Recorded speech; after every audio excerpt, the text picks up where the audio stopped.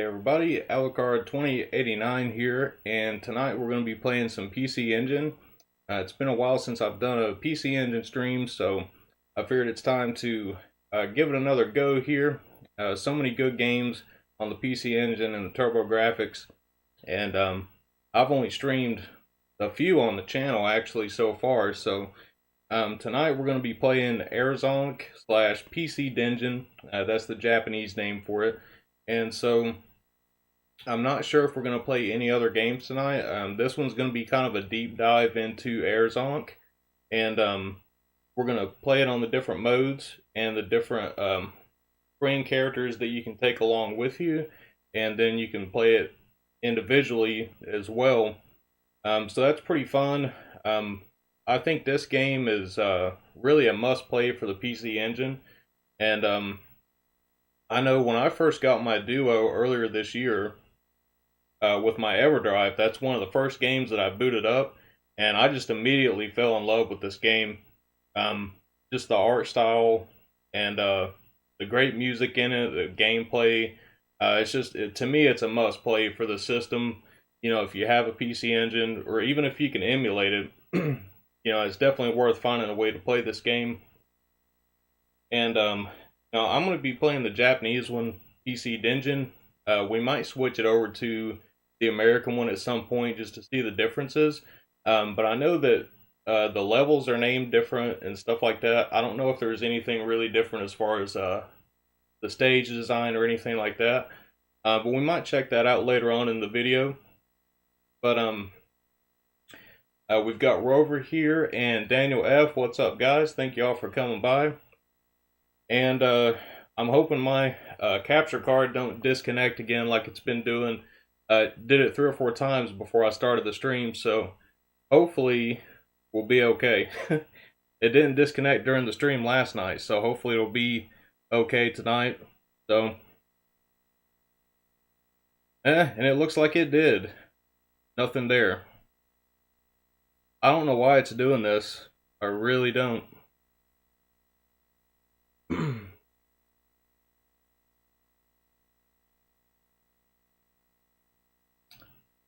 Give me just a second, guys.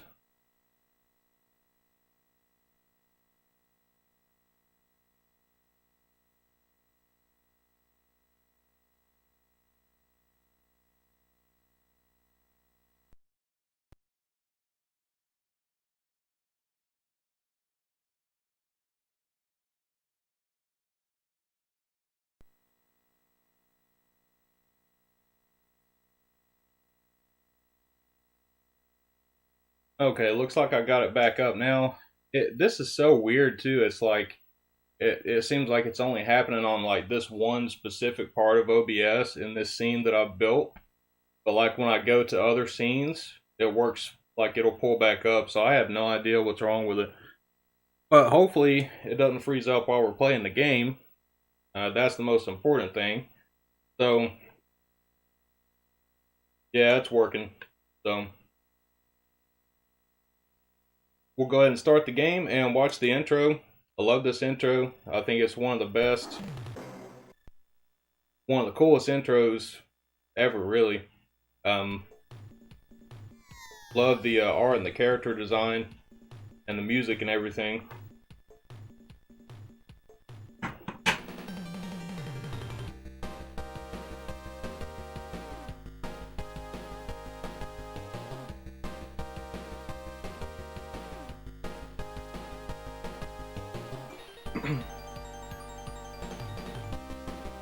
And I'm just kind of watching it too on my OBS screen to make sure that it's not freezing up.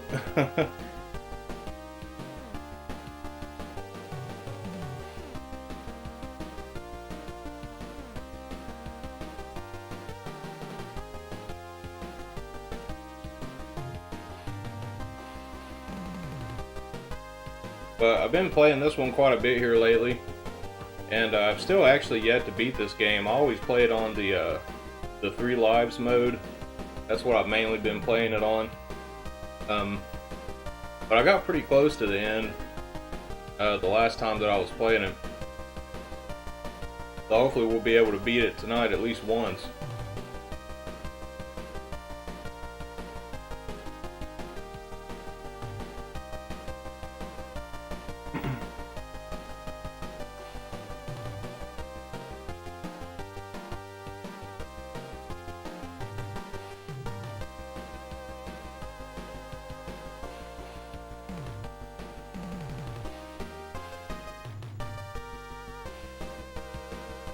Rover says this part's definitely different. Yeah, this part of the intro. Yeah, I think there's some differences in the intro as well.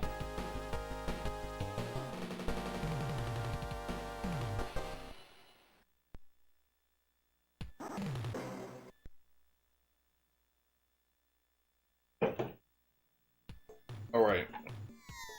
Seems like it's running okay.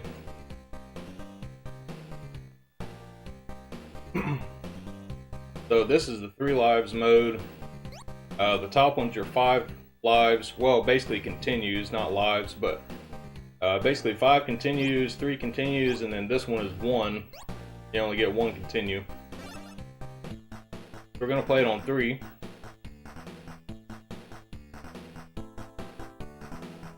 I think what I'm gonna do first, just to knock this part out of the way, is I'm gonna go ahead and play this by myself without taking any friends along. I think sometimes there is advantages to playing it this way as well, because you still do get certain power-ups that kind of act like the friends here. So I play it like this a lot actually, but each friend you take with you really changes the gameplay.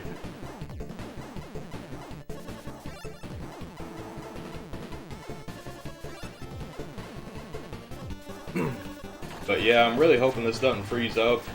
But if you guys see the game screen freeze up on me, just let me know so I can reset some stuff.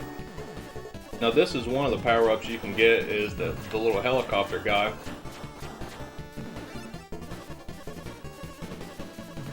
And then there's another one you can get. He's kind of like a little drill thing.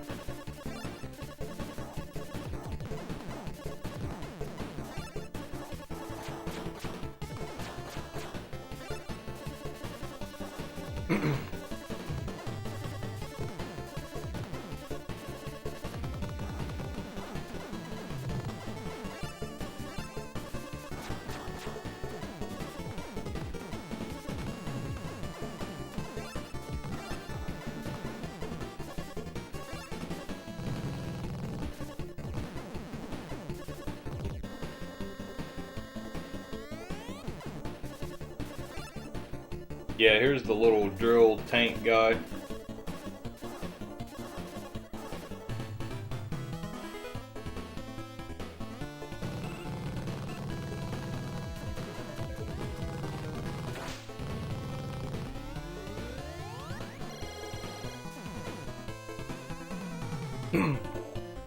See, he went down pretty quick.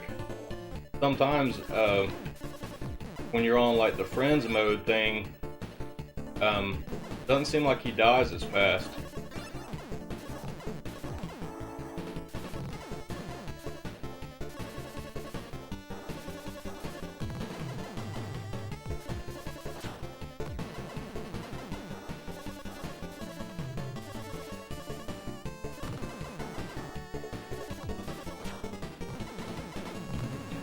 But yeah, hopefully here in a few months I can get this Duo RGB modded, and it'll look better for you guys on the stream too, because I'm actually playing this on my CRT right now and it looks amazing. I know the quality's not as good that you guys are actually watching, because it's going through the retro tink.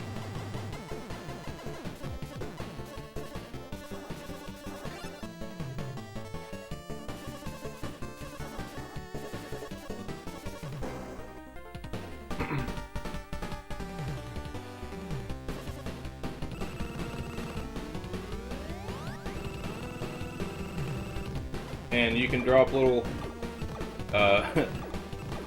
pink turd bombs.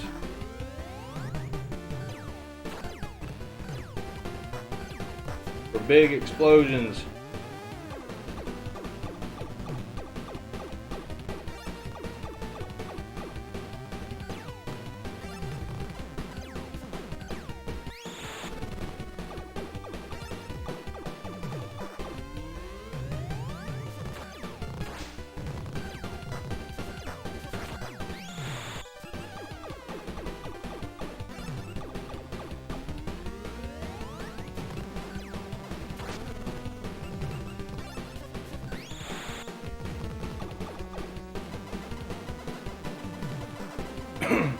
Alright, not doing too bad so far.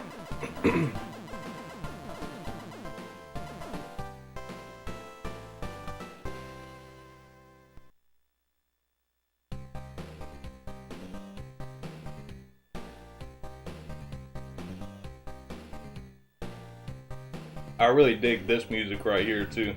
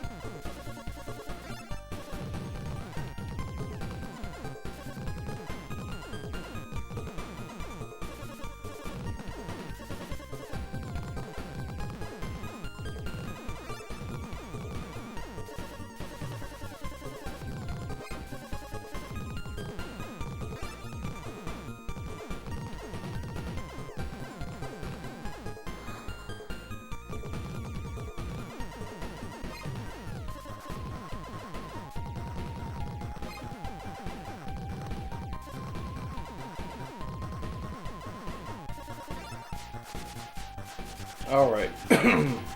Doing pretty good. I usually die getting through that part.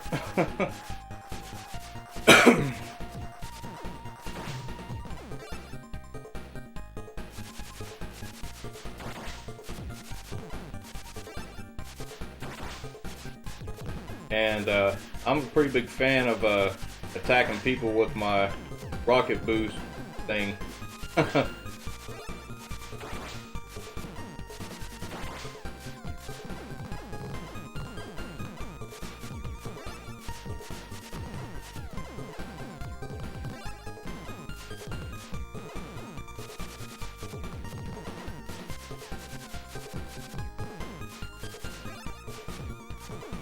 Alright, the capture card hasn't crapped out on me, so that's a good thing. I don't know why it's doing it. I think it's something with OBS. I don't think it's the card. I think it's OBS.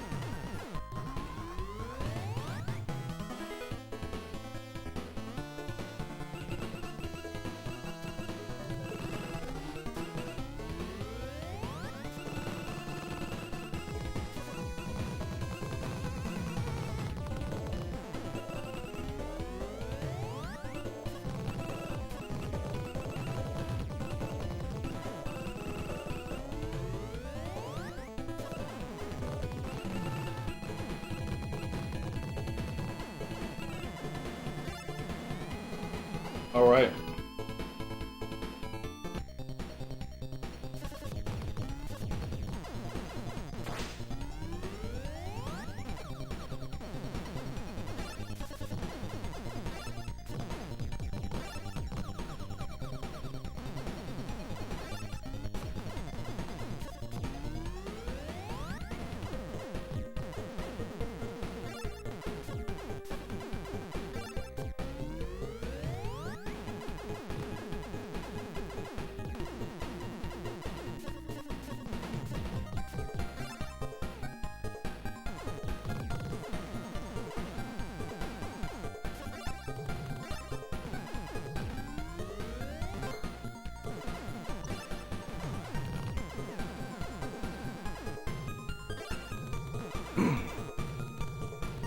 Man, I really love this game, though. I can't really say I've ever played anything else like this. I mean, I have played the CD one too, CD Dungeon, and it's really good too. I think I favored this one though the most.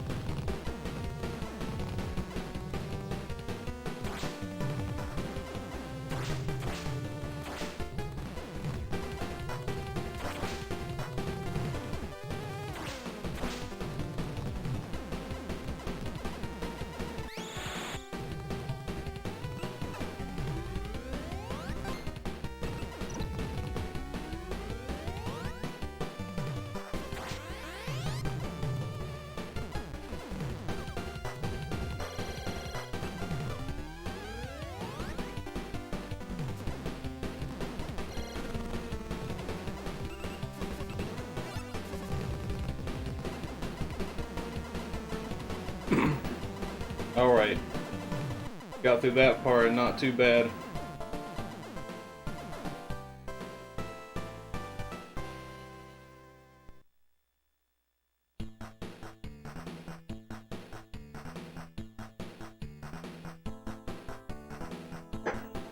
I like the enemy design in this one too. In the stadium where you have like the football players and the soccer players and stuff.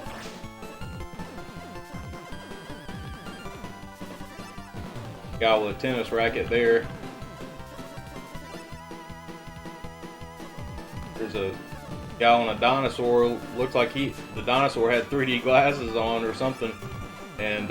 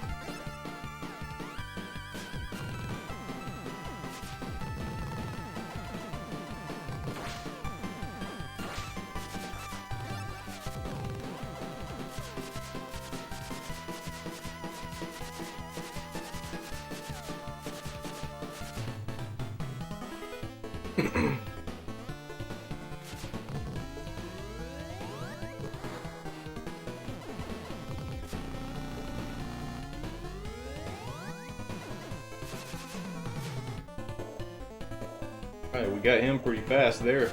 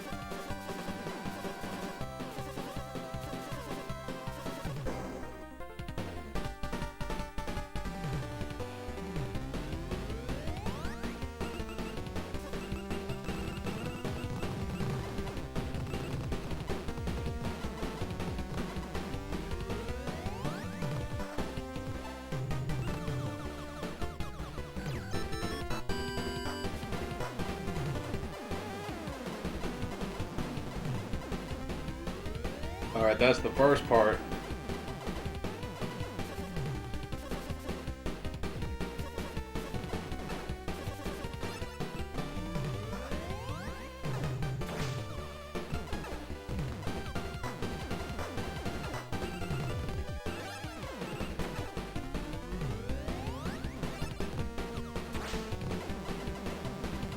There we go.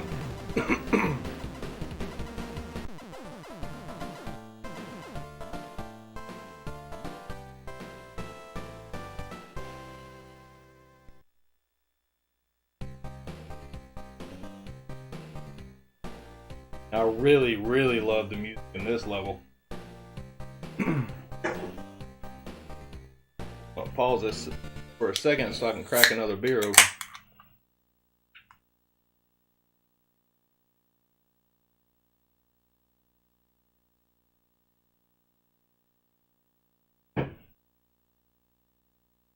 Alright, let's get back to it.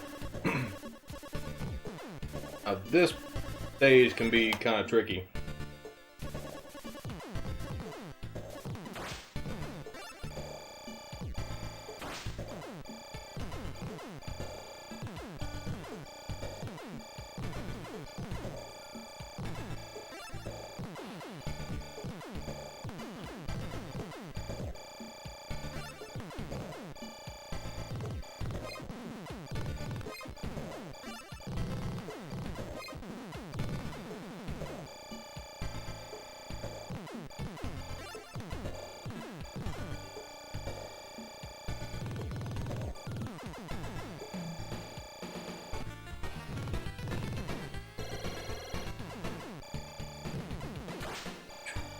And that was close. Damn. Some of them spots like that are just like really difficult. Like your butthole puckers up every time.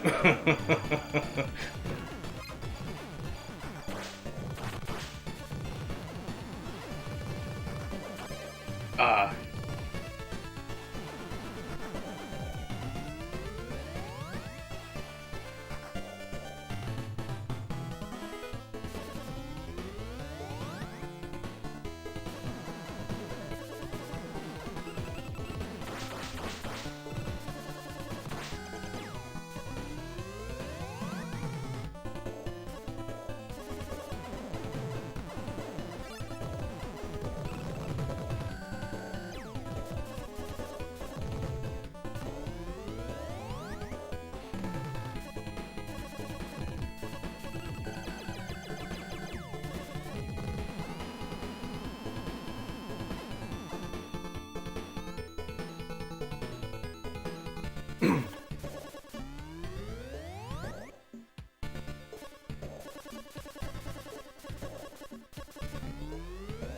This part's not that bad, but it can be kind of tricky. You don't know how to get past certain parts of it.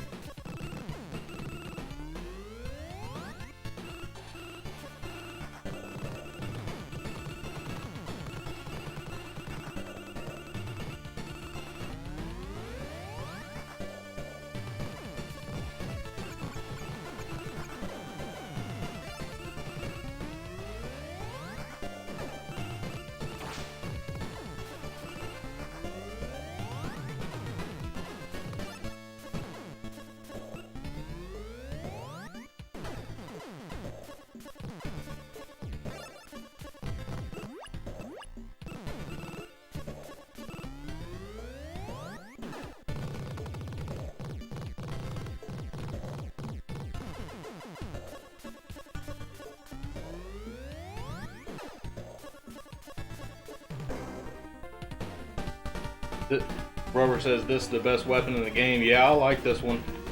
I like a lot of them though. I guess because they're all like so different, but this one is really good though, I gotta say.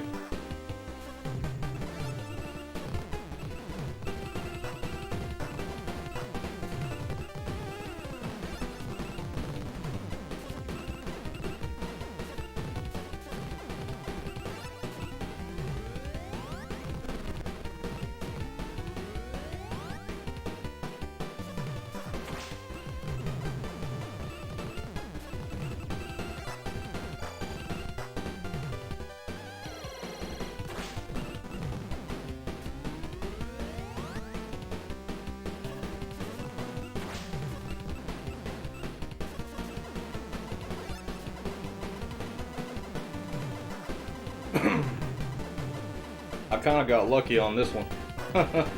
Oh yeah, I forgot about this part. Spoke too soon. Oh well. I let my guard down for a second and that got me killed.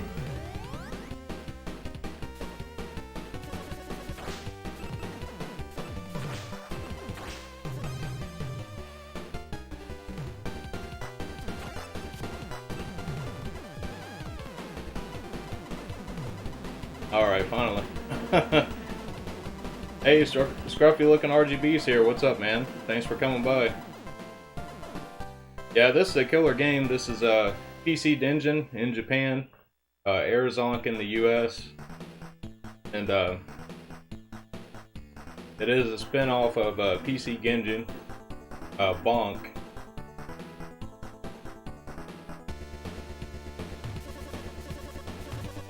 Alright, now this stage is where things start getting pretty tough.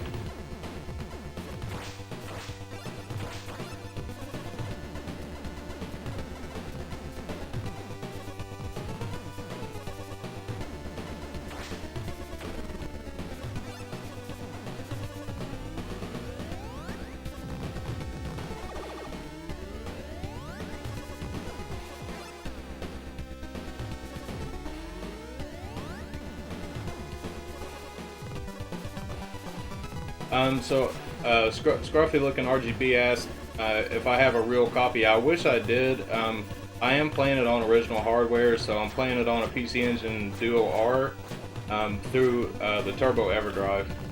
But eventually I would love to get a real copy of this. And I'm collecting for the PC Engine too, but just slowly. I've got a small amount of games for it, PC and cue card games.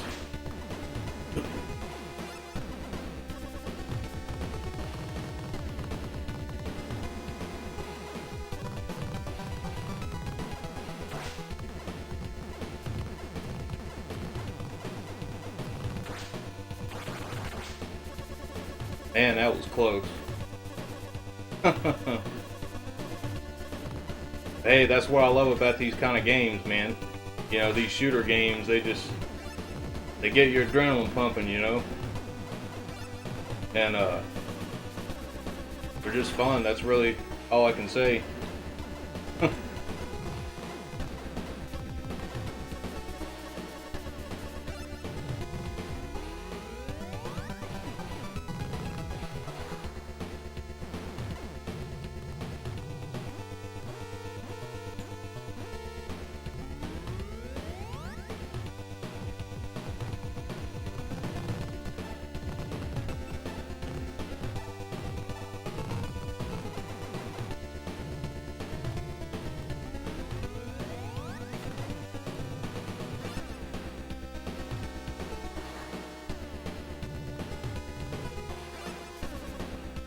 Scruffy looking RGB asks how the EverDrive is for the PC Engine. It's great. I mean, it plays all the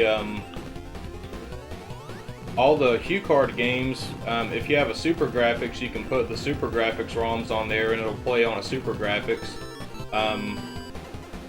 You can also put the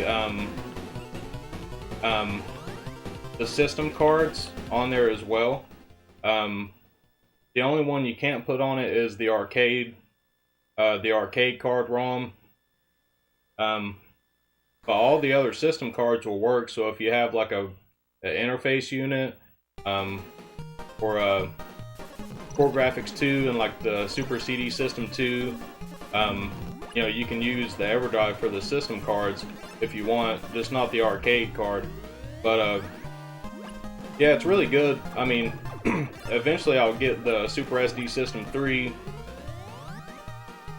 set up, but it'll probably be a while before I get that. But I'm probably going to get the Analog Duo next year if I can get a pre-order. Then when those come out. I mean, really that, like for 200 bucks, you can't beat it. I mean, you know. And that one actually does have arcade support built in too, so you can play all the original cue cards and the CD games without having to have any system cards.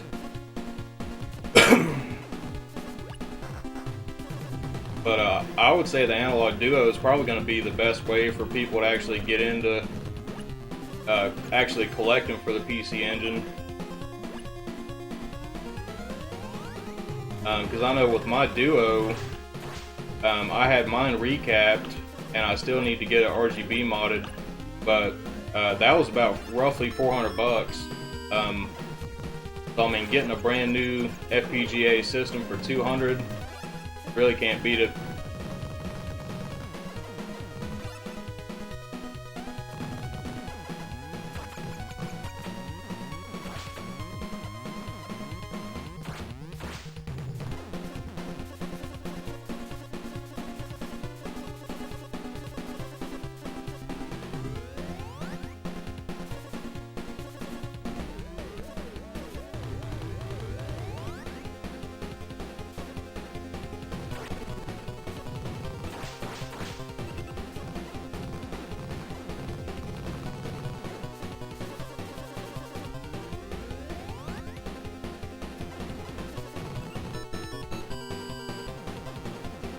That was lucky.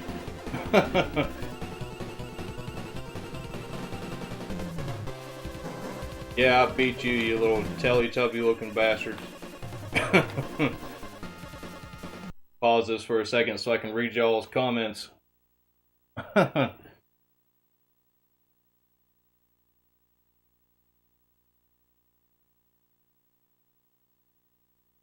Yeah, yeah, the games are pretty expensive here in the US.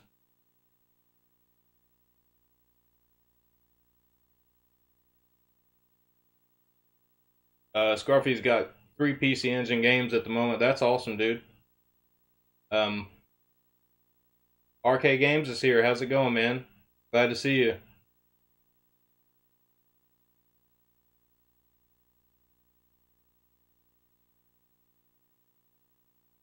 Gonna have a little beer here before I get started again. But I don't have a huge collection of PC Engine stuff, but if you guys want to see it, I'll go grab it. It's just right here behind me. All the stuff I have.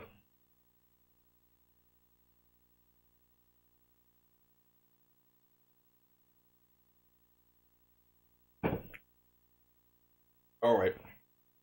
See if we can get through this.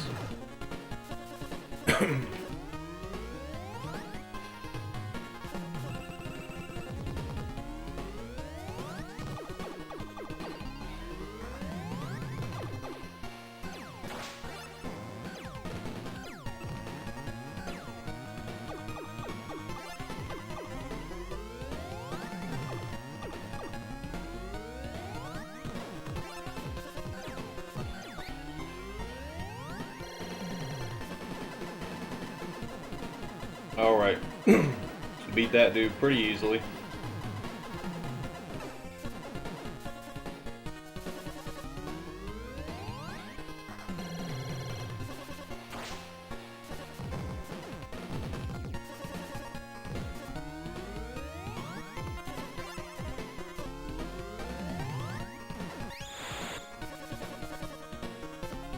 Oh yeah, I forgot about this dude.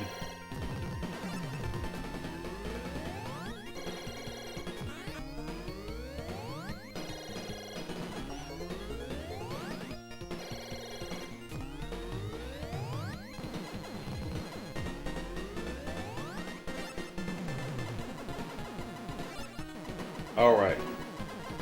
We're getting there.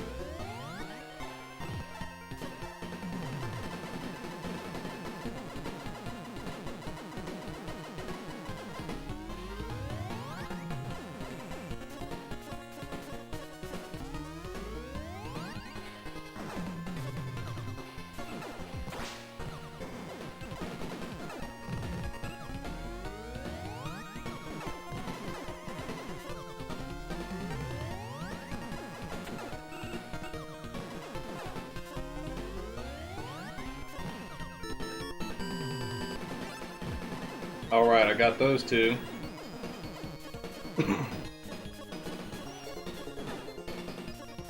The boss design reminds him of Pizza Hut. That's pretty cool. It kind of does, doesn't it?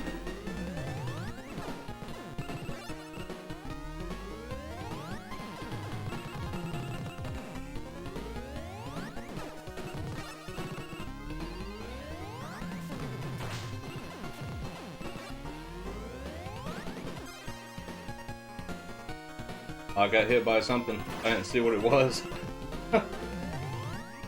Sometimes that happens in shooter games.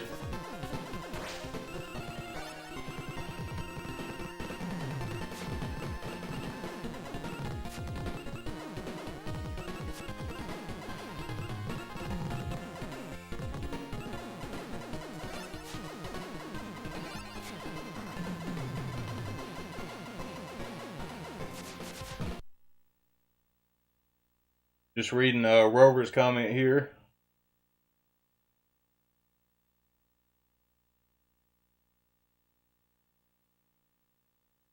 Just stay at the bottom of the screen. Alright.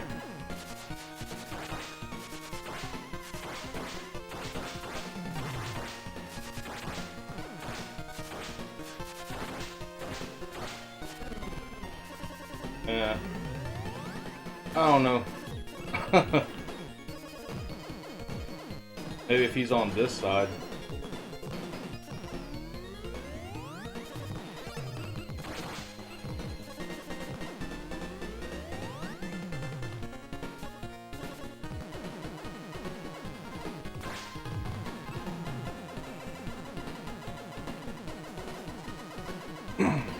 I just love how he drops the big pink bomb turds. Oh, you were talking about this part, okay.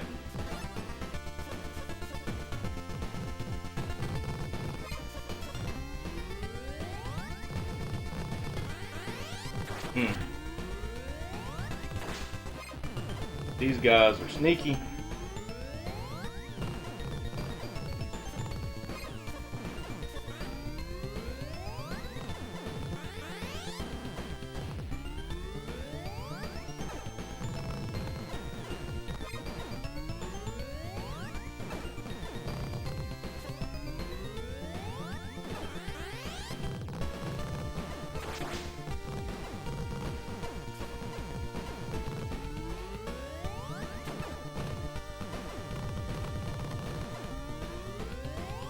Ah.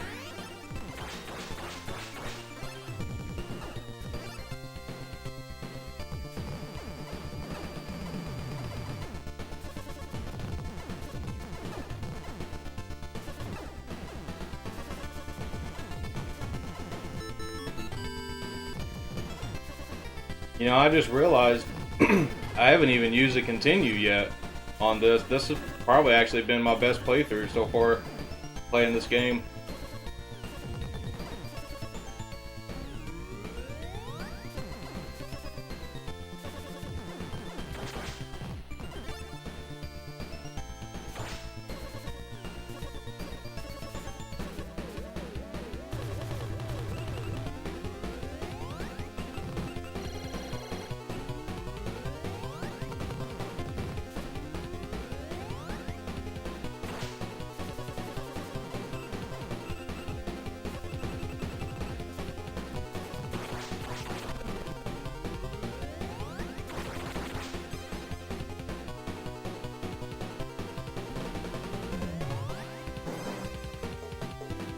Uh,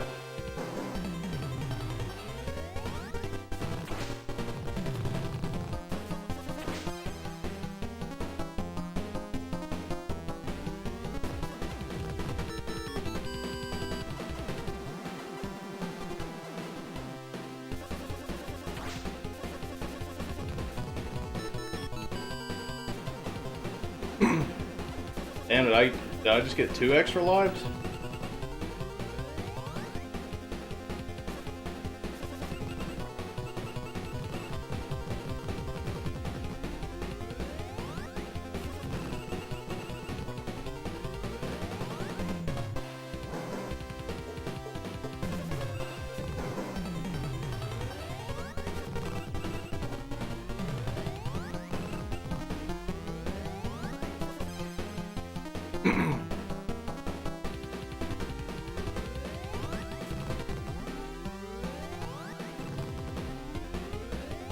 Oh man.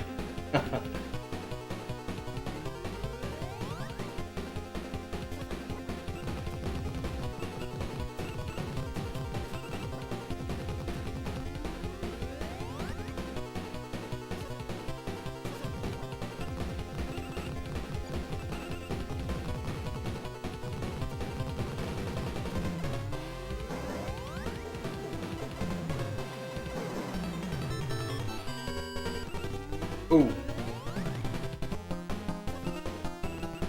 He threw the gun at me and then just takes off running. Don't use bombs on the final boss. Okay.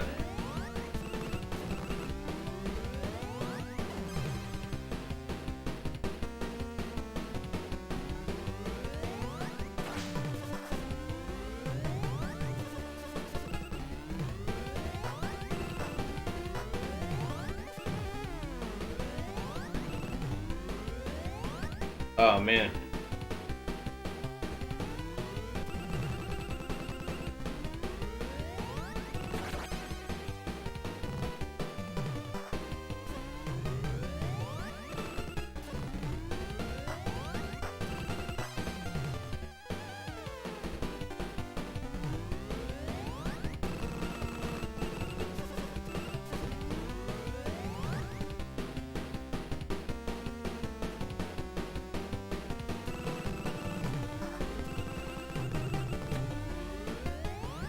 Damn.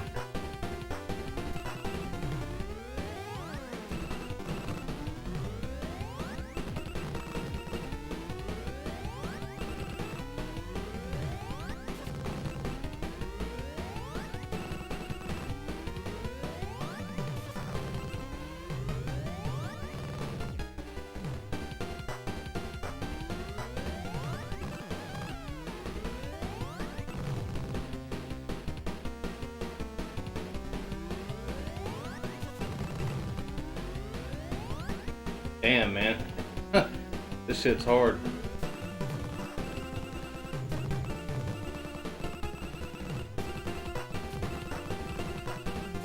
I'm guessing them gray things that are going around me ain't hurting me.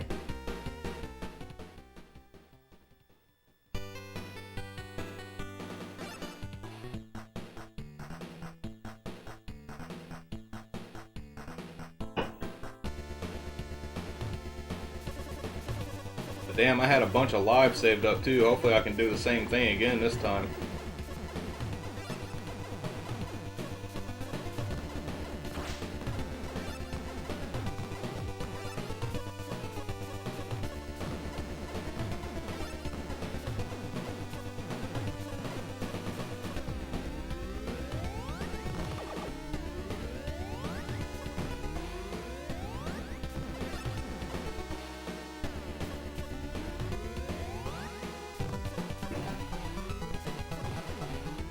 I think one thing I've been doing wrong is like waiting until he turns electric before I'm letting go for the charge shot. Because you can do it before he changes like that.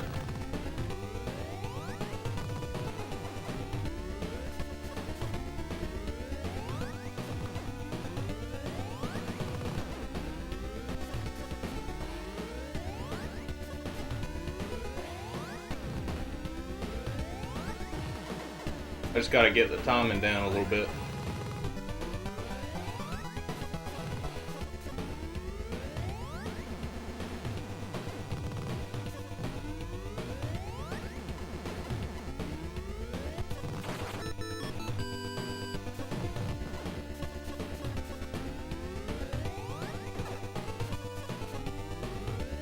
Oh, okay. Thanks, Rover. I appreciate that, man, because I was wondering about that, actually, because I looked at the screen after he threw that gun at me, and I had like 8 lives. I was like, how did I get 8 lives that fast? So I guess that's what it was, is it gives you a bunch to beat the boss.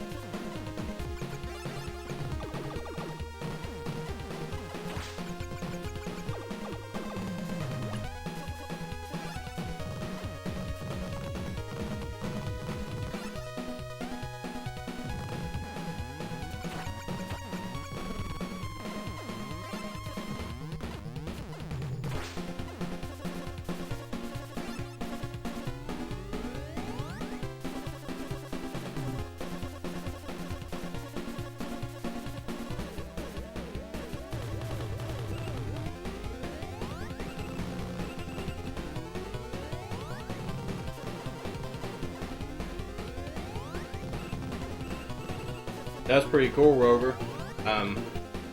So this level is a little bit easier because it actually gives you power-ups. I didn't realize that either. Before the end of the stream, we might actually just go over to Air Zonk and try to play through it too, and just look at, you know, all the differences and stuff too. Because that was one of my goals for this stream, actually, was just trying to compare like everything. Instead of making a video on it, I figured I'd just do a stream.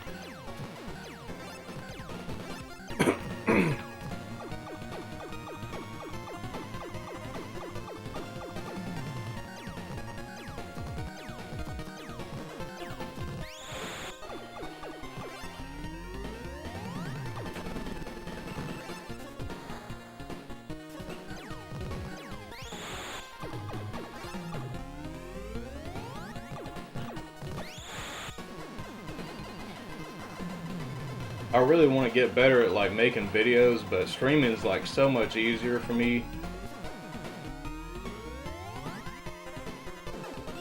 But we'll definitely be making more videos and stuff soon.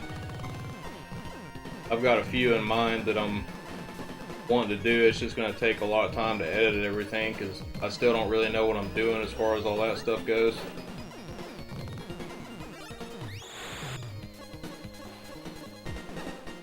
Brandon Wallace is here. What's up, man? Glad you can make it. Oh, what did I get hit by? I didn't even see what it was.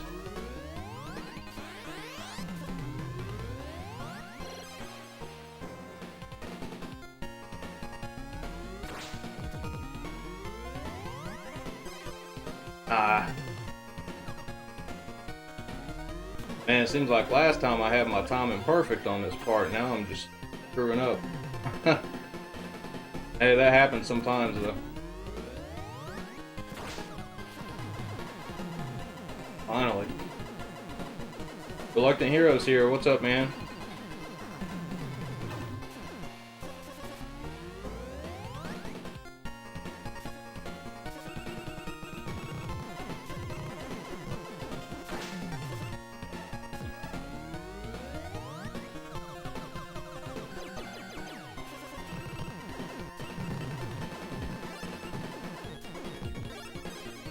Ah, shit.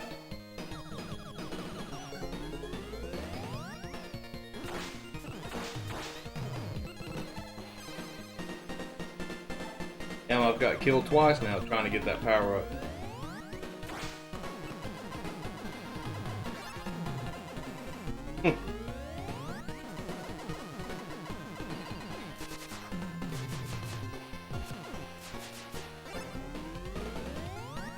Take a big pink dump on you, explosive dookie.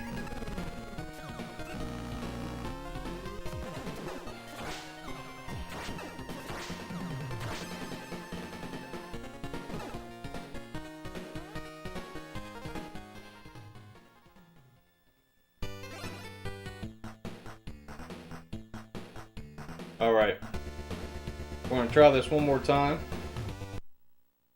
Kid Shoryuken's here. What's up, man? How you doing? Glad you can make it.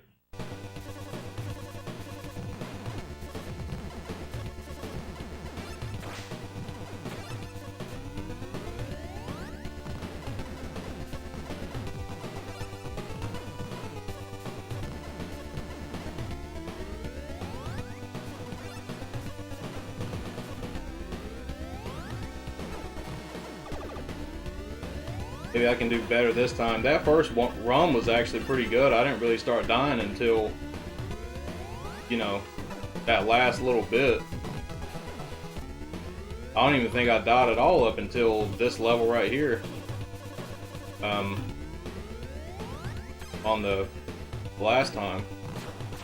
Or I mean on the first continue that I was playing on.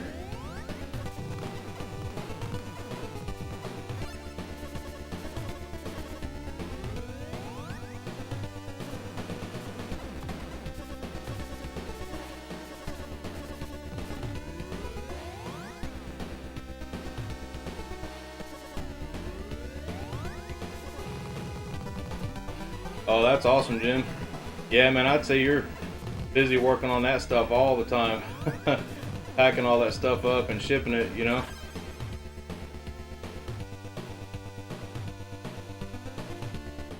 Alright, well, I think I ran out of lives this time. Do I have one more?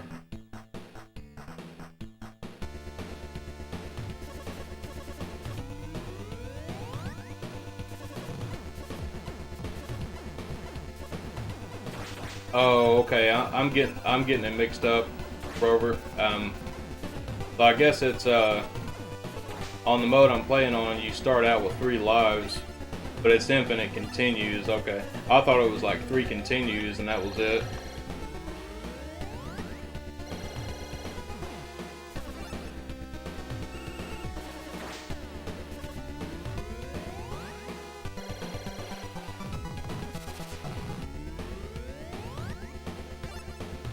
I'm trying to read the chat and play at the same time, so hopefully I don't die too much.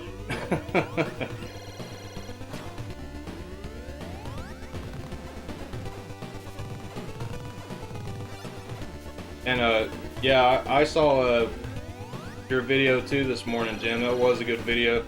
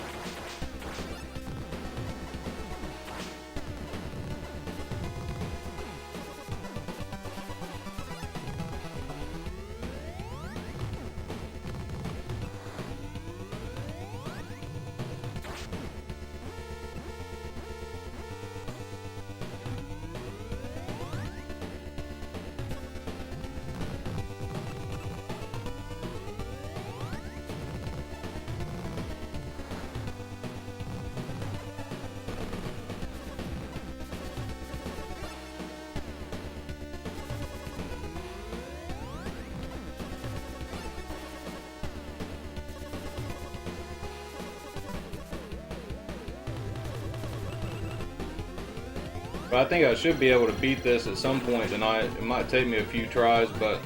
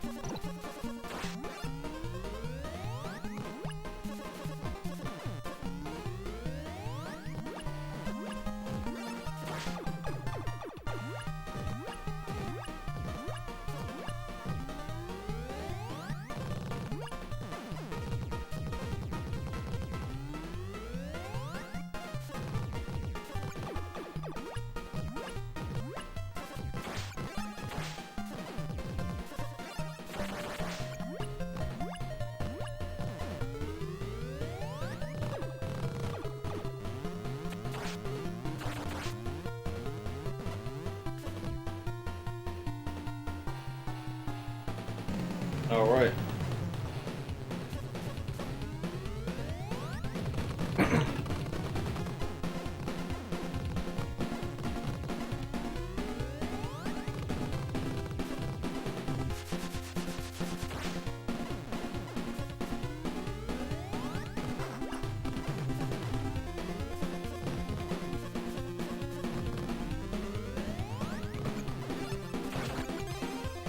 Oh man, that's the second time that thing's got me tonight.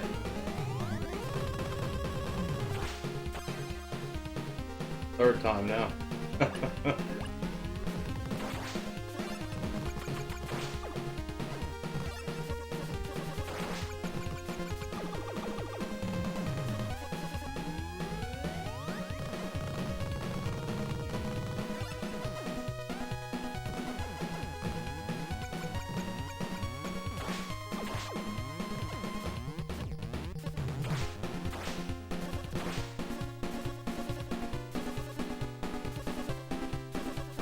Hey, screw the nets here. What's up, man?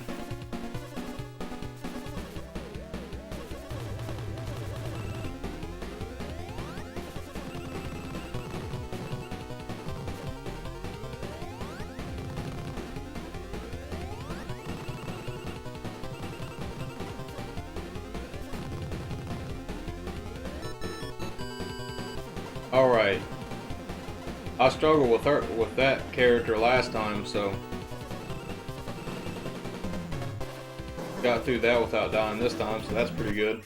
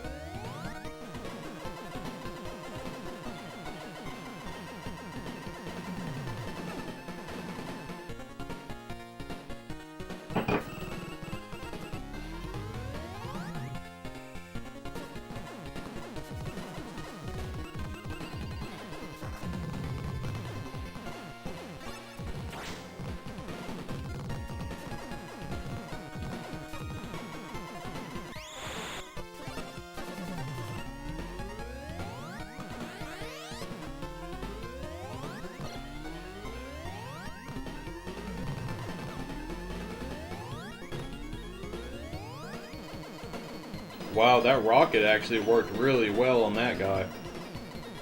And that bomb thing previously.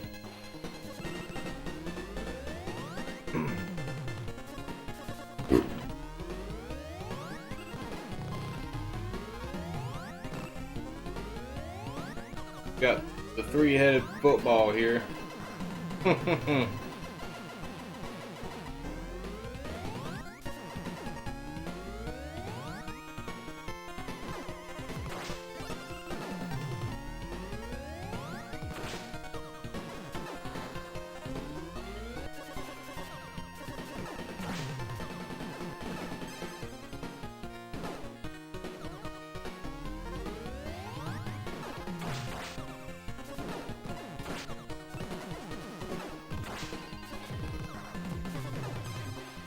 Oh man.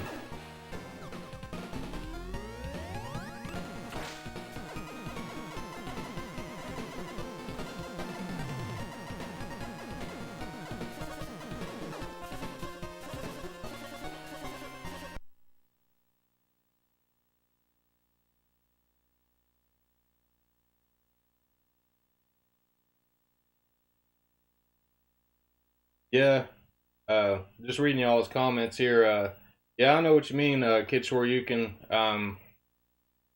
I actually before I started streaming, before I actually started my channel, I had a really hard time with the job that I had, and I had to get a different job at my company, basically to um, keep myself mentally level, I guess you could say. It was really stressful, and it was seeping into my personal life as well, you know, so I definitely know what you mean. I probably would have never been able to even start this channel if I wouldn't have got a different job, but I mean, I still work for the same company, though. It's not like I went somewhere else, you know, it's just I had to get something different, but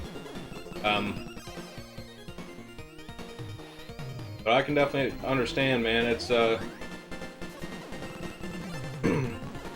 year that I was doing that job, I was pretty miserable the whole time. So I wasn't even hardly playing video games or doing anything. Like I just kind of had put everything on the back burner, and finally doing better now. But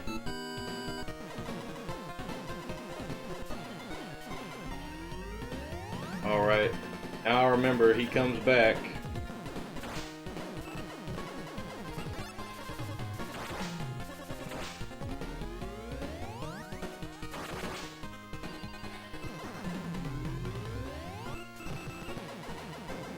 There we go.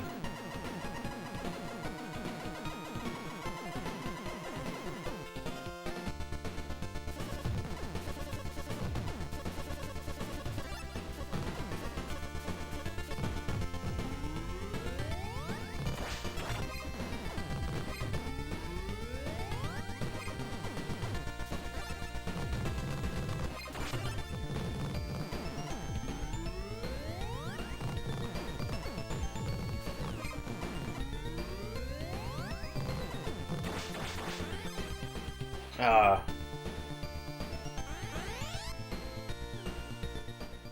they got me again. But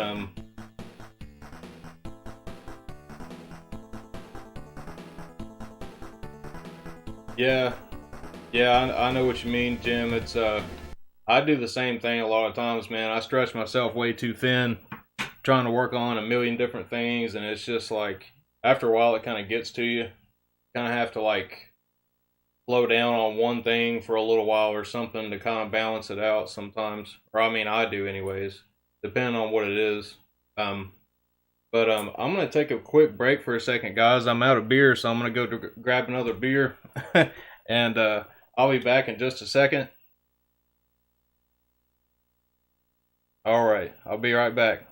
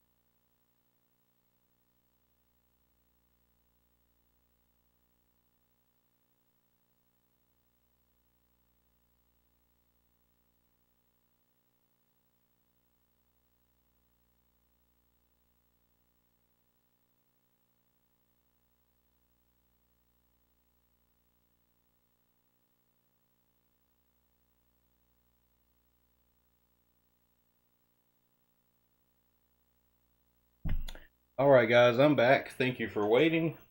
And just going to read y'all's comments real quick before I get started. So Kid Shoryuken, he says, I had to train a new teacher coming in, then I had to cover for a guy who was hospitalized with kidney stones. Then I've been helping them organize a Christmas event. Just too much stuff at once. Yeah, it sounds like it. Sounds like a lot of work, man. And Reluctant Hero says, especially with teaching, it can both be physically and emotionally draining. I know he's a teacher as well. Um, RK Games is here. He's back. And Kid Shoryuken says it's basically an 8-hour performance. You have to be in character all day. I know, man. Like my job, I can't really say what I do or who I work for, but it's very, very mentally draining. You have to be in character all day. I know that part alone gets tough. It really does. Um, like I have 3 days off a week, and thank God I do because um, even my roommate, he works for the same company. He's on the same schedule, and we both are like, man, I couldn't do that for 5 days a week. Like we do it, work long hours, like 4 days straight, and it's hard enough doing it those 4 days. So that's why I don't really do anything else on those 4 days I'm working. I can't make videos. I can't really do much of anything because that's all I'm doing for like at least 10 hours. So if I have overtime, but um, at least I'm working from home right now though because you know, the office is like 30-40 minutes away from me, so that was a lot more, when I had to go there every day. But eventually that'll start back again. Um, but hey, at least it pays pretty good, and you know, I just have to look at the bright side a lot of times. But Arcade Game says he's had to migrate again to a newer version of Unity. Um, Hope you're working on some awesome games, man. I'm definitely excited for that shooter that you're making.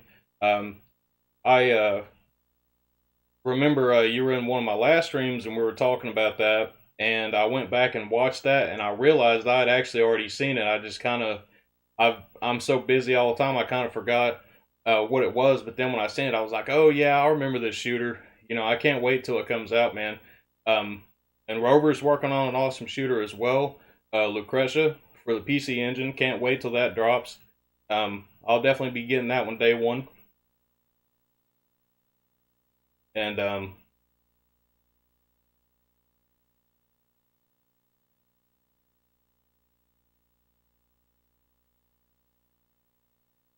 Screw the Net asks, how many hours a day do I work? It's usually just 10 hours a day, but it's pretty draining though. For those 10 hours, like after that, like mentally, I'm just done. I'm just done for the day. But anyways, so we're gonna get to what I was gonna show you guys. So I was gonna show you my PC Engine collection. I don't have a whole lot of stuff. Some of this stuff, kids, where you can actually send me in the game boxes. So we're gonna look at these real quick. It's not a whole lot, but just so you can see what I've got. So that's FX Unit Yuki. I know you guys know about this game. And this one is a signed copy that Saramaru sent me as well. Really awesome to have this. I've got Snatcher, the CD Romantic version. This is the only version that's not censored, actually, and this is a really good game. I haven't beaten it yet, but really love it. Kid Shoryuken actually sent me the Saturn version as well, which I've enjoyed that too. I've played that some as well. And these next few games he also sent me in one of my game boxes. This is Spin Pair. And this is a really fun puzzle game. He did a video about this. If you guys haven't heard about this game, go check out his video that he did on Spin Pair. This is actually a really fun puzzle game. I've had a lot of fun playing this one. And Sun 2. Sorry, my lighting's not that great in here. But he sent me this one as well. And some of these are Hue cards, some are CDs. And that's a Hue card there. And always love these Hue cards.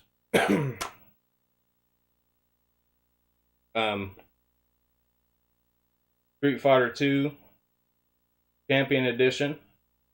And this is good, but I do need a 6-button controller, so eventually I'll get like an Avenue Pad 6 or a Duo RX controller. But you can still play it with a 2-button controller. You just have to use the start and select buttons. Got Ranma 1/2. And you guys have probably seen Saramara played this one a few times here recently. And this is an RPG game. This is Tengai Makyo Kabukiden.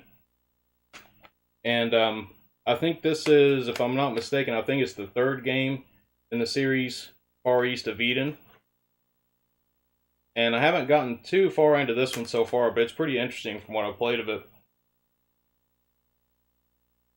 But that's the PC Engine collection so far. And so, gonna keep on, slowly getting games for it.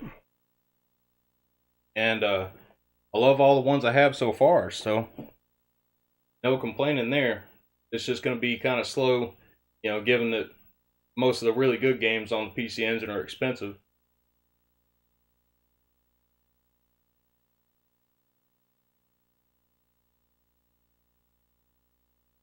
Reluctant Hero says he loves Street Fighter 2 on the PCE.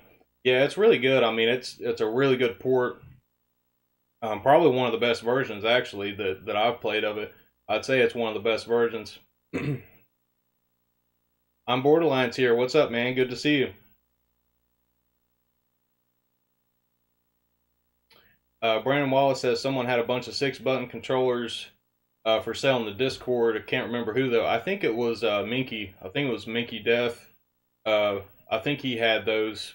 I'm pretty sure. He might still have some. He had a bunch of them. They were like new old stock controllers.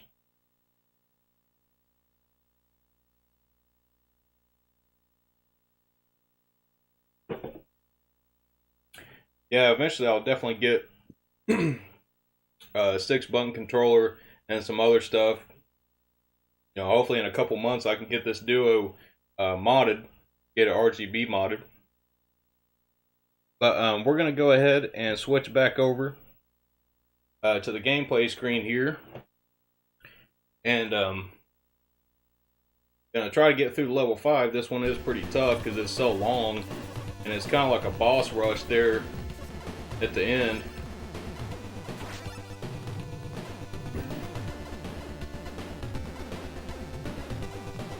I'm Borderline asked, did you get the Dreamcast fixed? I'm still working on it. I did actually ship it off. And I know they've received it. I just haven't heard anything back yet.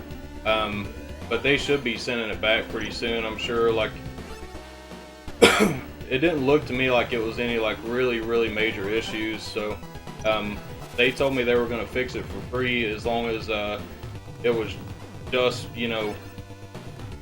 what I sent them pictures of. So they said they were going to swap out the PSU, and they said they'd fix it for free. So hopefully everything works out. But yeah, once I get that back, I'll definitely be streaming more Dreamcast stuff, guys.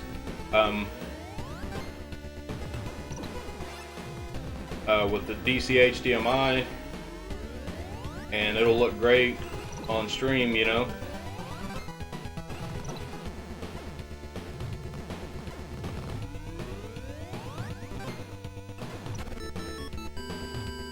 I wasn't paying enough attention there.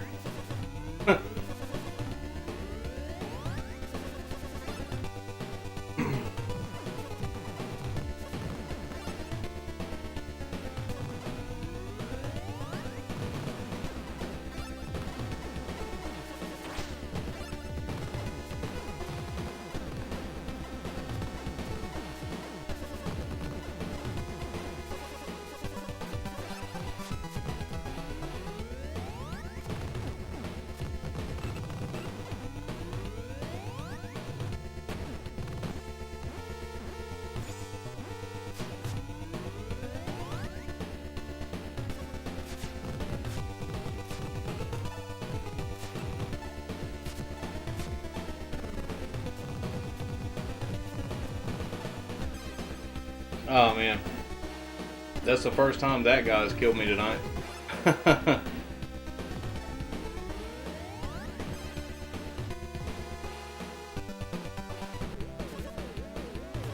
Alright, thanks for coming out, Jim, man. It was good to see you here, and hope you have a good day and a good rest of your weekend.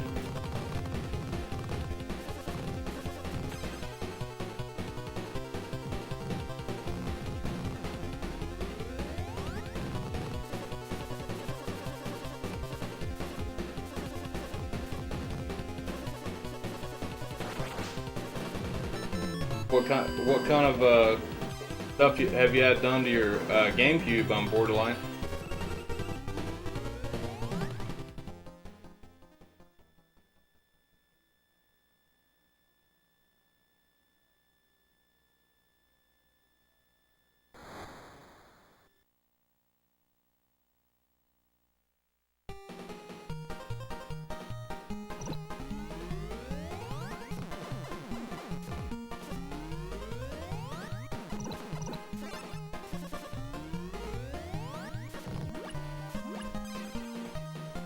Damn, I'm just dying like crazy this time.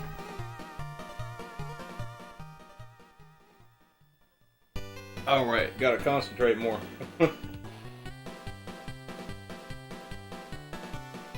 Oh, that's cool, man. See, he's got a Japanese model with the region-free mod and an LED mod.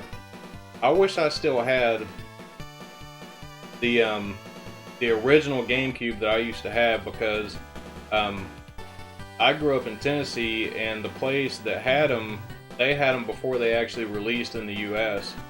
And so there were Japanese systems that had the toggle switch on the back of it, you know, for the region mod. And one of my best friends at the time, we were in like 6th grade. I was like 10, and I think he was 11 or something like that, or maybe I just turned 11 and he was 12. And so his mom took us to the next city over, and we went and got something to eat and went to that game store and stuff. And so we went to that game store, and they had those GameCubes, and his mom actually bought him one. And I think they only had like one game there. I think it was Luigi's Mansion, the Japanese one. And so he got that in Luigi's Mansion. But somehow they had American memory cards and Japanese memory cards, and that hadn't even released here yet. So he got that, and then he got tired of it a few months later and didn't want it anymore. And I traded him, what was it? I think I traded him a pair of rollerblades for that GameCube. And I loved it, man. I wish I still had that same one. That had the region mod, but I could probably easily go back and find one, you know, like that had that same region mod. I've got the Game Boy player and the disc. I found a pretty good deal a couple years ago on eBay, and I got a Platinum GameCube with one memory card and a controller, and the Game Boy player with the disc, and it came with Luigi's Mansion, Super Mario Sunshine, and Metroid Prime 1 and 2, and it was like less than $200. I paid, I think it was like 160, around 160, so it wasn't too bad. It was a pretty good deal for that. I only have one GBA game now.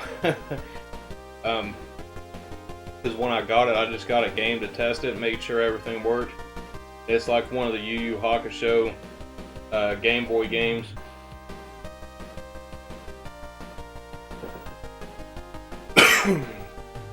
I guess I sat there too long on the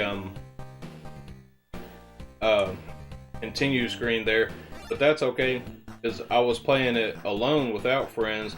So now what we're going to do is we're going to play it with friends, and you're going to get to see the difference and the different special powers and stuff like that that you can get with the friends here.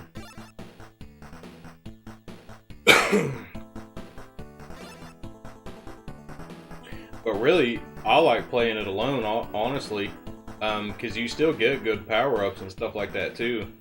And with this mode,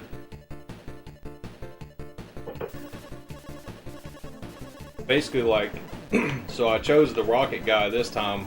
Well, on the next level, I can't use him. I have to use somebody else. So that's kind of how it goes with this mode.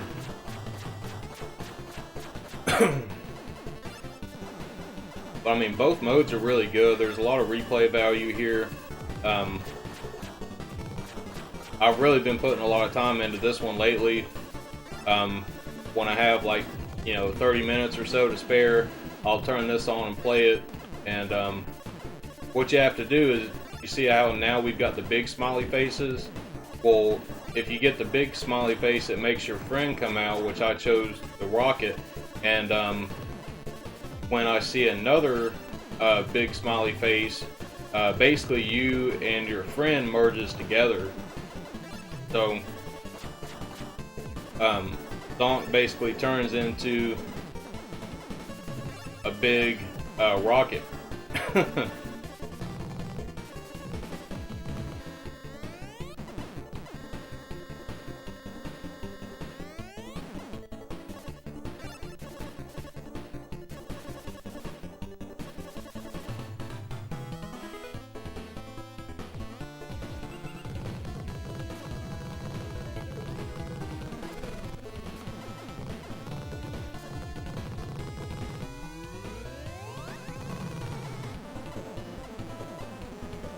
Oh, that's cool. On Borderline says if you have it set on random and complete the level without getting hit, you'll get the character power up. Oh, that's awesome. I didn't know that. I didn't know you could actually power them up like that.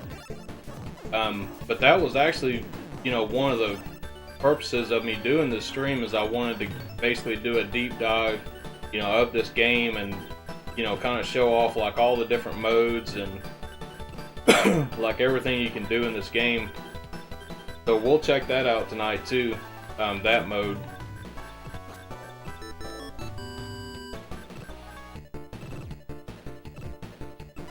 And then Rover has found some things too that's different with the Japanese and the English version, so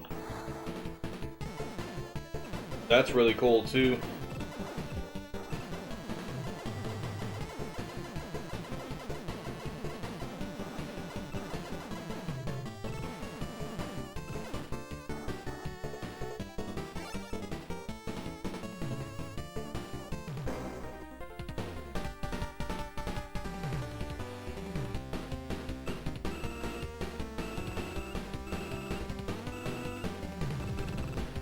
The only thing I don't like about this though is that you can't use like charge shots or bombs when you're in that mode, like when you're merged together with your friend. That's the only thing I don't really like about it.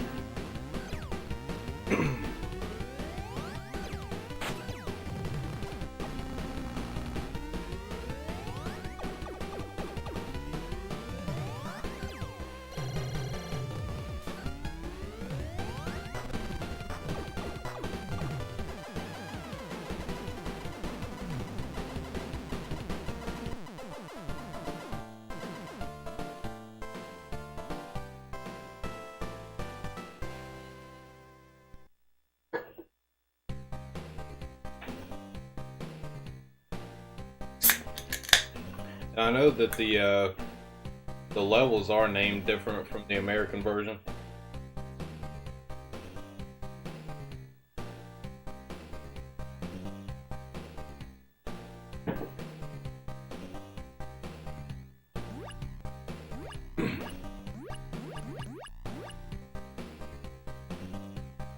I don't even think I've ever used all the different friends, so I don't know what all of them do.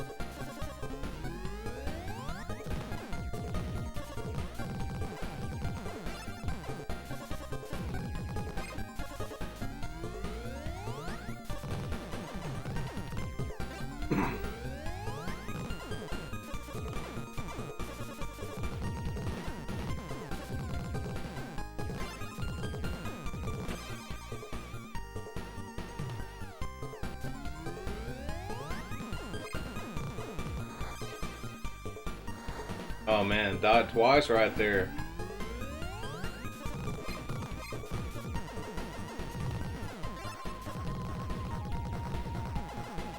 That first playthrough was like really good. I think I got all the way to level 5 without even dying once.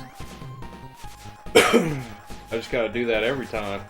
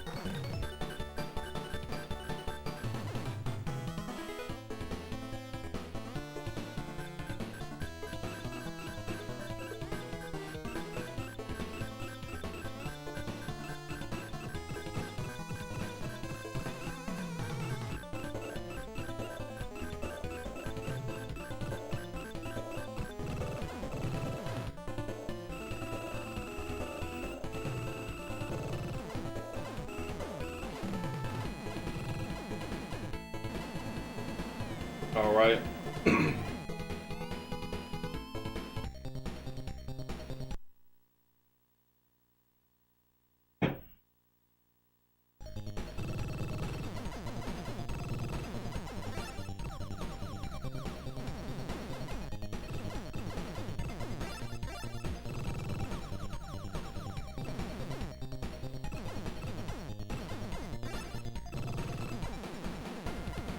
But yeah, I'm excited to try out these Thomas Wave ports on the Dreamcast.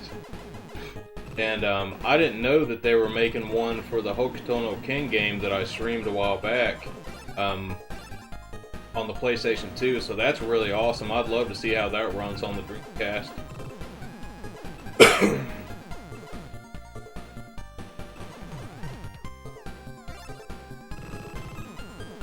But honestly, like, ever since getting that game, that Hokuto no Ken game is probably my favorite fighting game I have, or definitely one of them. I was just like blown away by that game.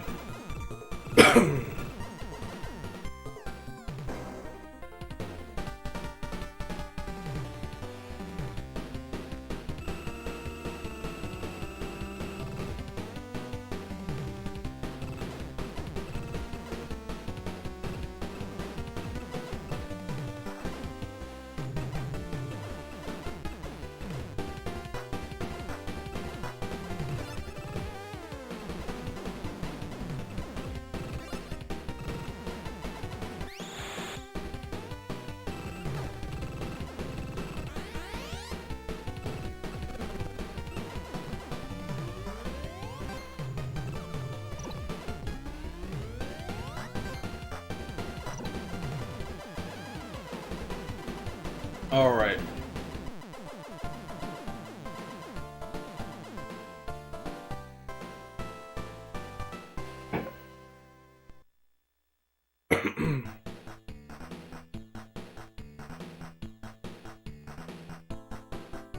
You know, I'm hoping that those HD Retrovision I ordered or HD Retrovision cables I ordered will come in here pretty soon. I remember that guy not being too good. The little gumball guy. I can't remember what he does, but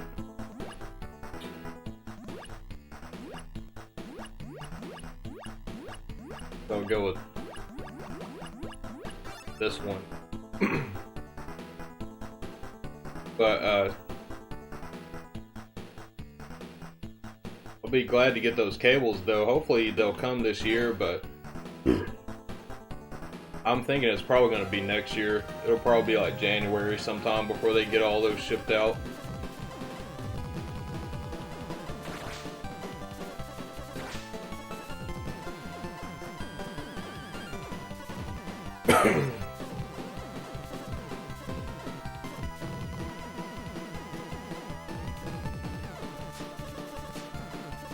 But I'll be glad to get those because then I'll be able to have my my Genesis hooked up with component all the time, because I'm really using that cable for my Saturn, honestly, because I think I play my Saturn more now with the collection of games that I have for it.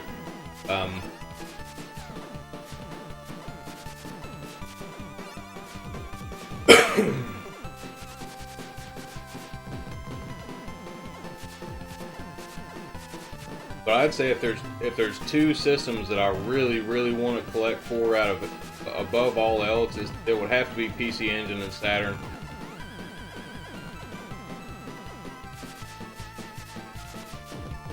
And I think now I've got like more Saturn games, or well, no, I take that back because I got more Dreamcast games lately, some Japanese games, but I've got about as many Saturn games as I do Dreamcast games.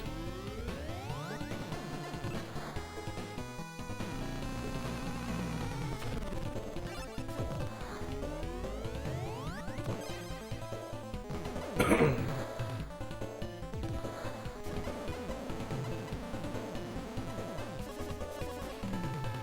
think that's the first time I ever died on that part right there. Probably talking too much and not paying enough attention.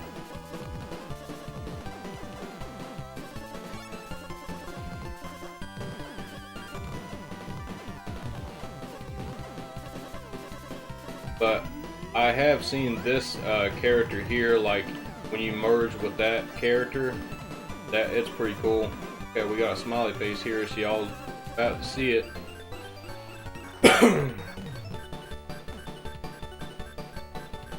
Basically turn into a huge drill. I just really wish that there was like special moves that you could do with these guys, but I guess like they probably didn't put it in there because it's like you're already like in like some kind of ultimate form already, so I guess I can understand why they did it that way. But it'd be nice if all these guys had like a really cool like special attack too.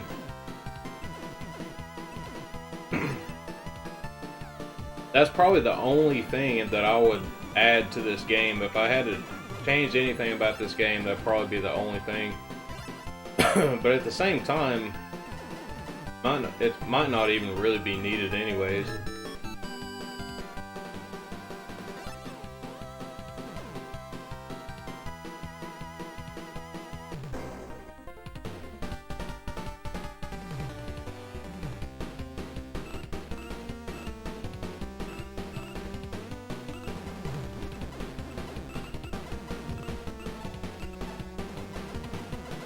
Damn, he went down fast though, didn't he? Yeah, I'm borderline. He just said exactly what I was thinking. This will devastate the boss. It did. It did, for sure.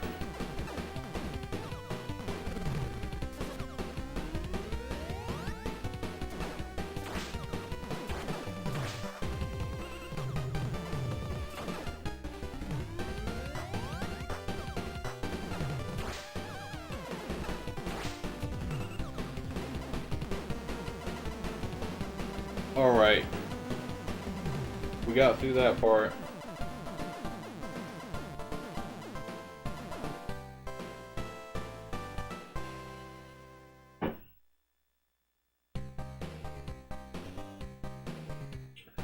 I know I said this before earlier in the stream, but I really love the music in this one. This level in particular. The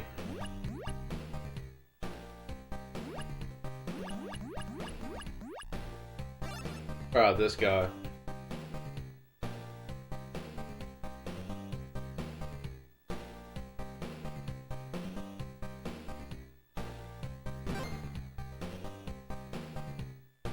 I don't know what he is. Kind of looks like a little UFO or something.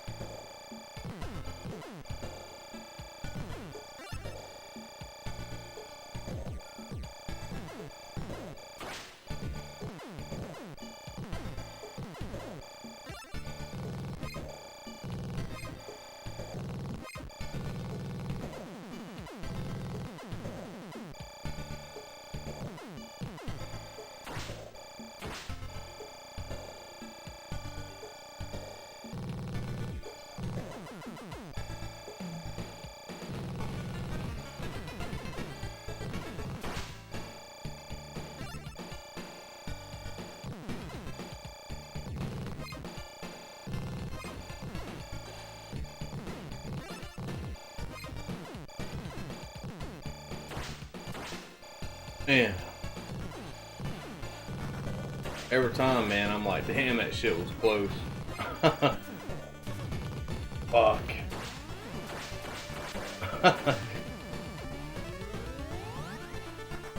Well, at least I got through it, but damn. I lost my good weapon and everything. Oh well, it can be done. This guy's not that hard.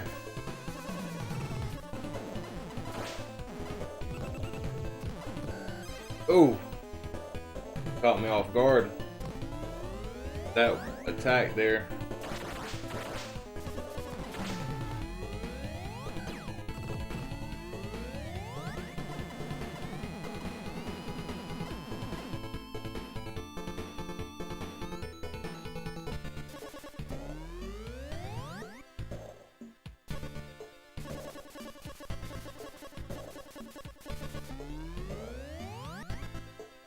Playing Unforgiven by Metallica.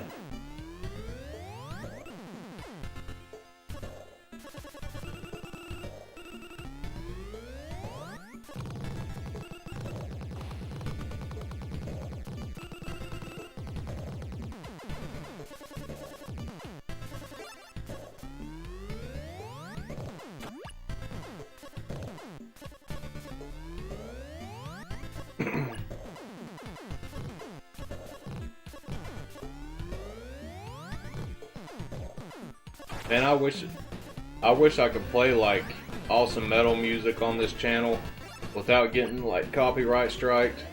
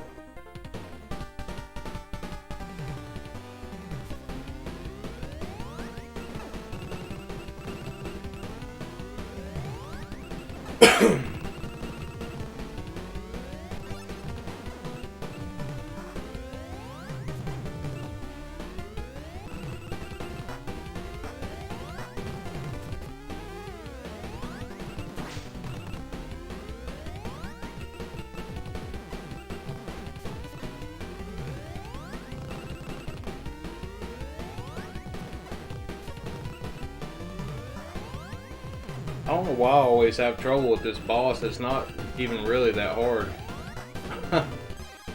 Maybe it's because there's so much shit going on the screen I can't keep up with it all. I don't know. I lost all my lives there.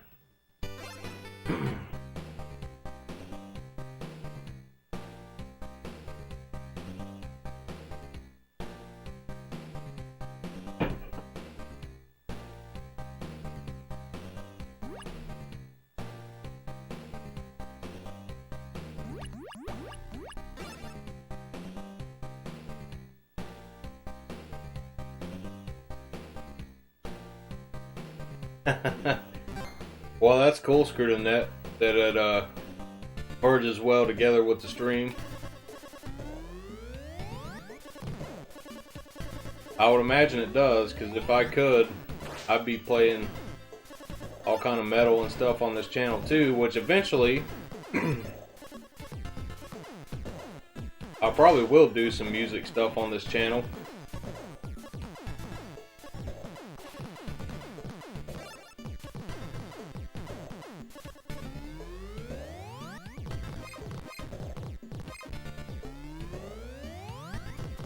I'm still kind of old school when it comes to recording music and stuff like that. Like, I don't know how to use any digital programs or anything like that. I just basically use a little four-track recorder and master it the best that I can. But I try to make like the acoustics and everything and the mix sound like as good as I possibly can, so that it doesn't really have to be cleaned up or anything like that in the mastering process, you know?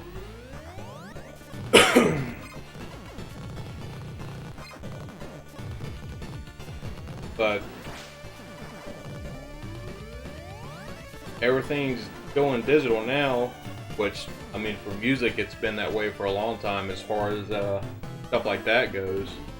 I guess I'm just kind of stuck behind the times. A lot of things.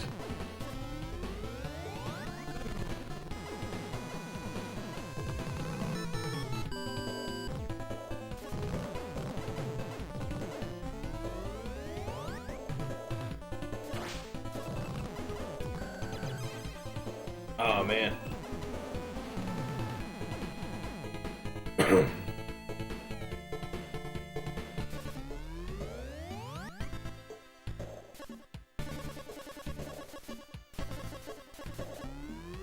You know, used to, like when I got out of high school, I didn't really have like anybody that I was playing music with, so I was just like, fuck it, I'm gonna learn everything on my own. And so I started getting everything together, you know, like I already had a bunch of guitars, and so I got some basses, and got a pretty good drum set together and a decent set of cymbals, and trying to get, you know, all that stuff done and learn everything on my own, which I already knew guitar and bass well anyways. It was basically just drums I didn't really have enough practice with. But every time I start playing them drums, the neighbors would be over in like 5 minutes and they'd be bitching and raising hell. Then they were going to call the law. And so I ended up getting rid of those and like trading it in for another bass or something like that. But eventually I'd love to be able to have that same kind of setup again. You know, one of these days if I ever buy a house, that's what one thing I've always wanted to do is build like a kind of like a small home studio in my house. To be able to just, you know, make whatever I want to whenever, you know, something comes to mind, you know.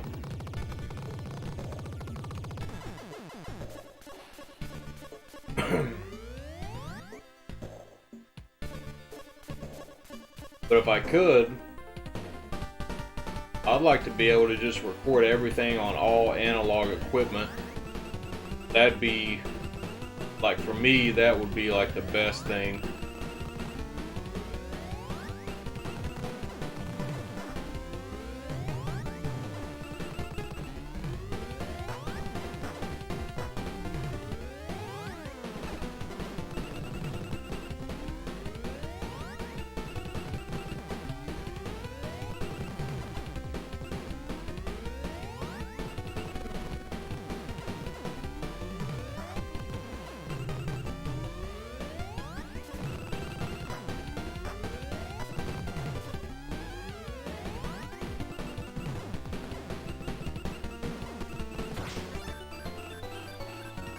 Alright, let's see what this guy can do. Oh, he's got little tornadoes.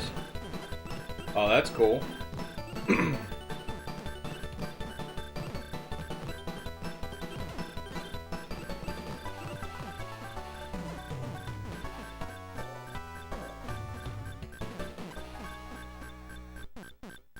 About to come back again here in a second.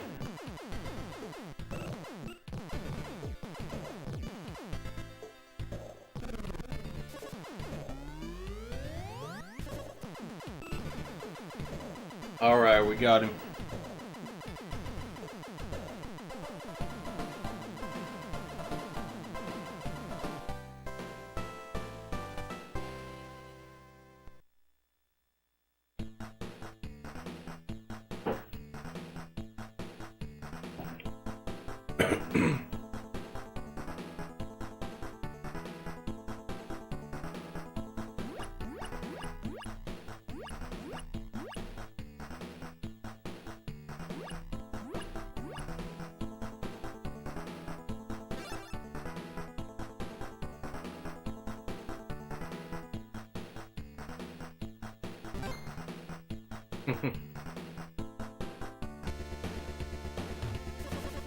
Alright, we're back to stage 5 now.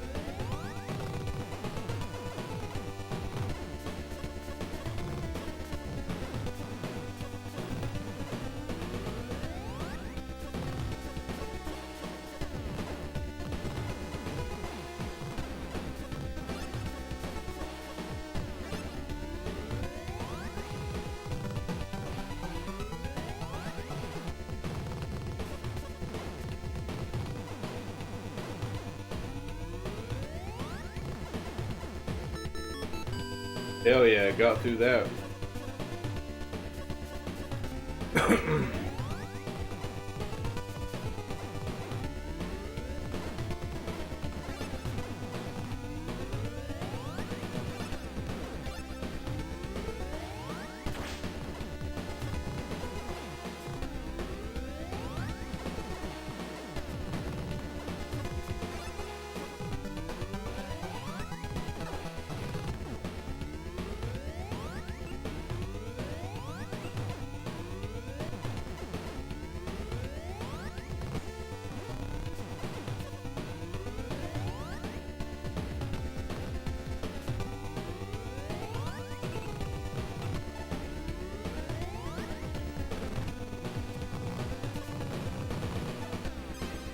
Damn.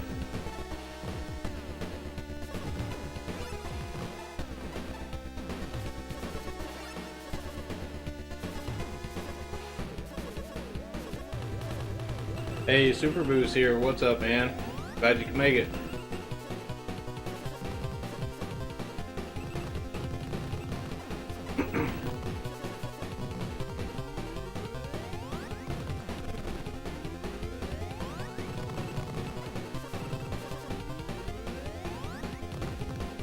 Ah man, getting too hasty. I didn't even see why I got hit by that time. I say that a lot. Seems like that happens a lot. I saw it that time, but it was just too late for me to move.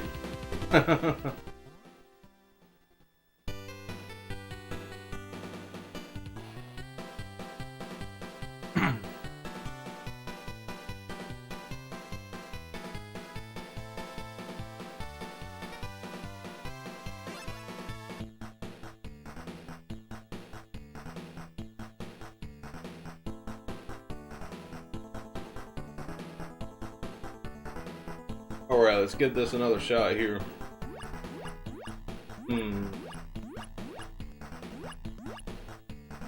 I didn't really get to see what her like ultimate form was, so check this out. Again.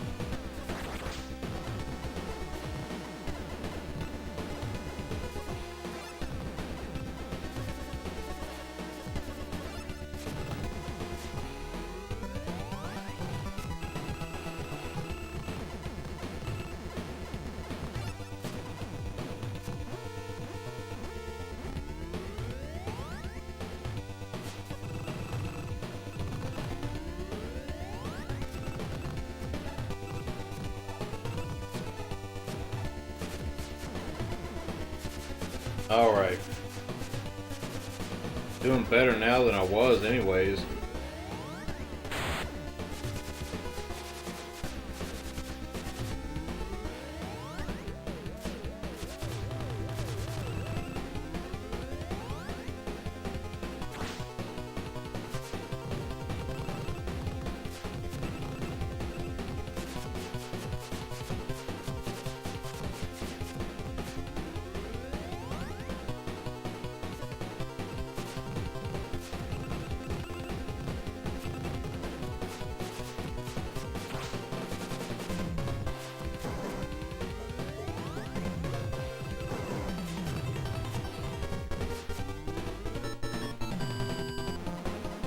Alright.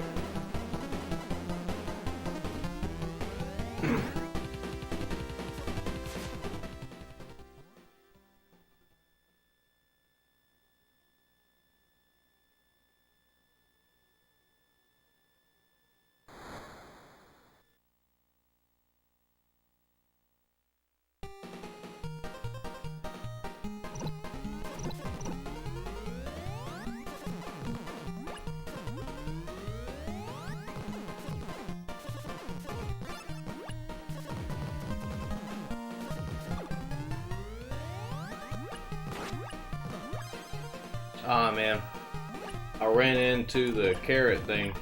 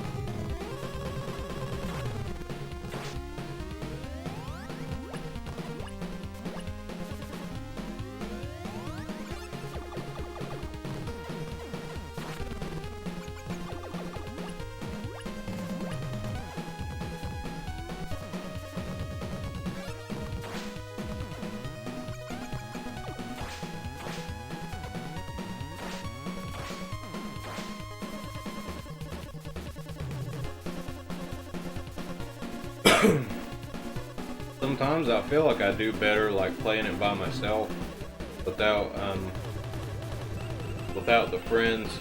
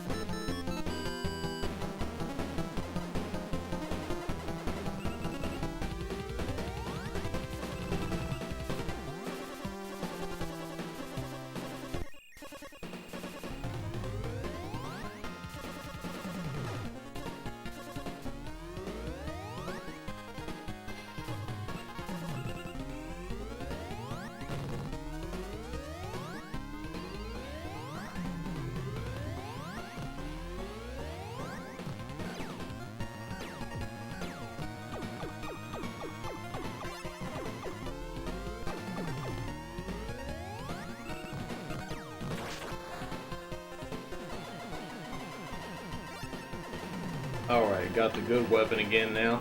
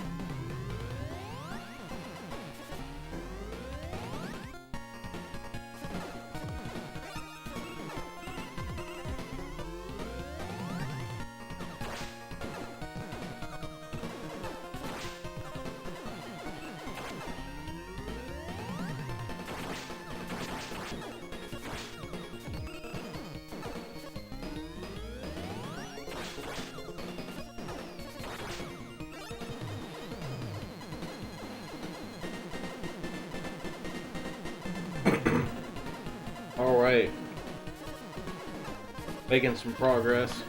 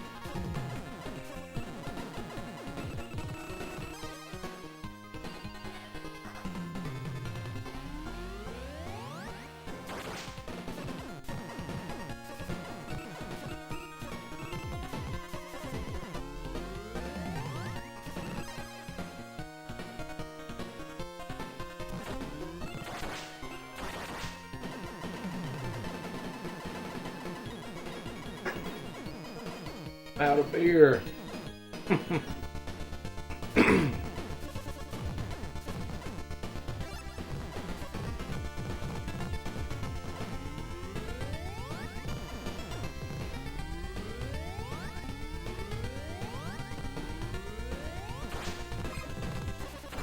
Damn it. Lost my power up.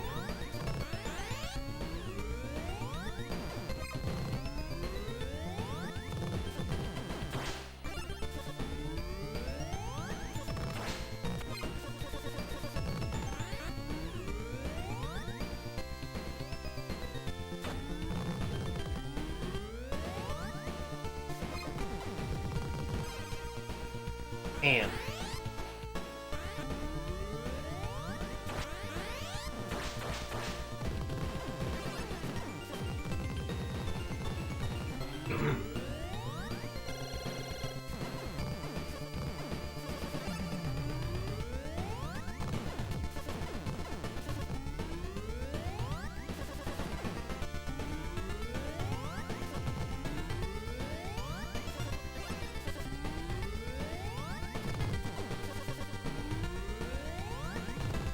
Honestly, though, I think I do play this game better without friends.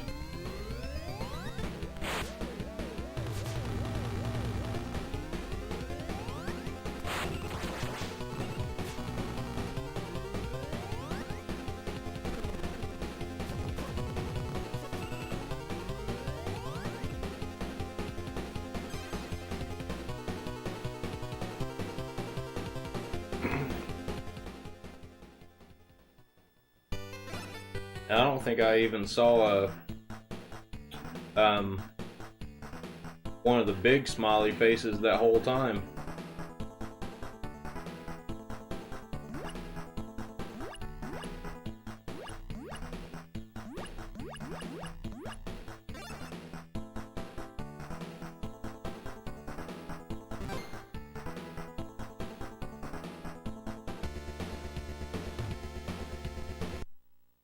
Alright guys, I'm out of beer, so I gotta go grab a couple more, but I'll be right back, alright?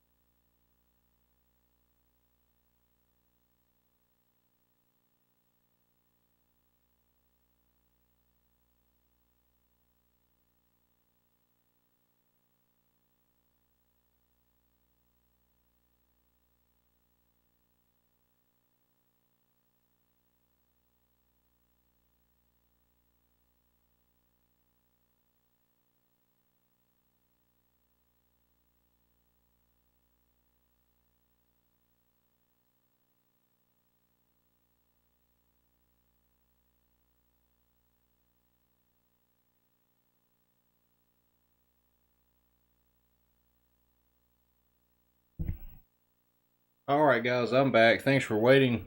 I just had to get restocked on beer. You know how that goes. I would get a mini fridge, but I have to go to the bathroom anyways. I'm drinking 2 of these at a time. But Rover says once you pass the first sub-boss fight, you no longer get the large smileys. Okay, that makes sense now. I've been wondering why I haven't been seeing those. I think I actually do better at this game playing it by myself with the stock power-ups that it comes with.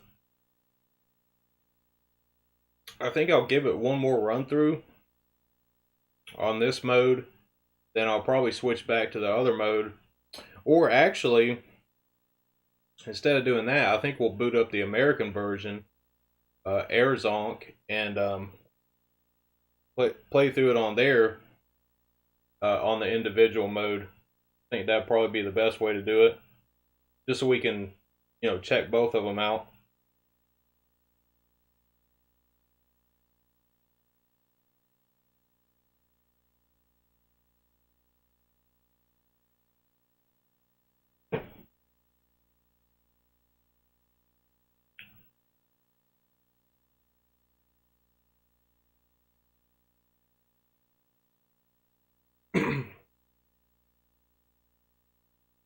Yeah, there's some. Brandon Wallace asked if there are any changes between the two. There is. The intro, like the main intro for the game is different, a little bit different.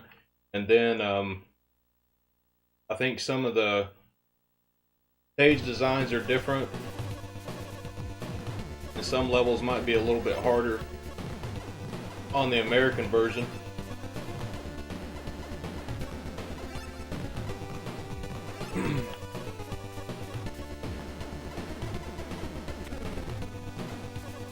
Oh, I screwed that up, didn't I? Damn.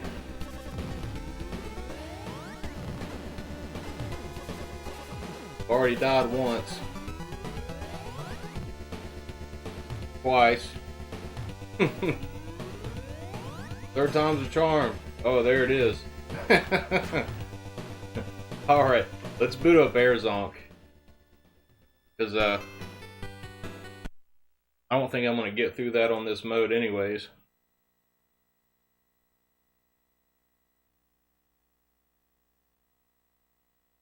Alright, and here's Air Zonk.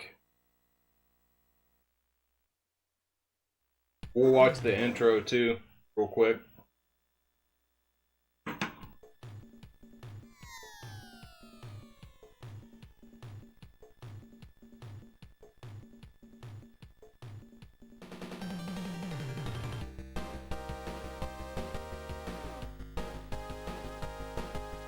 Oh yeah, the intro is way different. Basically a shortened version of it.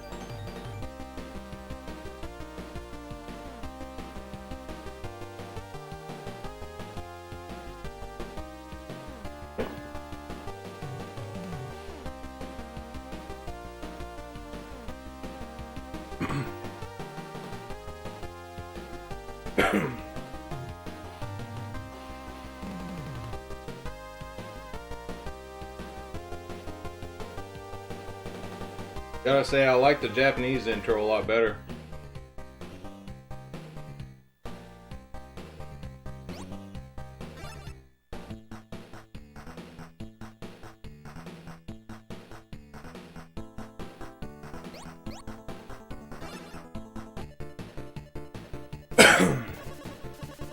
Alright, so I'm gonna play it alone this time.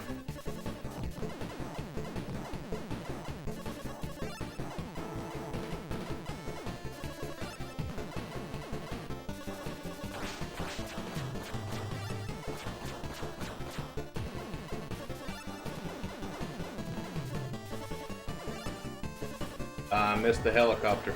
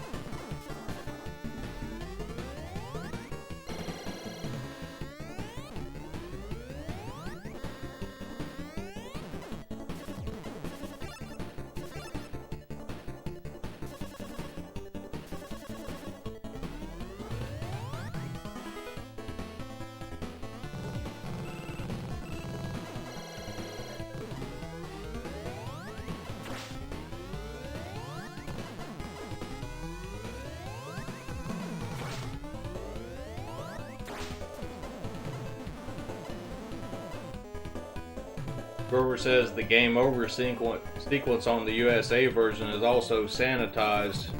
I like that choice of words there. Sanitized.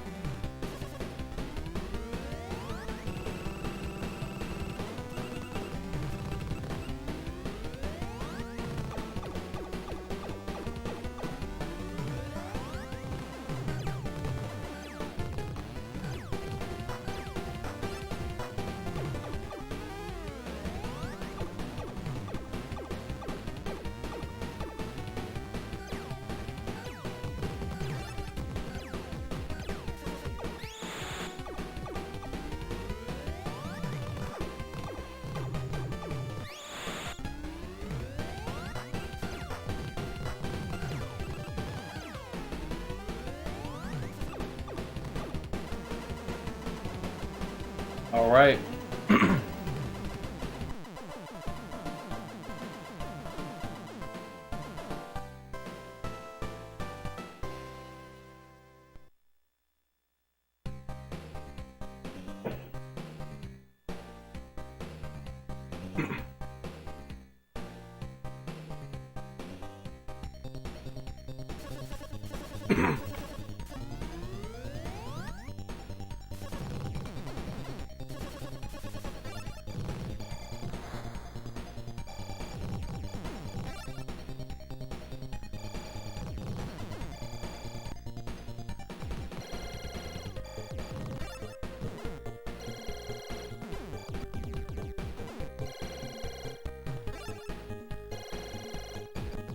One thing I noticed too is with the charge shot, you don't hear that sound effect, that whoop, like that sound effect. You don't hear that.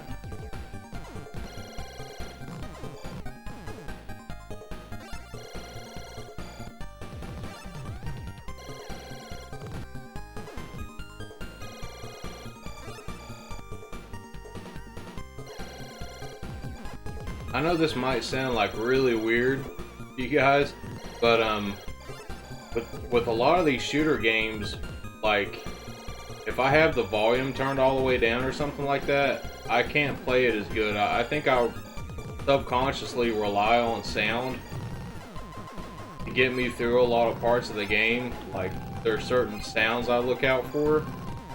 I know that's kind of weird, but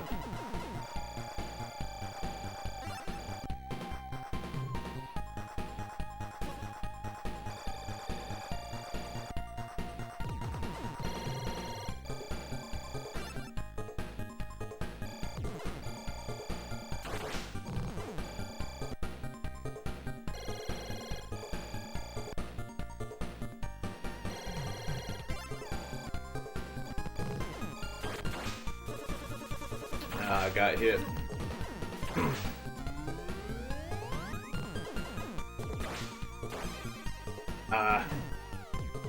Got too aggressive there.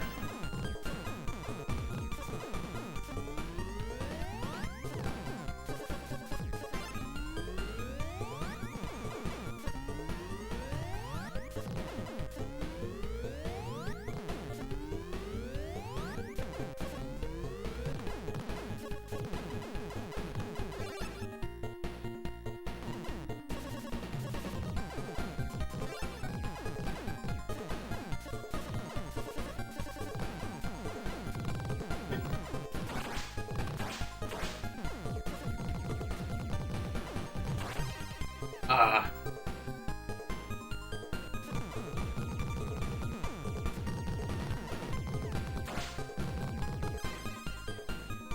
Really?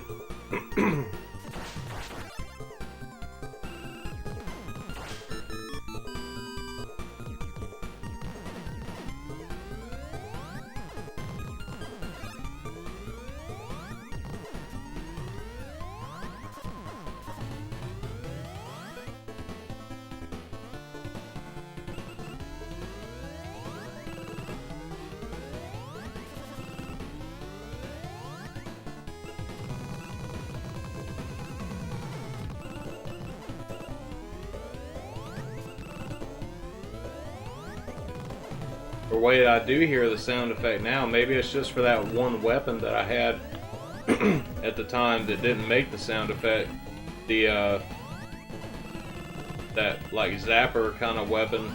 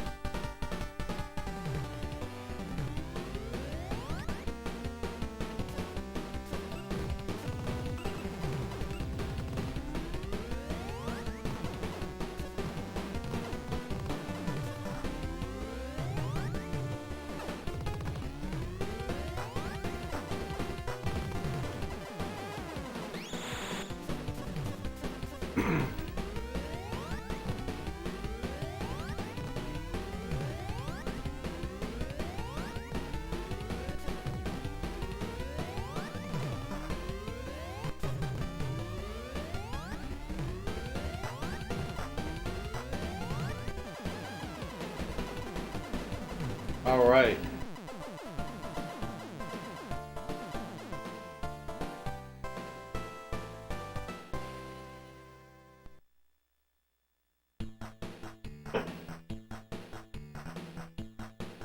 That's awesome, Robert. He was talking about a few minutes ago when I was talking about like the sound and stuff in games. He says he often synchronizes stage elements with the music and everything, and that's an awesome thing to do as well. I'd say it's probably hard to do that.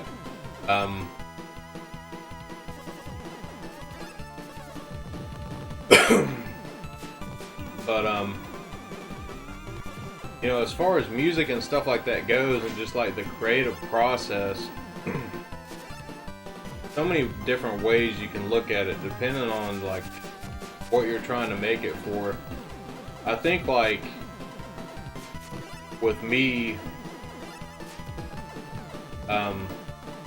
especially if you're thinking about like the chronological order of things, when it comes to like a game, if I was ever going to make music for a game, I would have to be able to see the game itself, you know, to get ideas from that, you know, and make the best thing that I could, you know, like suited to that, you know.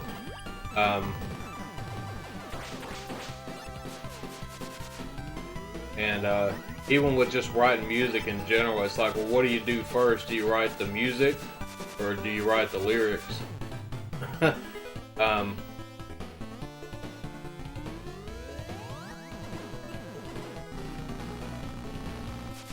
Because it can turn out very different depending on what order you do that in.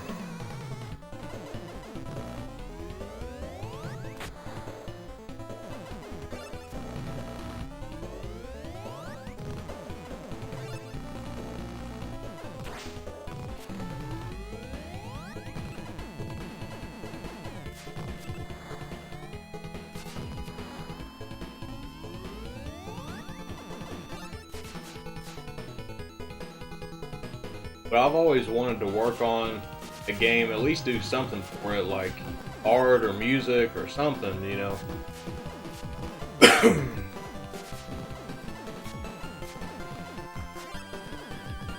But I am helping test the PC version of FX Unit Yuki right now, and that's been a lot of fun too.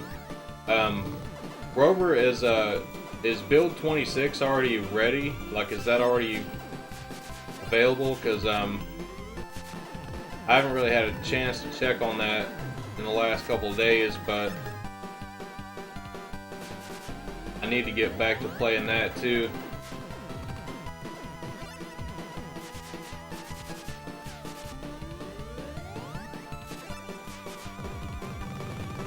It'll be out on Monday. Okay, cool. Well, that's perfect for me because I get off work earlier on Mondays. So I'll definitely have time to play it for 2 or 3 hours or so that day.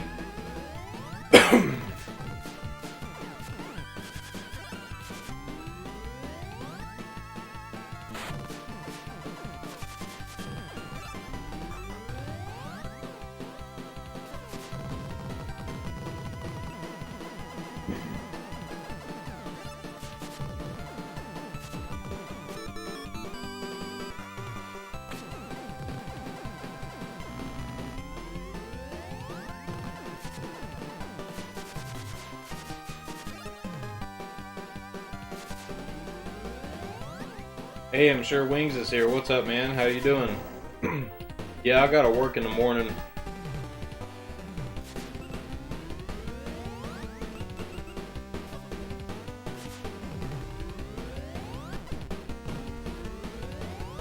I'm on like a 4-day schedule, but I don't have the whole weekend off though. Like, my weekend starts on Thursday. Then I go back to work on Sunday.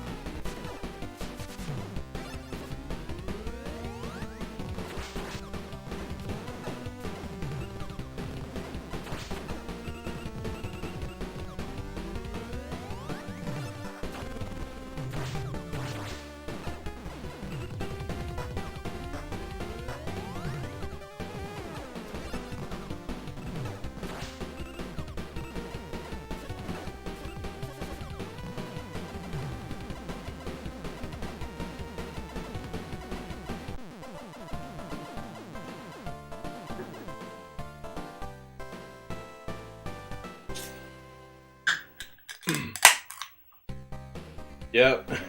Yeah, my weekend starts a day early. Well, actually 2 days early because most people aren't off till Saturday. I've got Thursday, Friday, and Saturday off.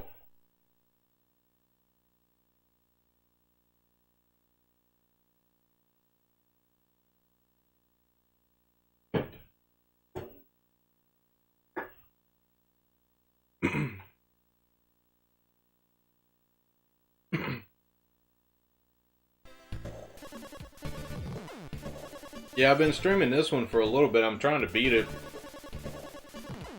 We started out playing the Japanese version, and now we're playing the American version, which is Air Zonk.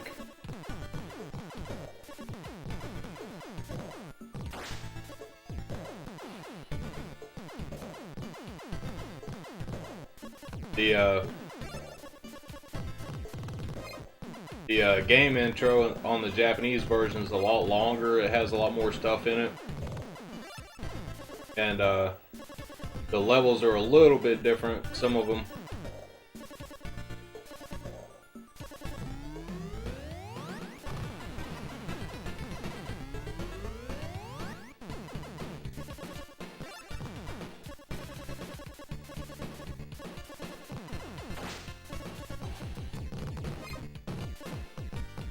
But you know, I got Cyberpunk this weekend too.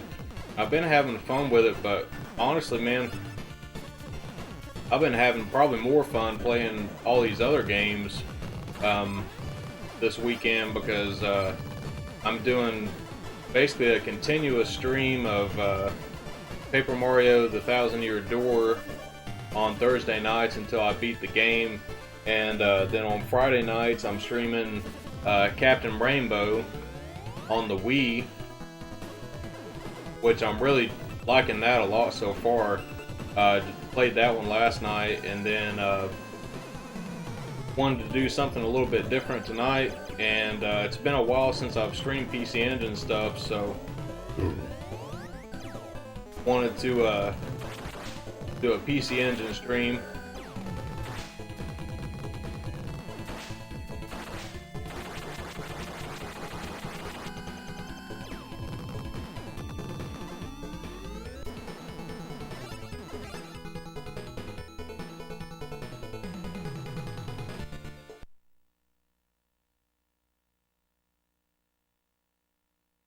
Ends a day or two early. Yeah, it does. Oh, you've been playing Cyberpunk too? Are you playing it on PC or on one of the consoles?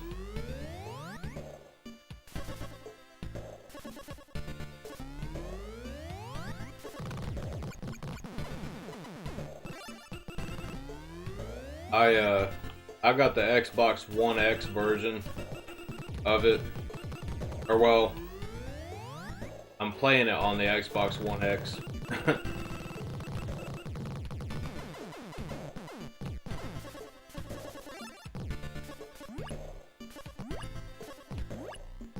But I got the Xbox version, but I think they'll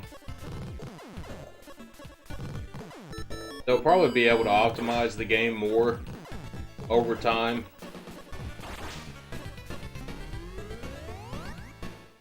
But I don't think it's necessarily bad on the Xbox One X. It's just there is some parts of the game that does look kind of low res, but and it runs at probably 30 frames per second, but it still looks pretty good though. One thing I've noticed is that the only options you have for changing any of the graphical settings on the Xbox One X is basically just you can mess with the HDR settings. That's really about it. You can't change the resolution or the frame rate or anything like that. So my TV is telling me that it's running in 4K, but I don't think it is, because I don't even think the Xbox Series X and PlayStation 5 is running it at true 4K. So, but it's probably higher than 1080p. But I don't think they've really done like an in-depth analysis on how it runs on the Xbox One X just yet, or not that I've found.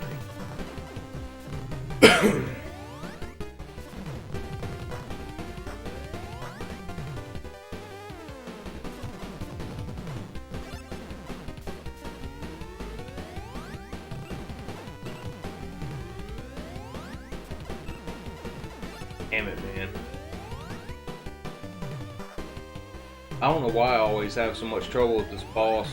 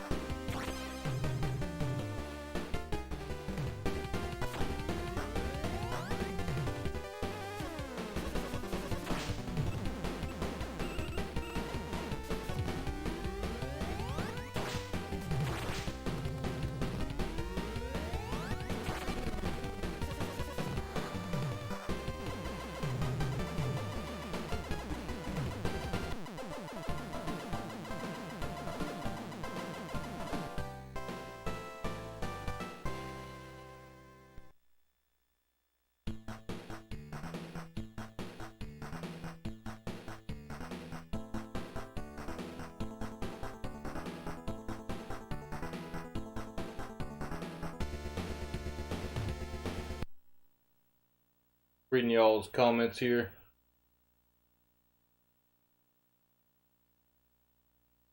Yeah, I'm sure it runs best on PC if you have like a pretty damn good PC build.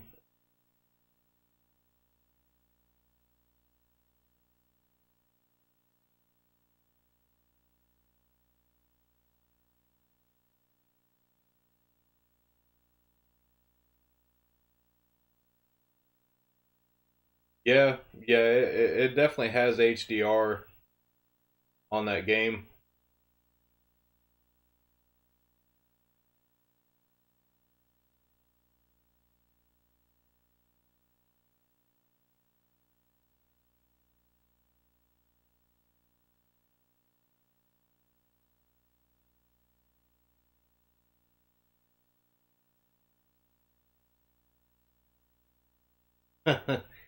Yeah, I mean, I can see what you're saying.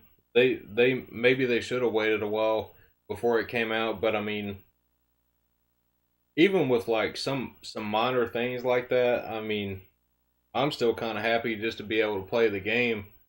Um, I haven't had my Xbox crash or anything like that. Um, it's just it seems like on the Xbox One X, some areas or some parts of the game might look a little bit low res. Um, you know, I know on the PlayStation 5s it runs at pretty much a solid 60 frames per second.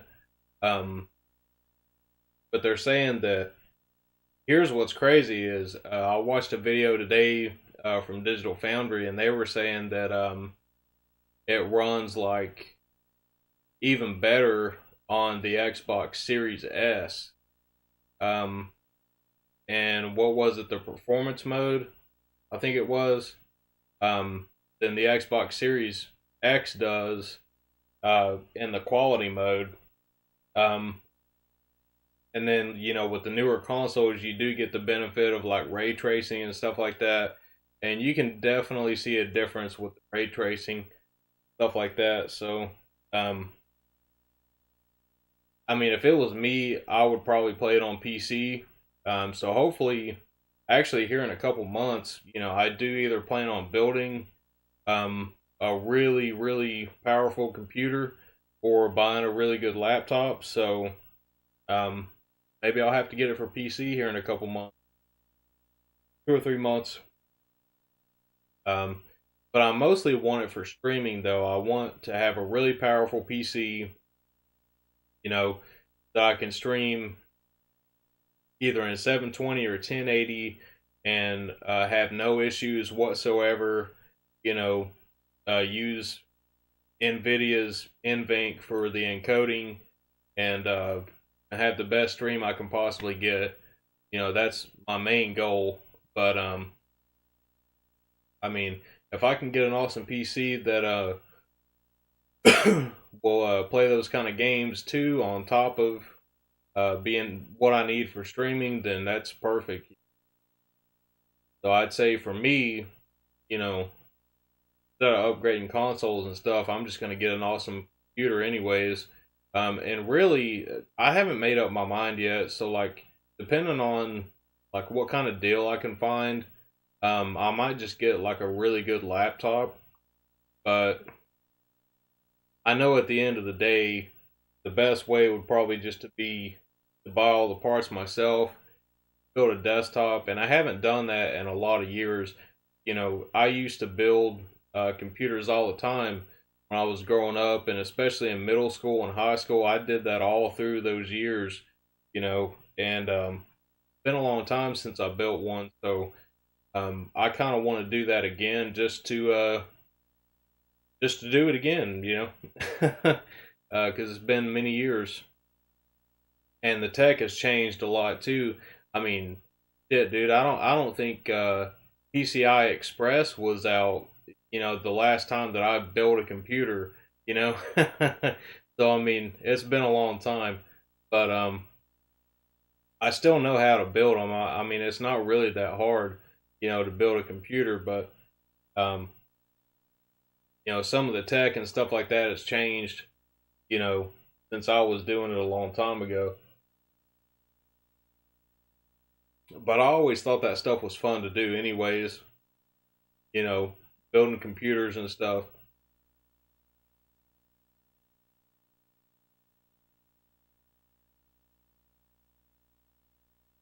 But let's give this a shot here and try to beat the game. I didn't mean to get that weapon. Although I do actually like this weapon. I think it's kind of funny too, like look at that grill he's got now. Got that big grill. Silver teeth.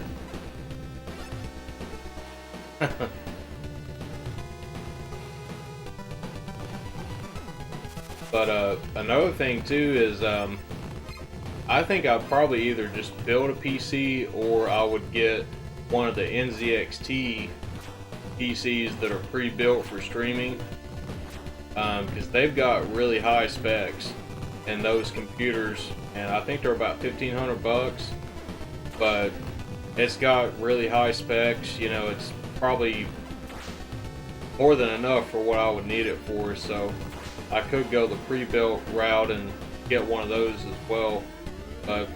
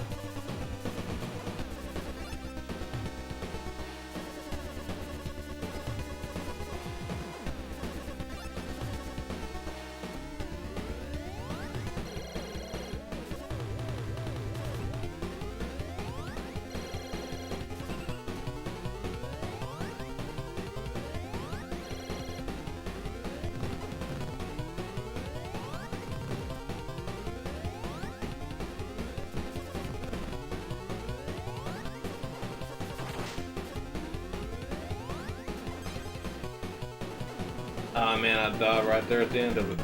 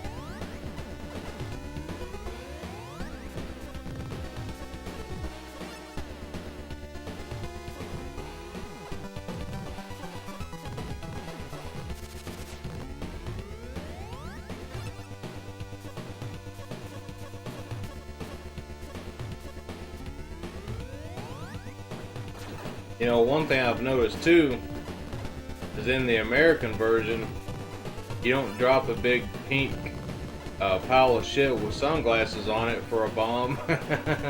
It just drops a rocket. I didn't mean to grab that at all.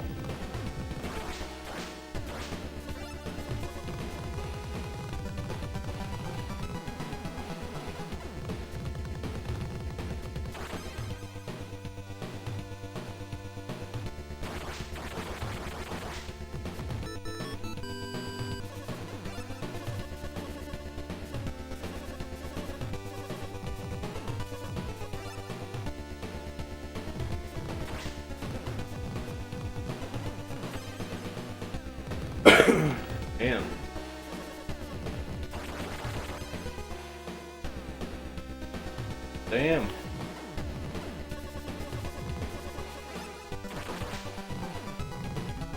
But honestly though, I do think I like the Japanese version of the game the best.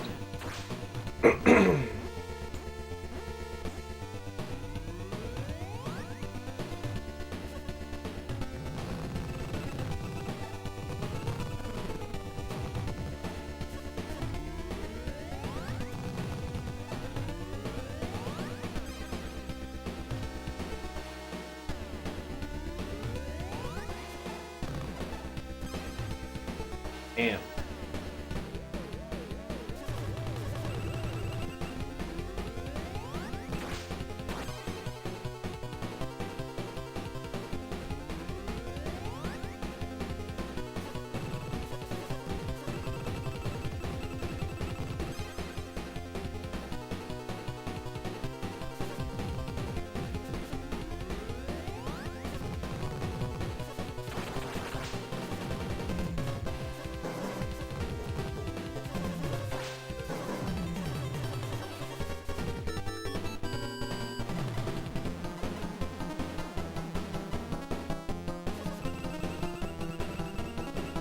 I'm relying too much on bombs and getting overwhelmed. Yeah, you're probably right.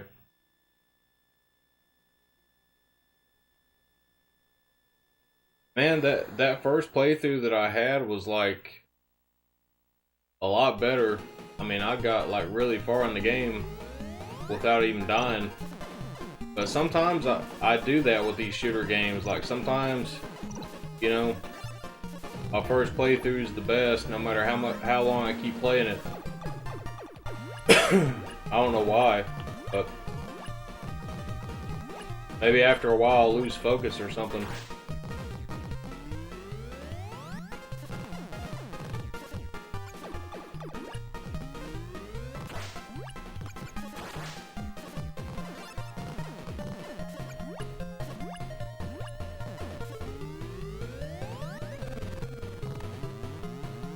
That hit right there, that's something.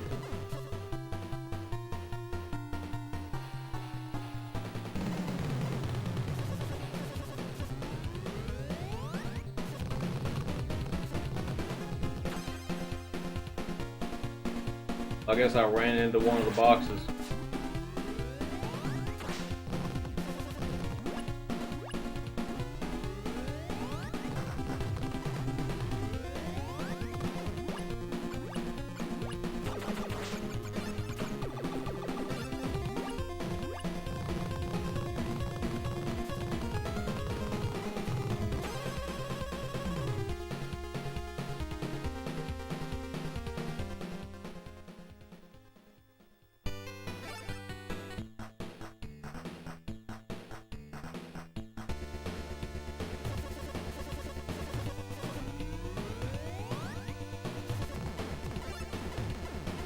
I feel like it's starting me out with more lives than I should have as well in the American version. I just use the continue and I've got 6 lives.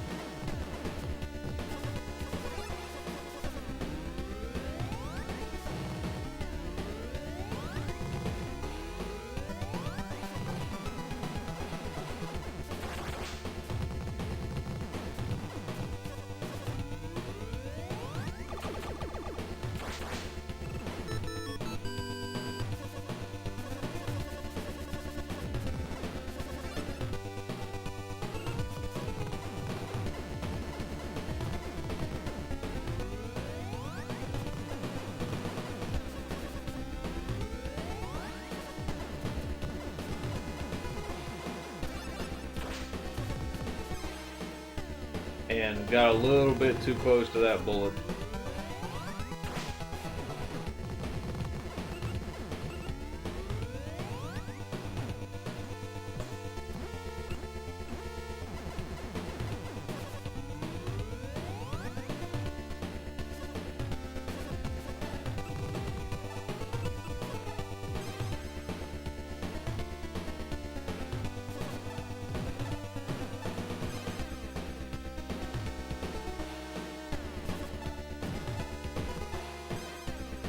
Man, this thing is destroying me now.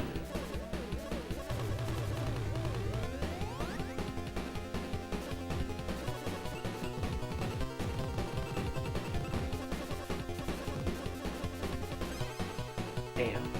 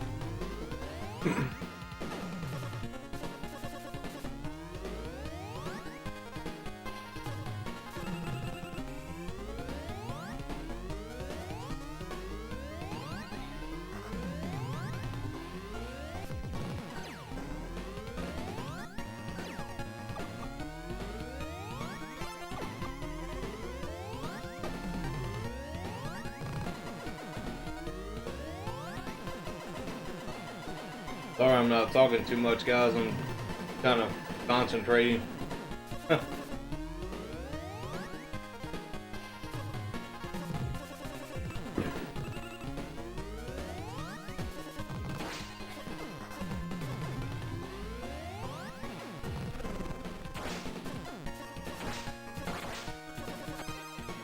Ah.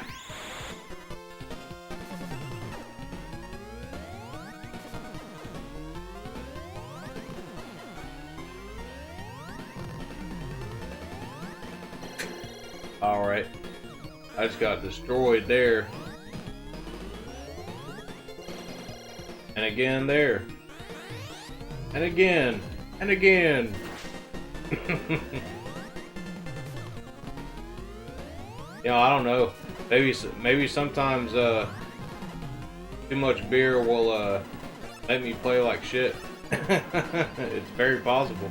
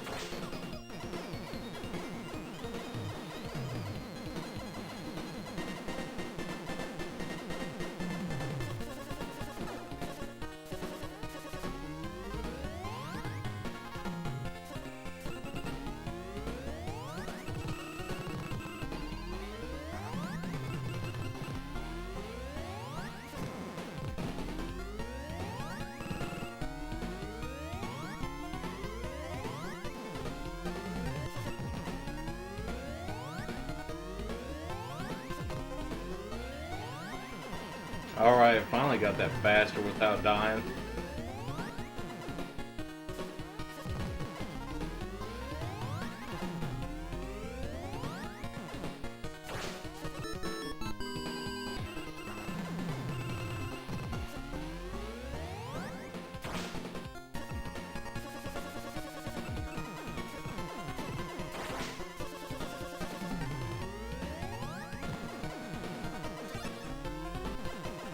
Alright, beat his second form without dying.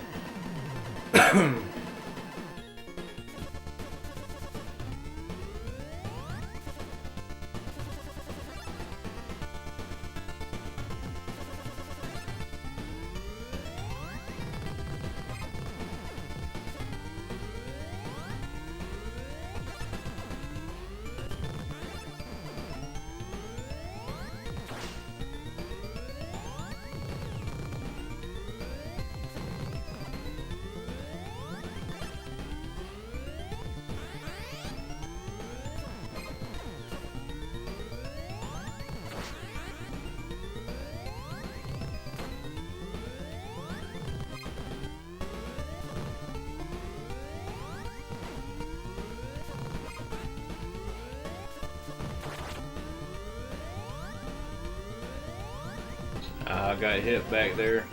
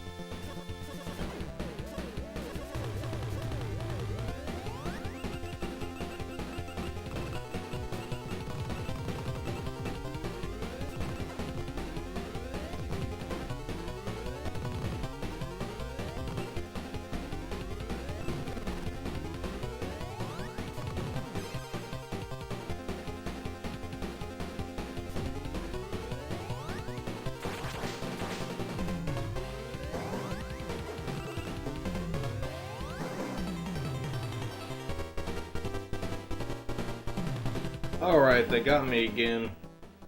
But I'm gonna keep playing this for a little bit and at least try to beat it.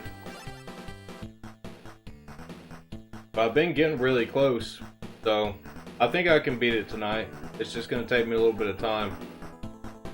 But I'm out of beer again, so I am gonna go grab some beer, and this time I'll play some music for you guys too, because I've noticed on the last couple of times I took a break, there was no music playing. So I've got this playlist pulled up with all the Air Zonk music here. But I'll be back in just a second, guys.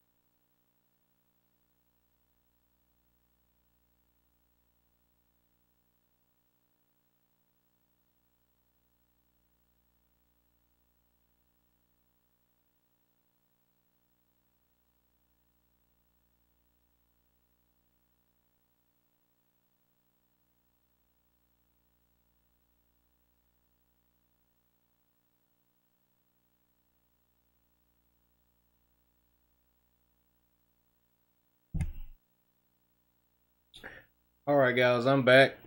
Just had to grab some more beer, you know. But we're gonna try to beat this tonight. I'll probably give it another, I don't know, 30 minutes or so. I don't want to run over the Sorrow show tonight. Also, if anybody's here that doesn't know about Sorrow Mo's channel, please check that out. He should be streaming tonight. He usually does a show on Saturdays, so check that out. I don't know if anybody can post a link to his channel in the description, but please check him out if you haven't. He's got one of the best streams on YouTube, and I never miss a show if I can help it. So go check him out. He also made this game here, FX Unit Yuki. Sorry, camera's all screwed up. Amazing game, and Rover's in here. He's the programmer for the game, and I've been testing the PC version out too, beta testing it. So on Monday I'll definitely check out build 26, and we're going to get all the bugs worked out before that goes, comes out to the public. So be a lot of fun, man. Gonna drink a little bit of beer here. Hey, Mark Smith's here as well. Hey, man, how you doing? Been lurking and working. I know how that goes, brother. I do that a lot too while I'm watching a lot of these streams and stuff like that. Doing artwork or doing something in the meantime. So I know how that goes, man. You got to make the best of your time,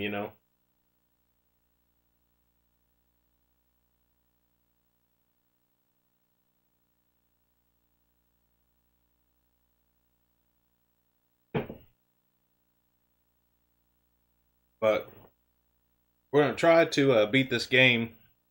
So I'm going to go ahead and get back into it, and hopefully be able to beat it.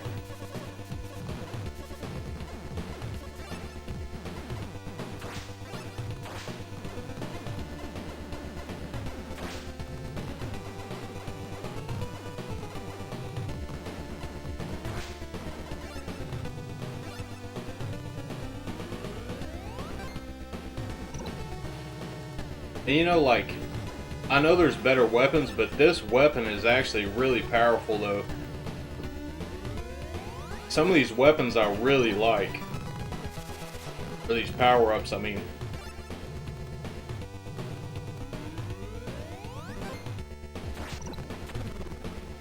I got hit by a shuriken there.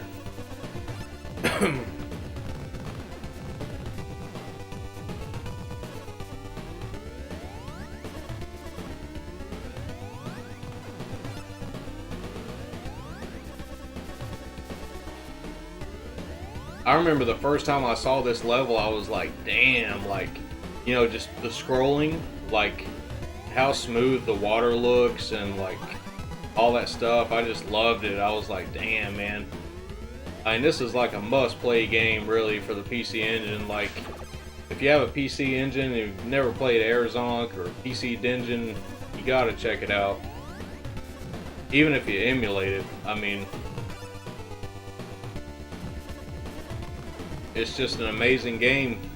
And maybe next time on the next PC Engine stream that I do, maybe we'll play CD Engine and pair the two. I kind of favored this one over CD Engine, but CD Engine's really good though. I mean, it's a great game.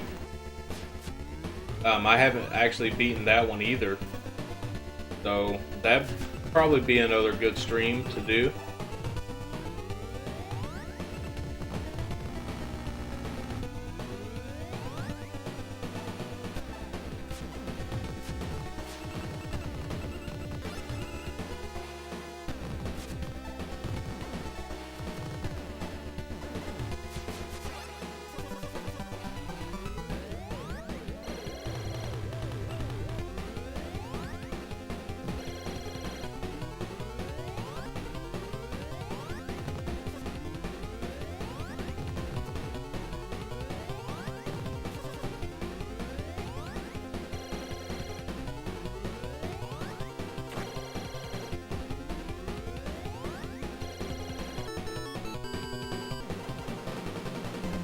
All right.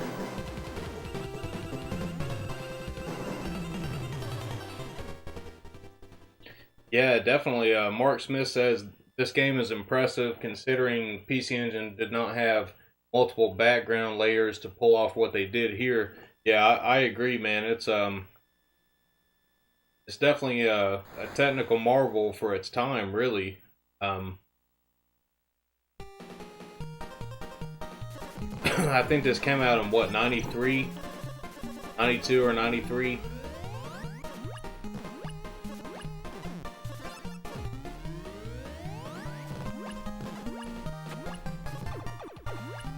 I mean, really, if you think about it, most games, even of that era, didn't look this damn good. You know?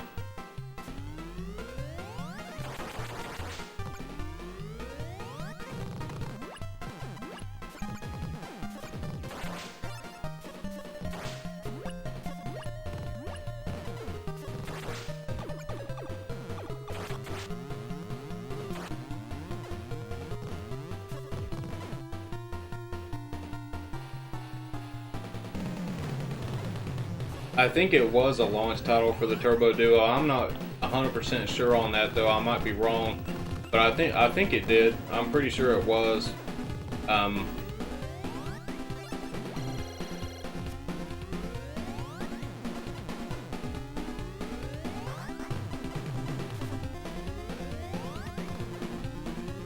you know, if I would have had access to a TurboGrafx when I was younger, that probably would have been my favorite system growing up. I started out with a Super Nintendo and then an NES, and then eventually I got a Sega Genesis. But those were the systems that I pretty much grew up with, you know. I had heard of Neo Geo and heard of like the TurboGrafx and stuff, but I didn't really know much about them. And nobody I knew anything about them. I think really most kids that I grew up with were playing mostly on the Super Nintendo. Seems like.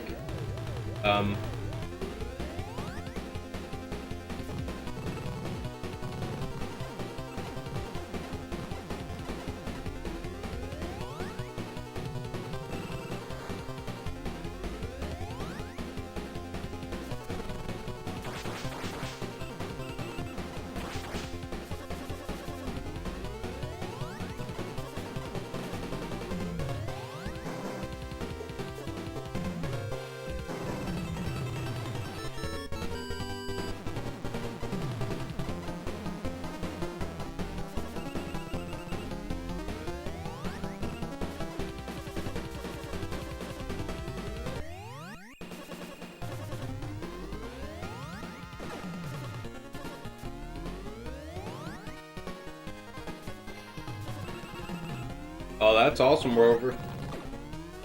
Got some PC Engine dev secrets there.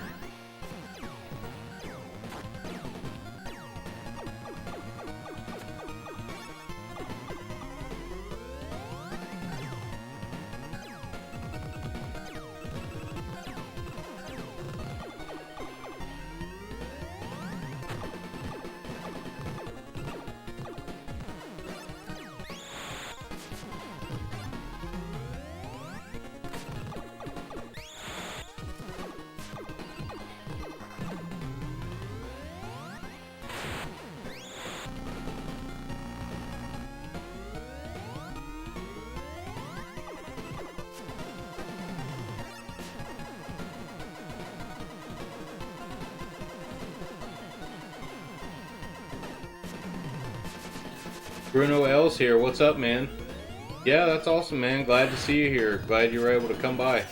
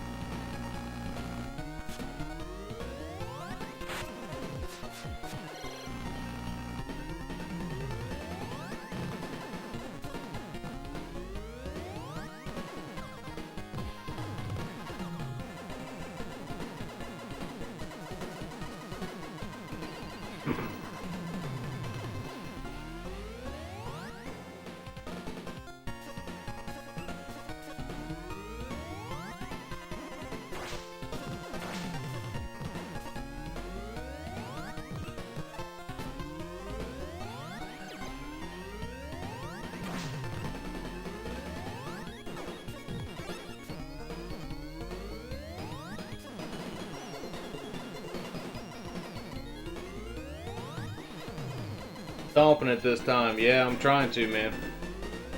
Gotta keep it up.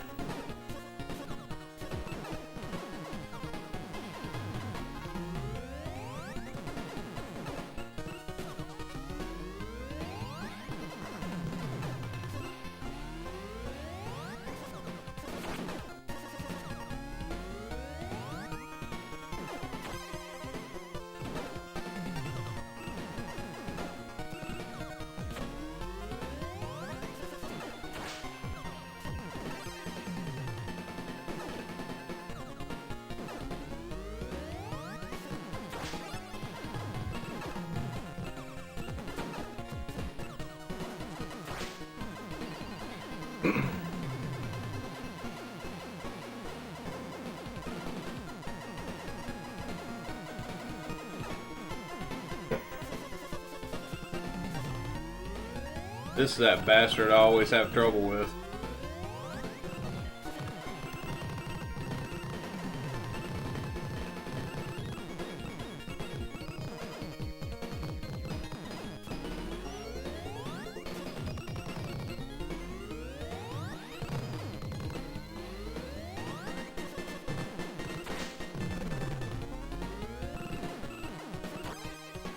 Ah, man.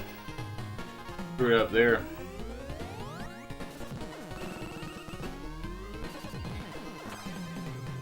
Damn it.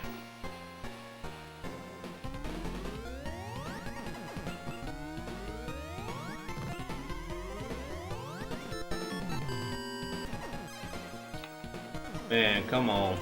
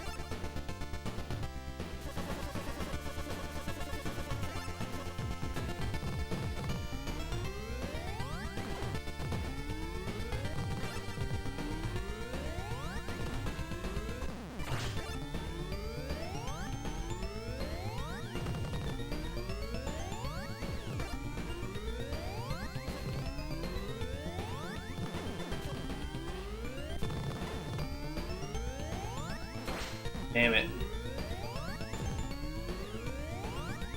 I really need to be able to keep that power up throughout this whole section.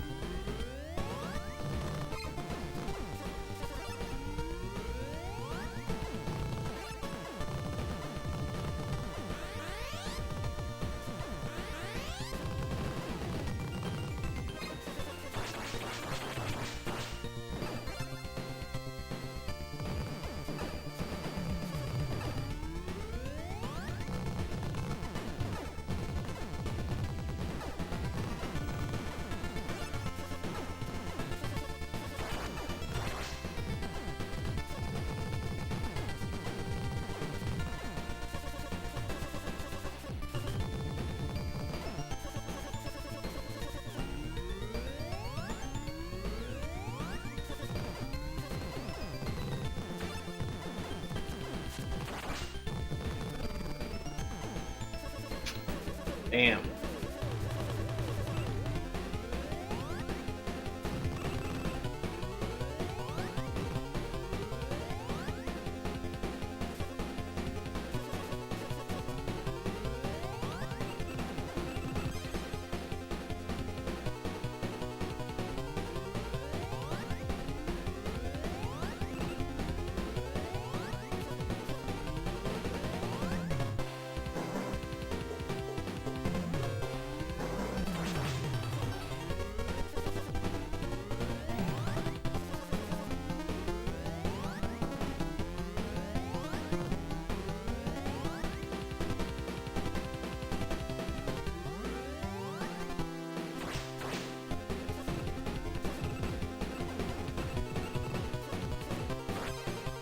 Oh man, I didn't even see her coming up there. That caught me off guard.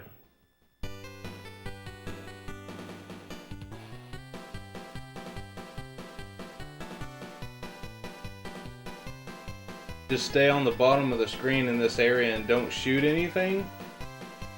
Really? Okay. I won't try that this time.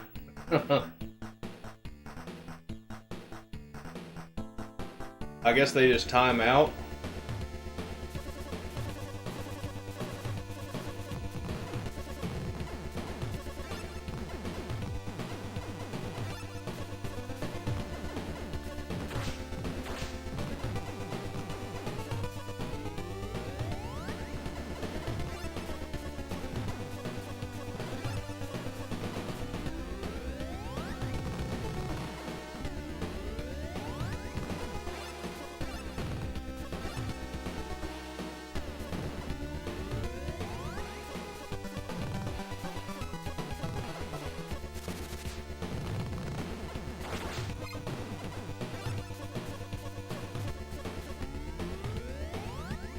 Oh, that's awesome. I didn't know that Koryun and Air Zonk share the same game engine.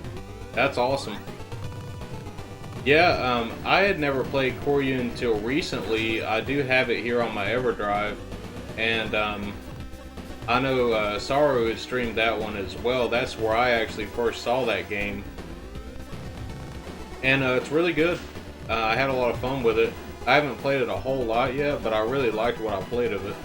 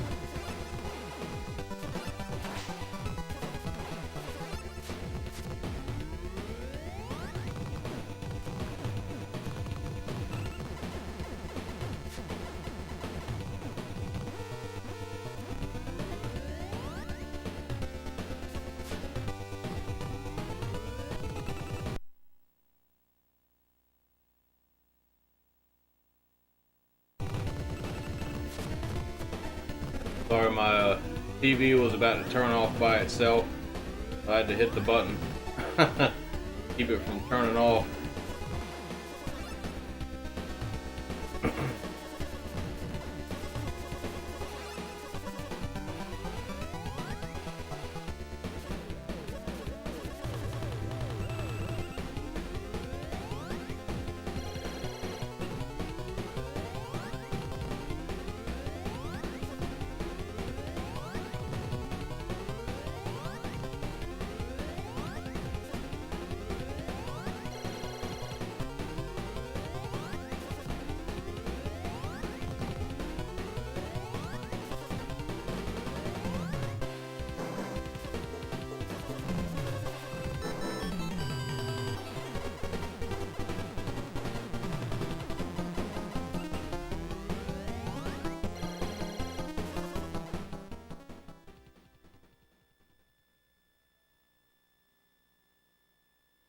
Well, Bruno, I'm kind of a noob as well in that sense. I mean, I've only had my PC Engine Duo R since March of this year, so I'm still kind of a noob to it as well.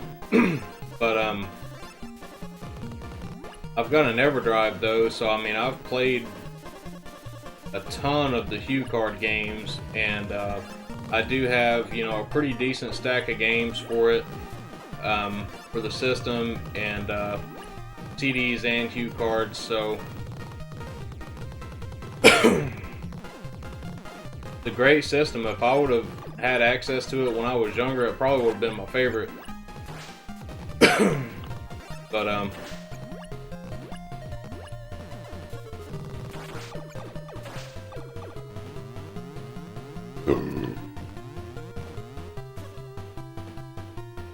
I never got to play one when I was younger.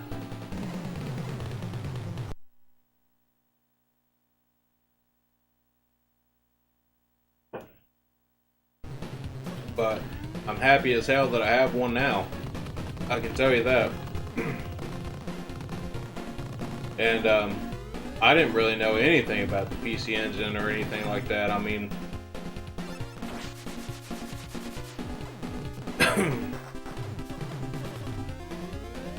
when I first started learning about the PC Engine is only because I started learning Japanese. That's the only reason that I even started learning about it, because I wanted to buy a console that was either like Japanese exclusive, or they had like the majority of the best games came out in Japan, you know. And so I got my Saturn first, and then I got a PC Engine second, and I love the hell out of both of those systems. I've got a Japanese Saturn, the gray one, and I've got the PC Engine Duo R. And honestly, if I had to get rid of my entire collection and only save 2 consoles, it would be those 2 consoles and games. And even that's a hard pick for me because I love the Dreamcast. I've still got my Dreamcast that I've had for 20 years. And the Dreamcast was always one of my favorite systems, you know, up until I found out, you know, how awesome the Sega Saturn was, and, you know, how awesome the PC Engine was. So,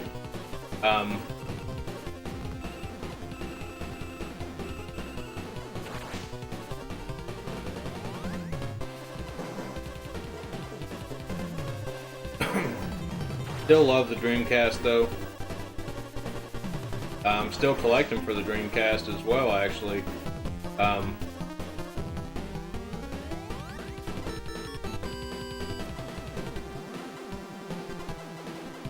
So I guess if I had to keep it to 3 systems, it would be the Dreamcast, the PC Engine, and the Sega Saturn. That would probably be my picks out of everything else.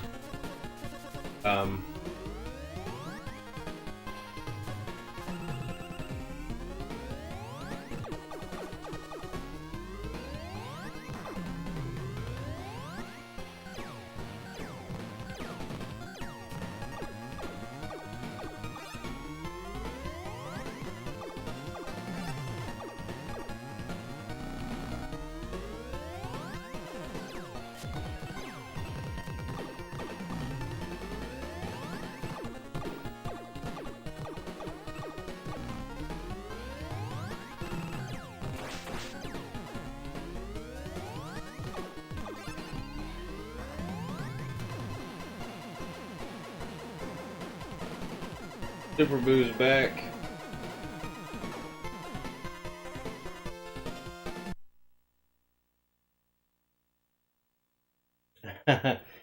um, Bruno says, I need a Saturn, dude. Well, Saturns aren't too bad. I mean, as far as like the price, I mean, you can get, you know, a Saturn way cheaper than you can get a PC Engine. Especially a Duo. But it depends what you want, really. I just went with a Japanese system because there's probably only not even a handful of US games that I would even want to get for it. And the games that did come out in the US, the Japanese versions are so much cheaper that I'd way rather go with the Japanese version. So that's one of the reasons I chose the Japanese Saturn. But Mark Smith says, if it was Saturn versus Dreamcast, I would have to choose Dreamcast. Marvel versus Capcom 2 and Capcom versus SNK just seal the deal for me. Yeah, those are amazing fighting games. I don't have Marvel versus Capcom 2, but I think I have Capcom versus SNK. I think I do have Capcom versus SNK. That's one of the most recent ones that I picked up recently. Actually, Kid Shore, you can sent me that in my last game box. But I've been having a lot of fun with that one, though. He sent me that one. He sent me Street Fighter 3 Double Impact. And I've been having a lot of fun with that one, too.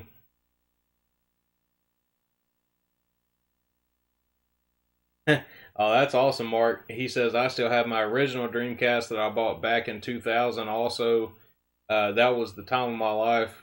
I decided I would never trade in old systems ever again.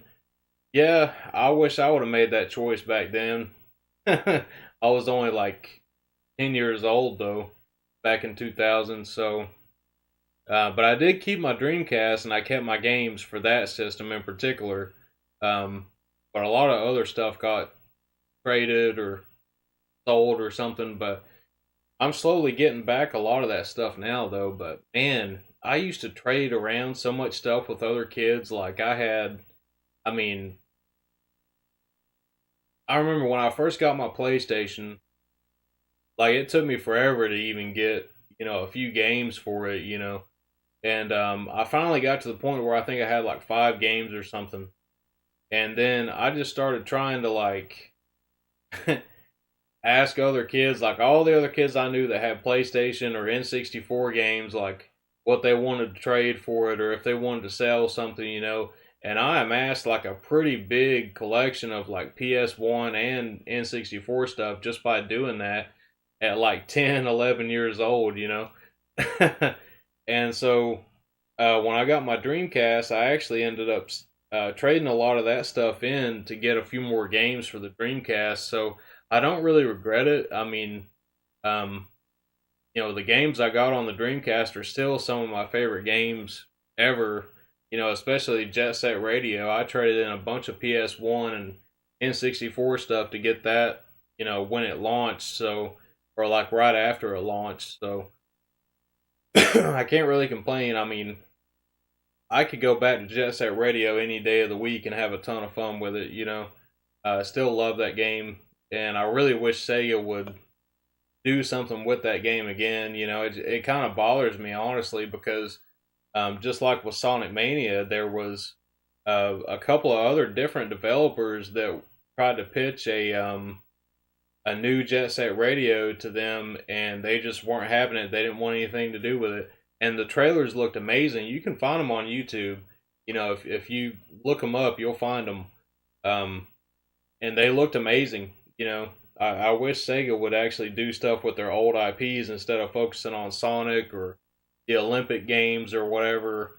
You know, because really, like the stuff that they're doing now, it's not making them any money, or not enough money, because everybody's already been burned too many times by all the bad Sonic games. So, um, I mean, I still love Sega, man. Sega, it is what it is. I mean, they've got a great legacy. They've made a lot of mistakes, but they also had a lot of amazing games, and systems that they came out with. And really, their best stuff only came out in Japan, you know? So, I mean, I can't really knock them too hard because they've got such a great legacy. But, um, hopefully we'll see more awesome stuff from Sega besides, Yakuza stuff. I mean, Yakuza is awesome, but they got to have more than just Sonic and Yakuza, keeping them afloat. I mean, they have Atlas now, but they're their own thing. I mean, Atlas is completely different from Sega. You know, I mean, big Atlas fan. I love damn near every game they've ever put out that I've played. I mean, that's a huge asset to Sega, to own a company like that. But when it comes to Sega's own IPs, they really need to do more. I mean, they didn't even develop Streets of Rage 4 either. They just published it. It seems like that's what they've been doing is, just outsourcing their development to other people and then just publishing it, instead of developing it themselves. So, kind of crazy how they've been doing stuff, but I don't know if it's a financial thing. It could be a financial thing while they're not really doing that anymore. But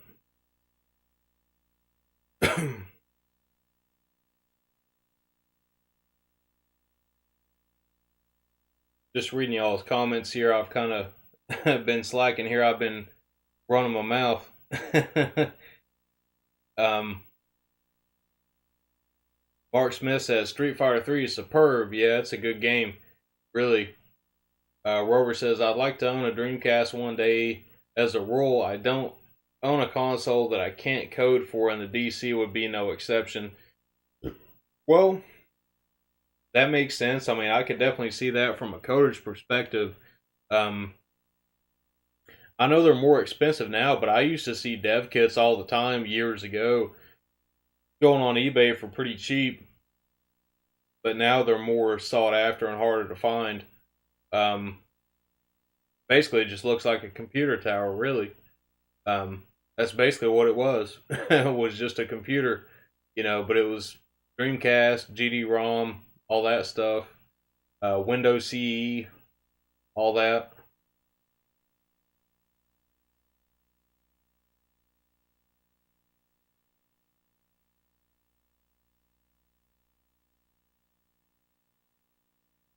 Yeah, the for FX Unit Yuki, the Mega Drive and Dreamcast version were outsourced to Josh Prod. I haven't played the Mega Drive version. That's probably the only version I haven't played, but I've heard that one runs worse than any of them. But it looks good though. I mean, I like how it looks and everything. I've never actually played it myself, but I'm sure I'd like to have it just for the sake of having it. um, Bruno L says Dreamcast is great, man. I've been enjoying that one this year as well. I had one since around 2010 and barely played it. Well, I can kind of understand that though. I mean, I don't know about you guys, but all the places that I have lived, like Dreamcast games are hard to find.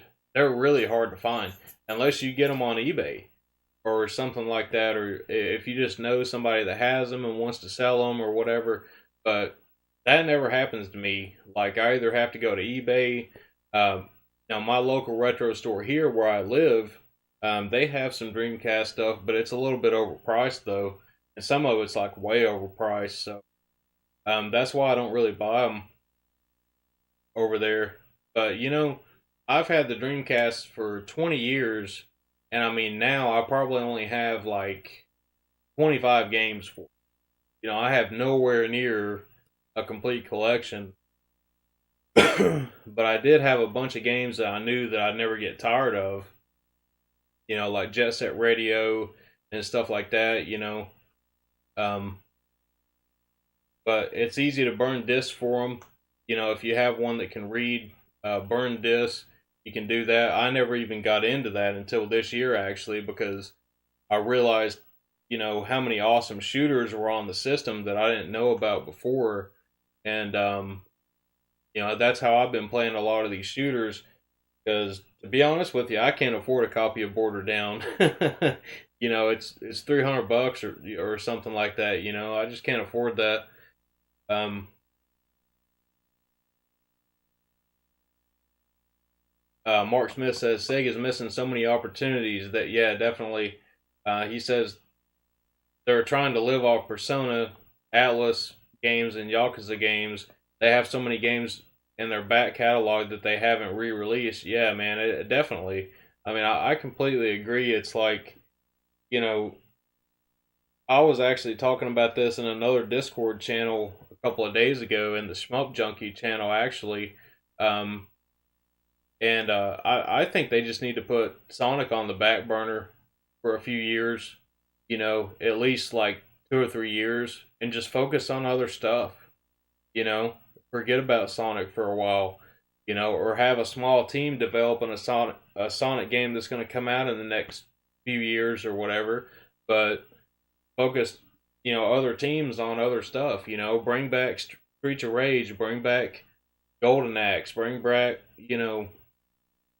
all these other awesome Sega games, the Skies of Arcadia, RPGs like Shining Force and stuff like that, Panzer Dragoon, I mean, just all this stuff, they could be doing and bringing back, but they're not, and that's what gets me is like most of the people that really know Sega are like people that are my age or older, maybe a little bit younger than me. I mean, I'm 31, but I mean, even if they just wanted to cater to like retro gamers like us, dude, they'd be making a killing if they just satisfied us instead of the mass public, like everybody would be going out there and buying Sega games. Even people that were casual players would be going out there and buying Sega games. You know, I mean, it's like I feel like their mindset and their marketing strategies are just terrible. You know, like they're not thinking of it realistically. Um, but at the same time, I don't know what their situation is as far as like business related stuff. What their financials are like, what their profits are like each year. What are they working with? How many people they're working with, and stuff like that. So I mean, I can't really say too much about it. But I mean, I have a business kind of mindset. I mean, if I knew all that stuff, I guarantee you, if they had the right people going in there and saying, "Hey, this is what you need to do. You have this much money, you have this much manpower, you have this much equipment, you have this and that and whatever." They need somebody to really plan, stuff that they're going to be doing in the future, in my opinion. Because even though Sega's had some bad games and stuff like that over the years, dude, I don't want to see them go away. I mean, they've already been out of the hardware market for 20 years. I want to see them keep on, going on and coming out with awesome games that we used to play when we were younger, growing up, and still remember fondly. That's what I want to see again, even if it's just a few games that they come out with. I want to see something as great as they made on the Sega Genesis and Saturn and the Dreamcast and all that stuff. Because I mean, when I really think about Sega, the best game that I can think of that they've made, in my opinion, in the last several years is probably Sonic All-Stars Racing Transformed. And that game had levels and characters from Jet Grind Radio, Skies of Arcadia, Afterburner, all these awesome Sega franchises, all these awesome IPs, that they put into that one game.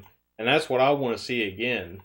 I want to see them live up to that kind of greatness, because they have the potential. It's there. I think it's just their potential hasn't really been managed correctly.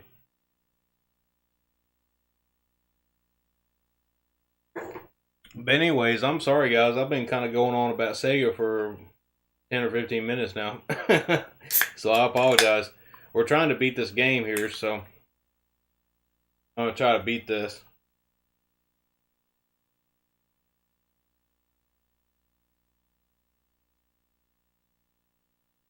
Yeah, no new Sonic stuff. I mean, unless you want to count, Sonic, in the Tokyo 2020 Olympics, which didn't happen. I mean, that's pretty much it for this year. Mark Smith says they need to get M2 to do more ports of their old IPs. Yeah, I mean, M2 would be probably the best people to do it, but I know they're mostly focused on shooters, though. I mean, that's what their main passion is. But I don't know if they'd really do it unless it was some kind of shooter, you know.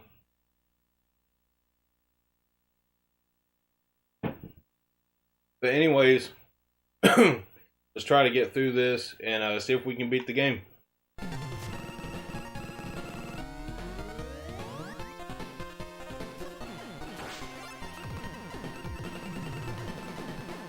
Oh man, I picked up a power up and I didn't even mean to.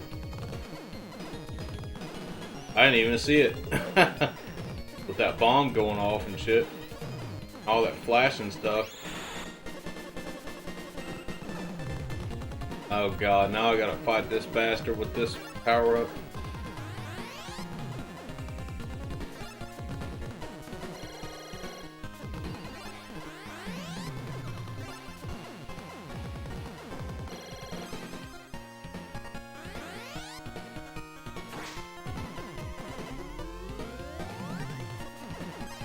Oh man, I got stuck right in the middle of that one.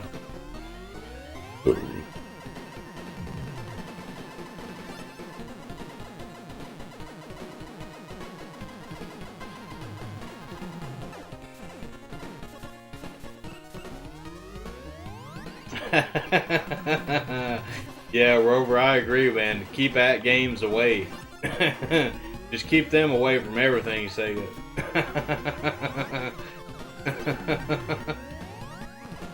Damn. They had some terrible stuff, didn't they?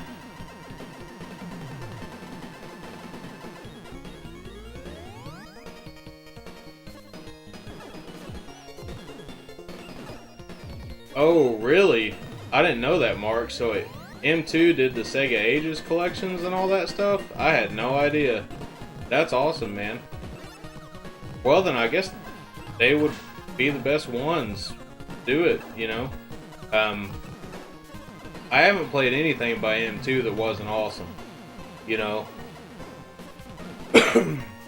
Really looking forward to the GGLS collection that's coming out very soon. I probably won't get it till next year. But it comes out this month. I think it's like the 20-something, the 21st or something like that. I can't remember exactly, but I'll be really happy to get that. I mean, I have never actually played the original Musha games, like the Power Striker 1 and 2 on the Master System, and I'm really excited that that's in that collection. I really want to play those. Ah, man.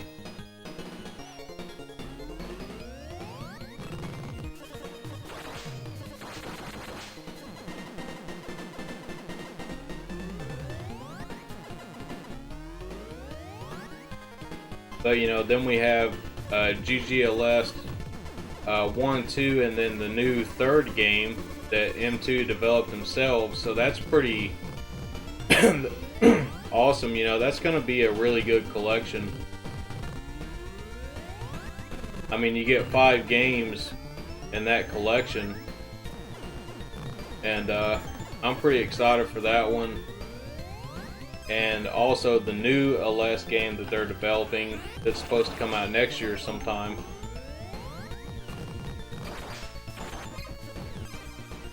Damn.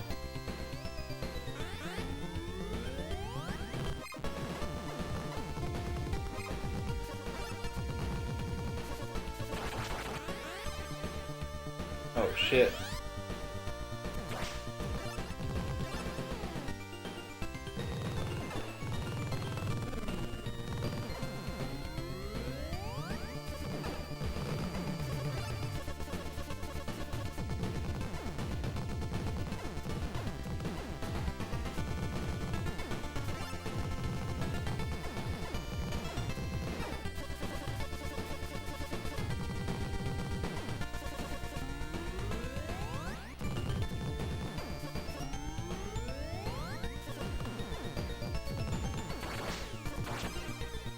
Damn it, man.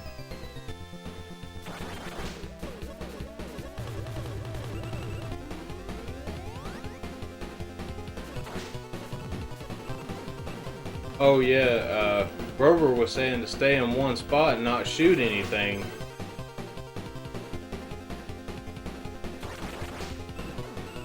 How do I do that?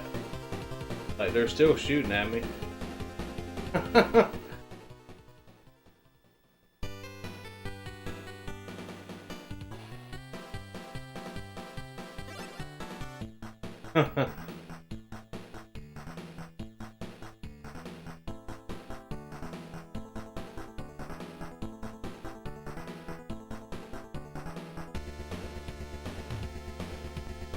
Is it, Rover, do you stay on the left side of the screen or the right side for that part? Or like in the middle somewhere?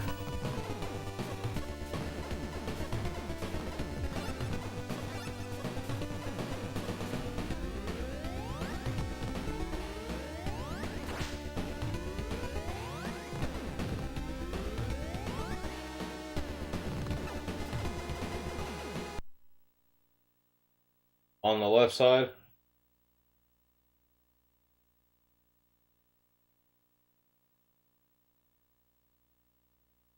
Oh, okay. I keep making this level more work than it's worth. Yeah, I'll probably do. I'm an aggressive kind of player with shooter games, anyways.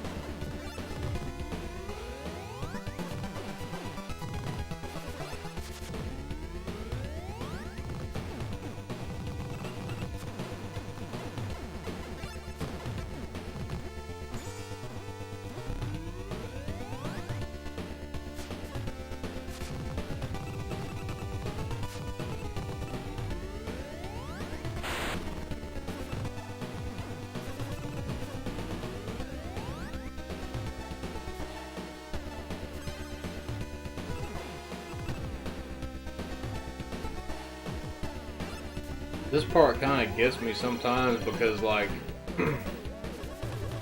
there can be a lot of slowdown, like, depending on what you're doing.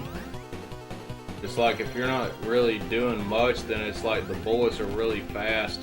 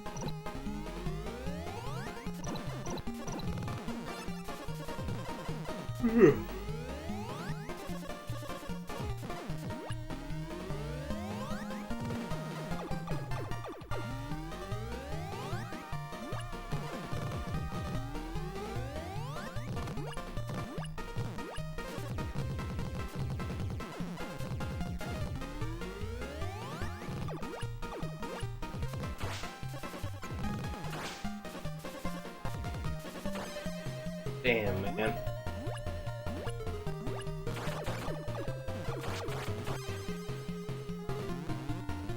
Fuck.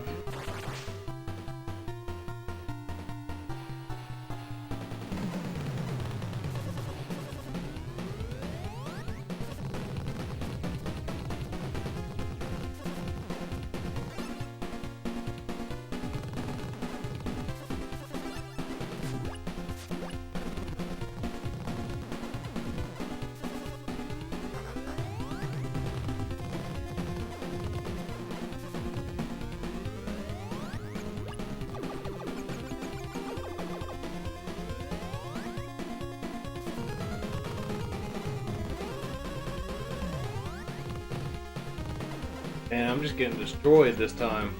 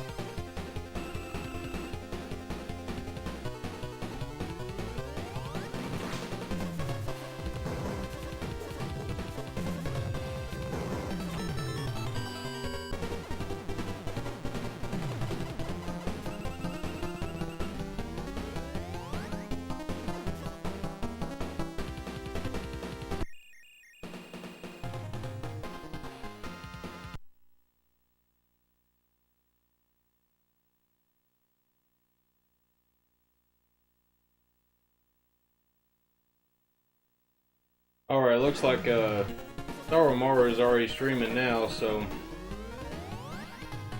I probably won't be playing this too much longer. I was gonna try to end the stream by 1, but still trying to beat this. But I don't know if it's gonna happen tonight.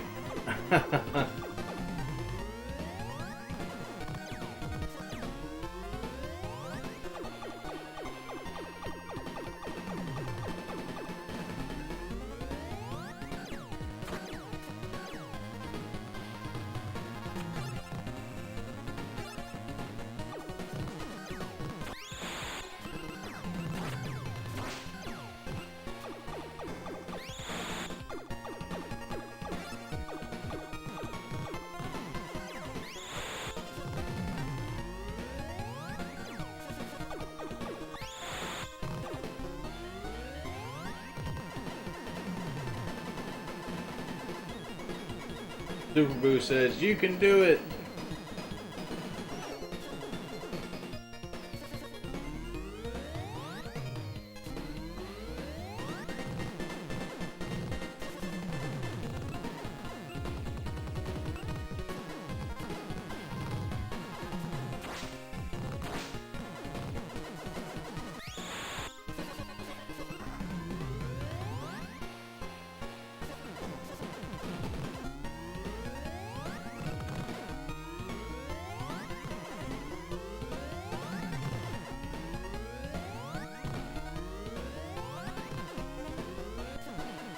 Yeah, I'm glad I had the rocket there, because I remember that rocket taking that thing out pretty fast.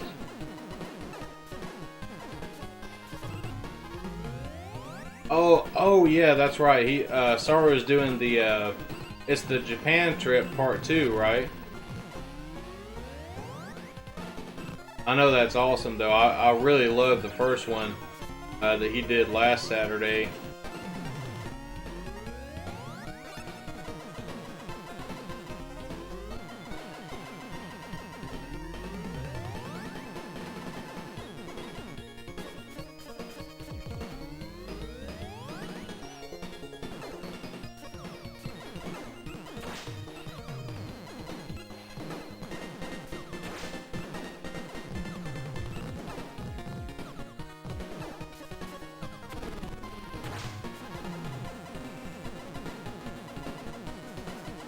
Oh, it's just a talk thing tonight.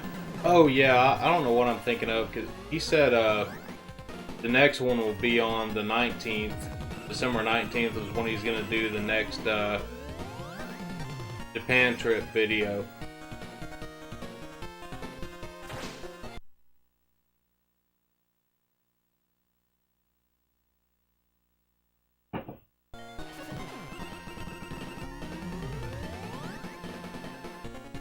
Well, ran out of lives.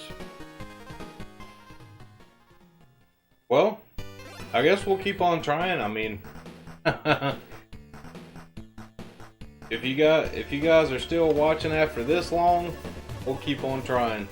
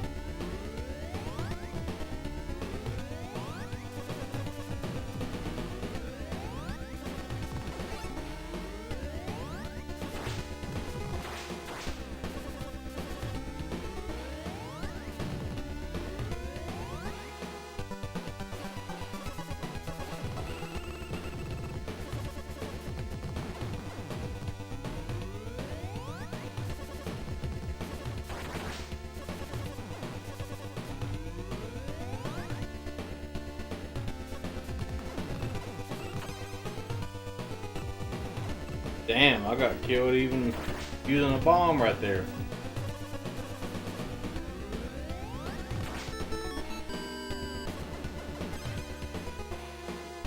I don't even know what I got hit by right there.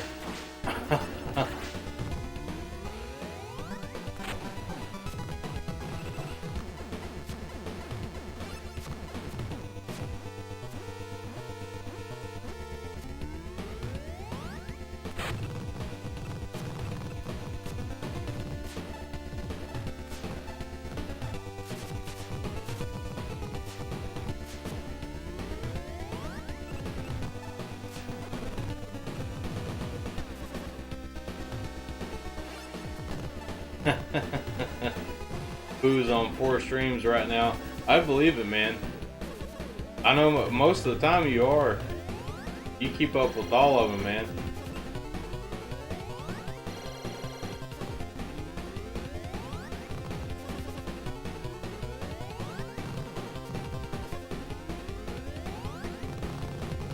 What the hell is my damn partner doing here? He's like not even going after him. He's just running around in circles.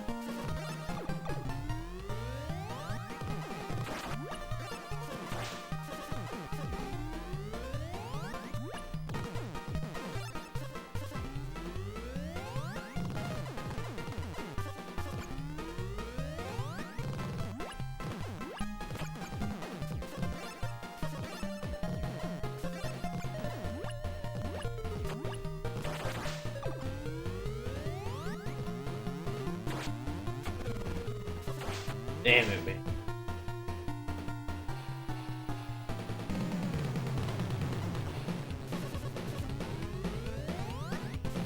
I lost my good weapon.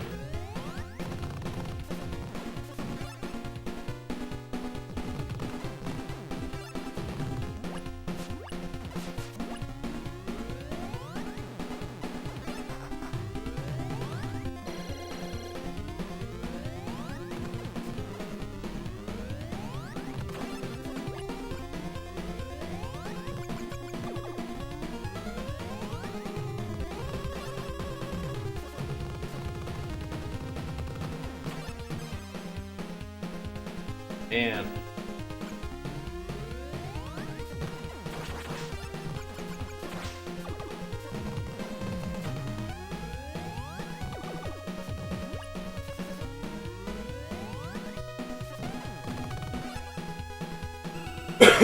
I've got to remember some of the patterns in this level, like enemy spawn points and stuff like that, because there's a lot of like cheap deaths and stuff that I'm getting right now.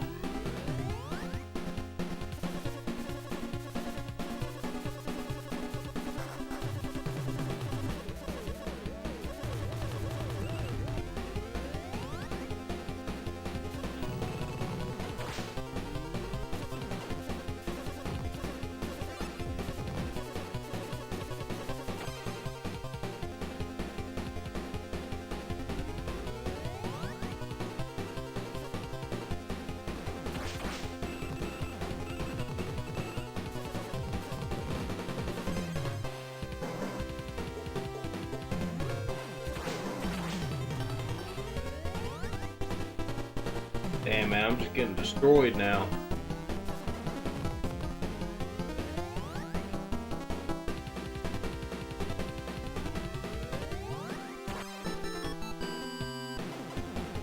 God, man. Came up out of nowhere and killed me.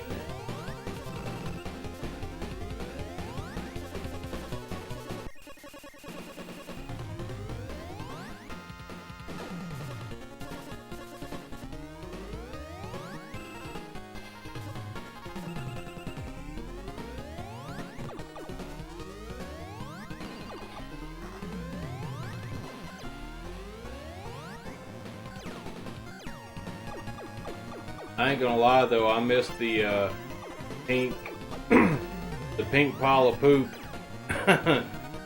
in the Japanese version for the bombs.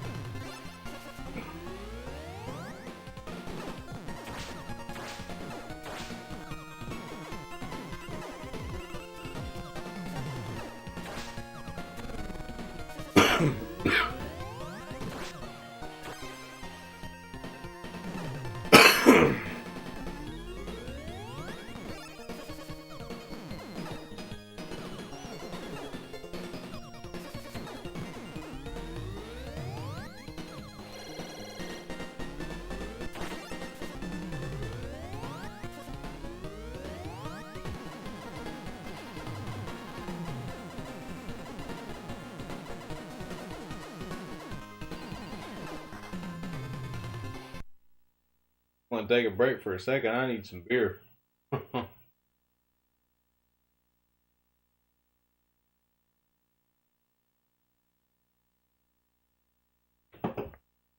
mean, it's pretty bad though that like on my first playthrough I got to the first boss, or I mean to the last boss, and now I'm like struggling to even get there again. But this happens to me all the time with these shooter games though. Like a lot of times my first playthrough will be the best one for whatever reason. I don't know why. Same thing with pinball games too. It's not just shooters for me, it's pinball games too.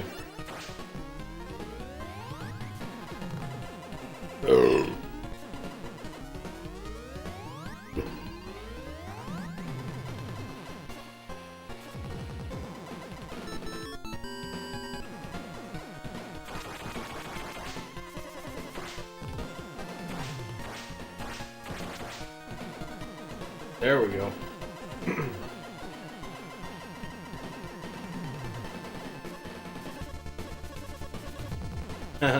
Mark Smith says it happens to him as well. But I'm not the only one, because I see some people, man, there's some people that are like so good at these shooting games that it's just like unreal. You know? And like, I'm not that good at most of them. I have to put a lot of time into them, you know, before I get like really good at them.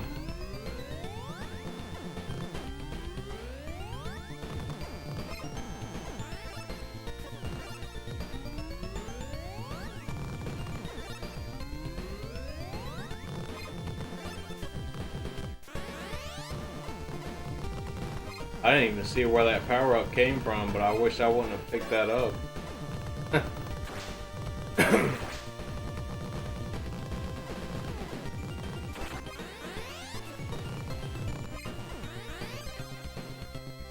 I didn't see what I got hit by right there either.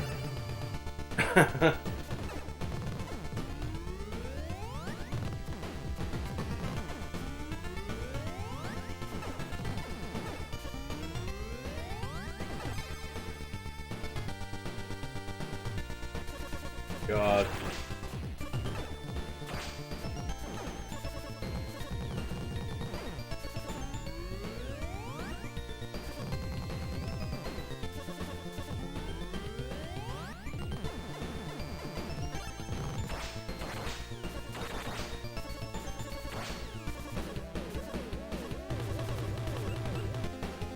Now you said right here to stay down here, don't do anything.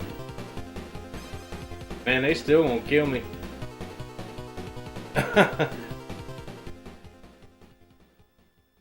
Unless you were talking about a different part.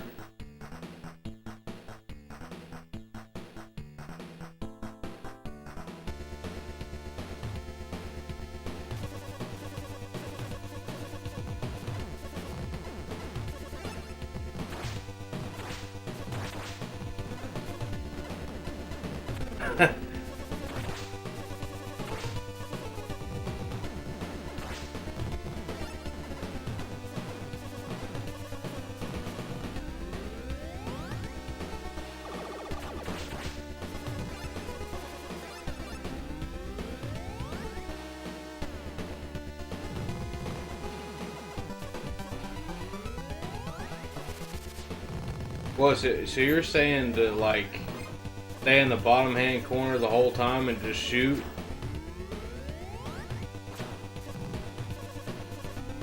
Before the sub bosses?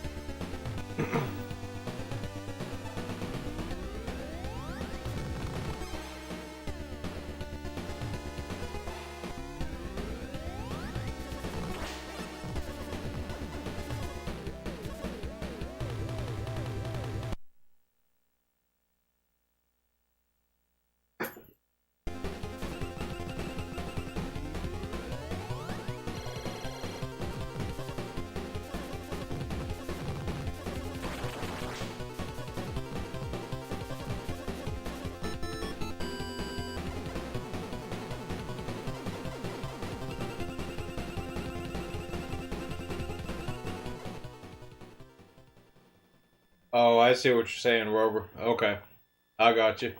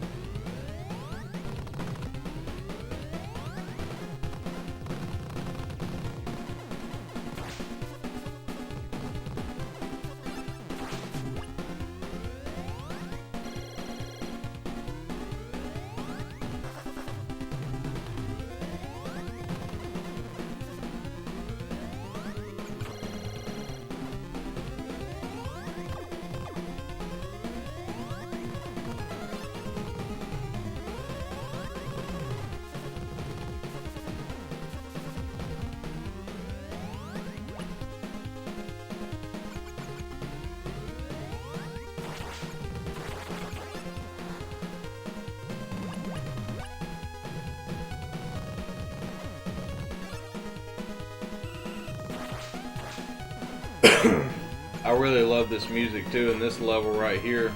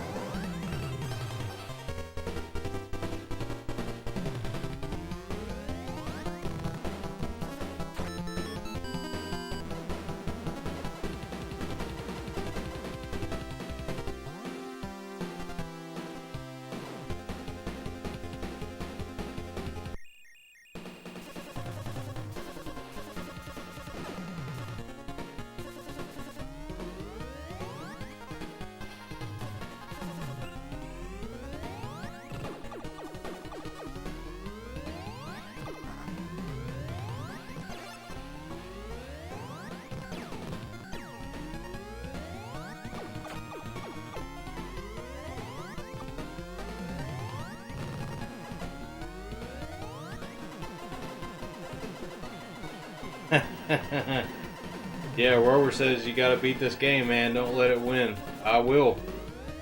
I'm gonna beat it.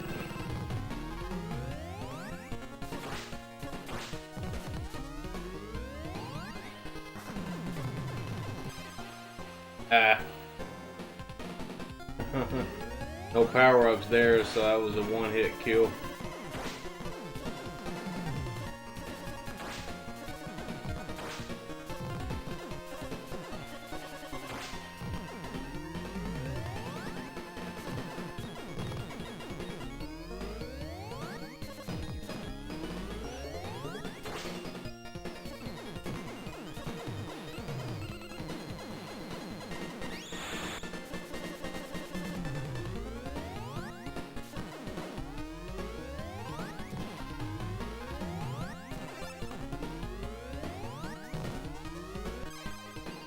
Damn.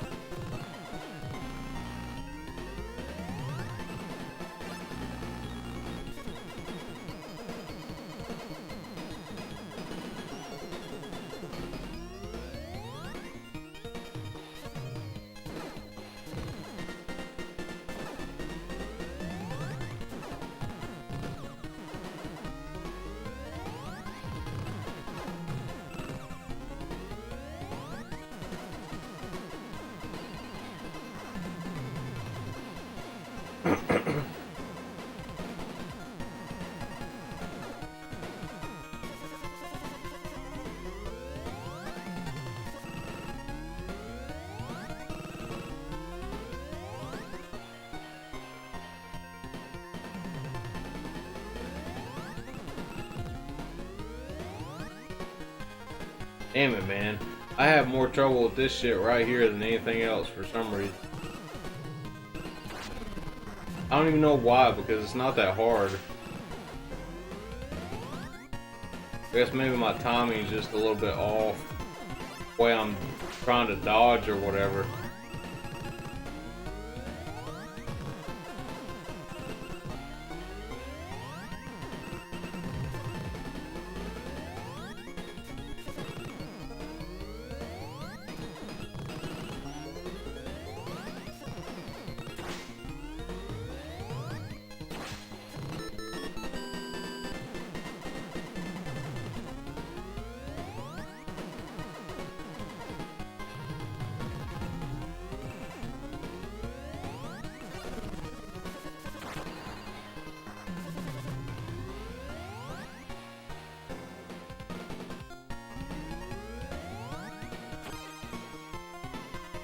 Damn, he killed me as soon as I spawned.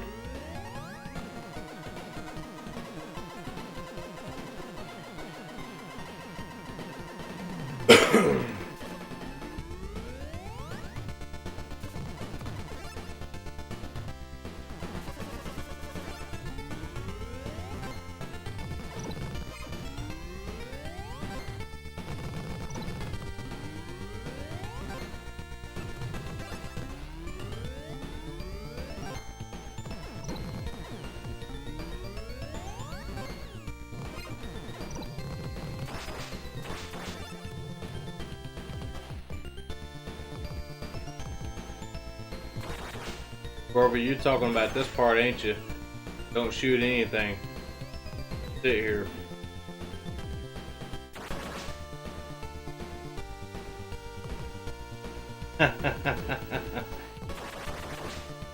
Well, one of them got out. So I got my little friend helping here.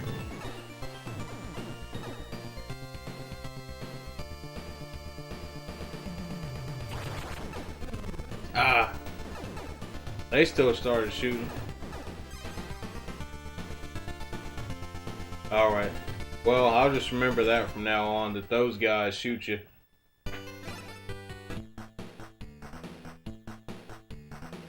Alright, but that is easier though. Alright guys, I'm going to take another quick break for a second, and I'll be right back. I'm going to grab some more beer, and I'll be back here in just a second.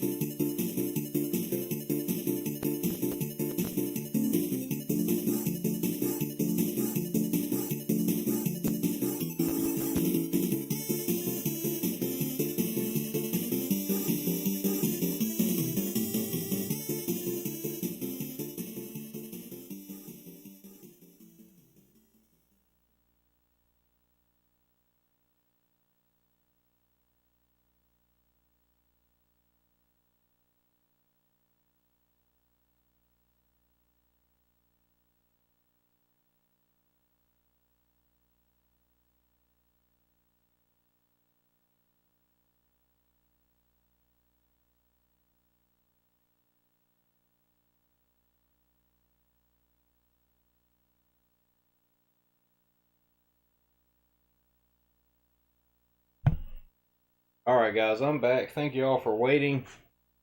And we're going to try to beat Air Zonk. I've been trying for a while now, but I don't really mind because I love this game. It's a hell of a lot of fun.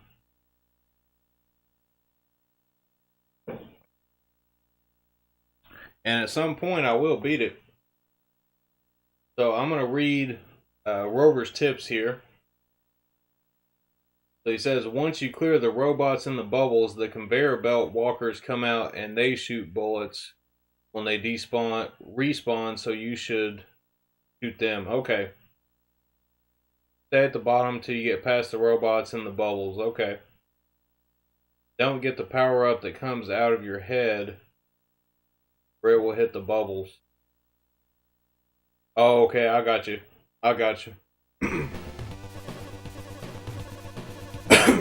You know, I still can't get over though. Like my first playthrough, like hours ago, I got to the last boss, no problem, and now I'm like struggling to do it.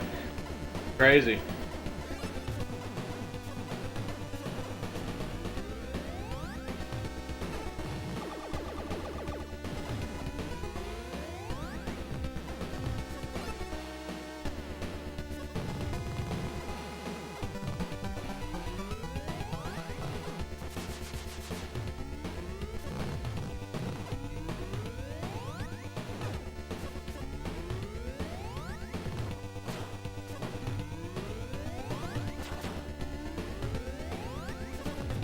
I keep getting hit by those ninjas.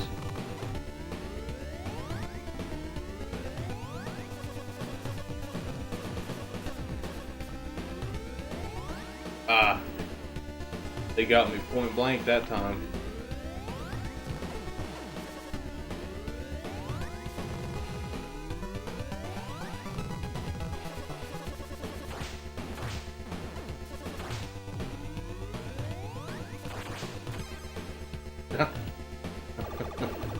Damn.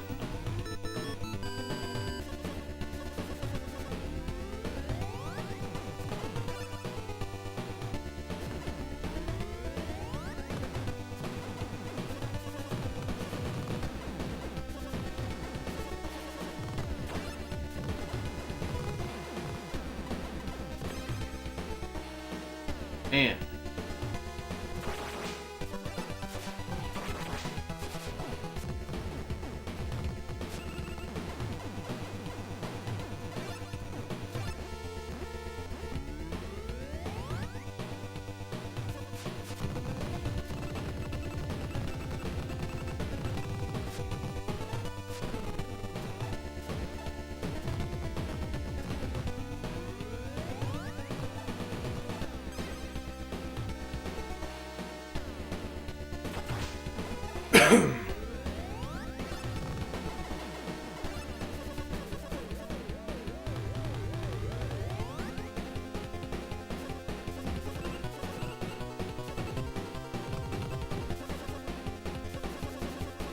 Through the net still here. What's up, man?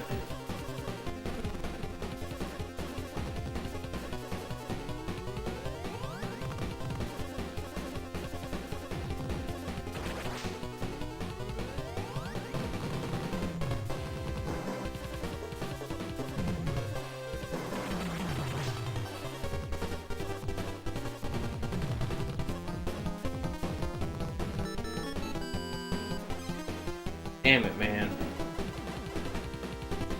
Last shots got me.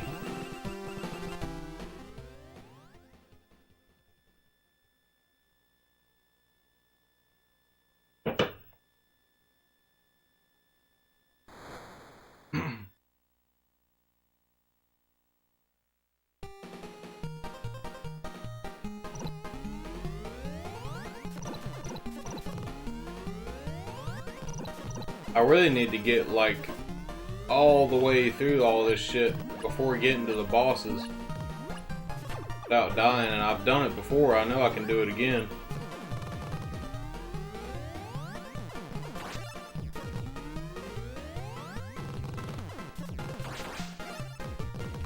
I wish I wouldn't have picked that up.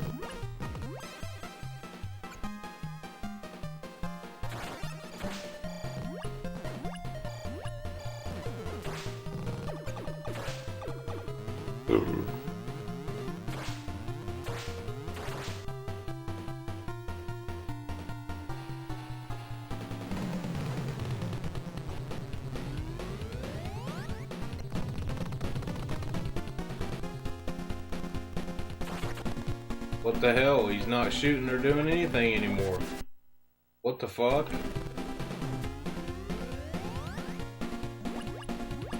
There for a second he wasn't even doing anything. Even when I hit the button.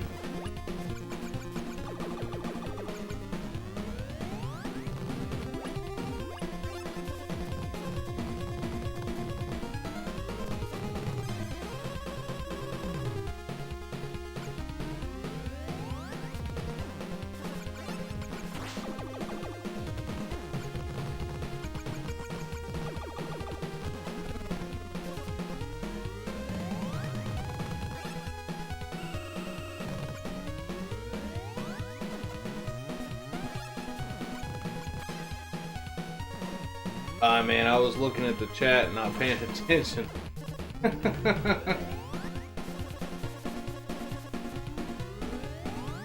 Yeah, so that's a glitch in the game.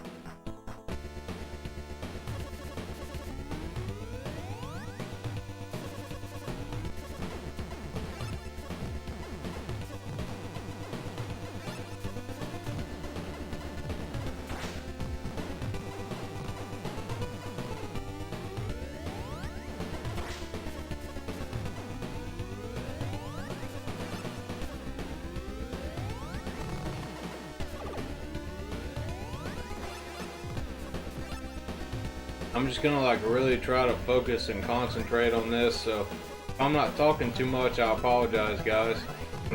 I try to be as interactive as possible. But I think this is gonna take like pretty much every bit of my concentration to do at the moment.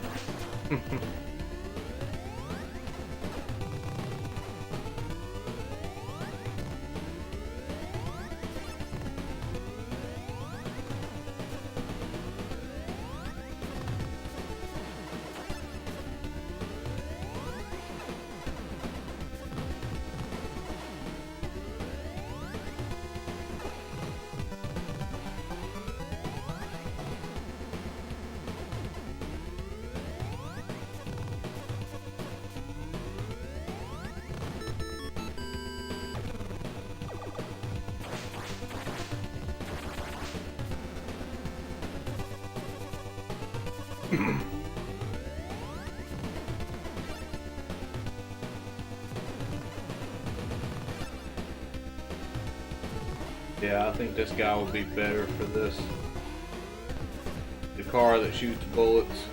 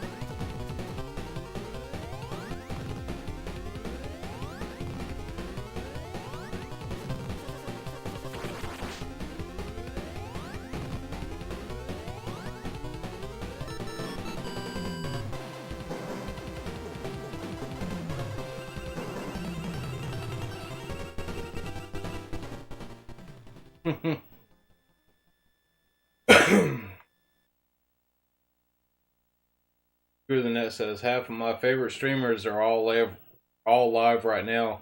You are one now, Alucard. So was Mom Rover earlier. Thank you, man. I really appreciate that. That's awesome, dude. And I was watching Rover stream for a couple hours well before I started mine.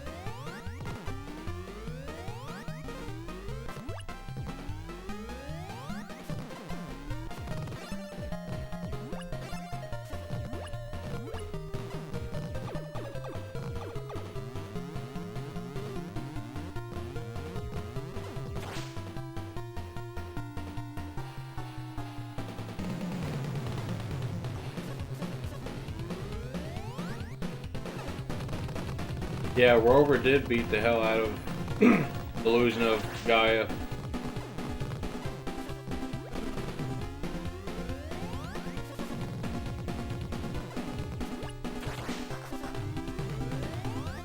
Within 2 streams he beat it. I think it was like 7 hours, about 7 hours.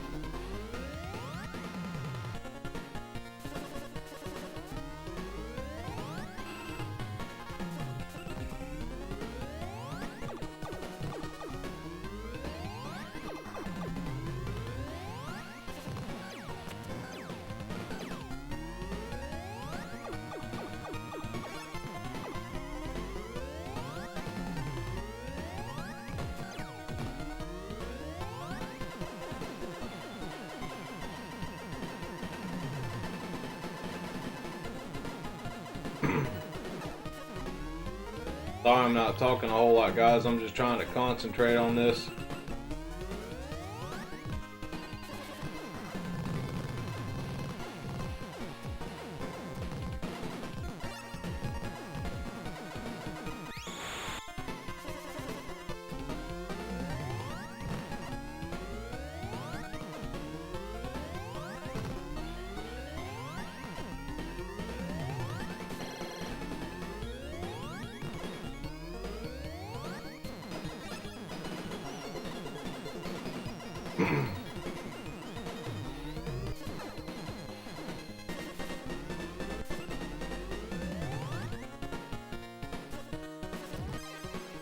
Damn, it killed me immediately.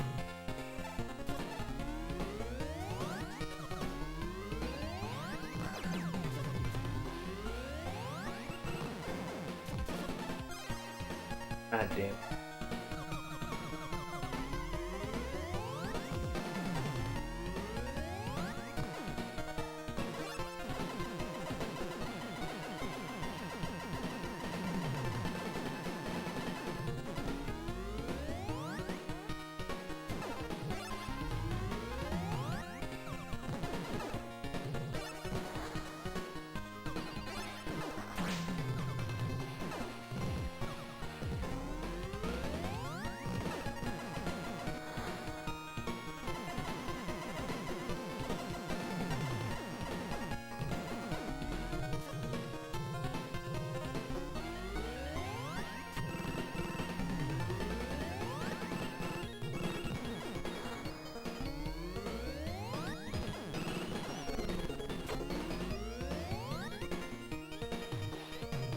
Can't even see what the hell I got hit by there.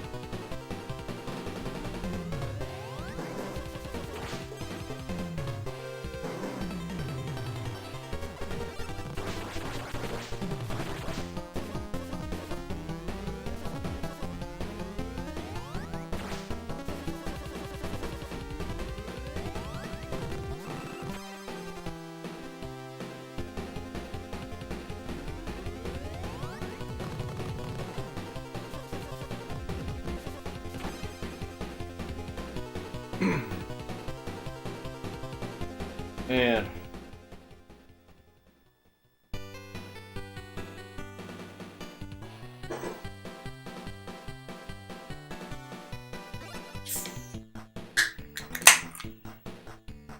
Try this again.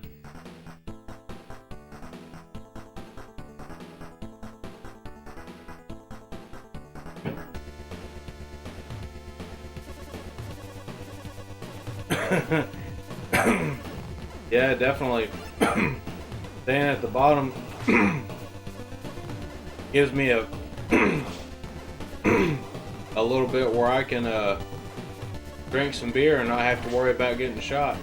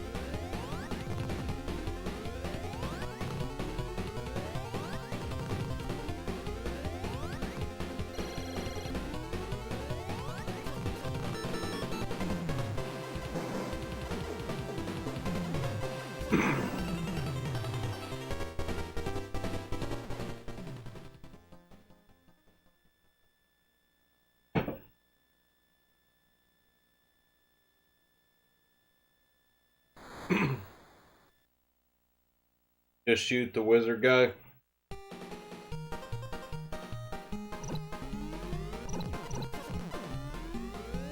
I don't know if that strategy works very well or not, but I've been like I'll try to like charge up a bomb like before he comes on screen, and then just like bomb him like at the first, and then keep shooting him.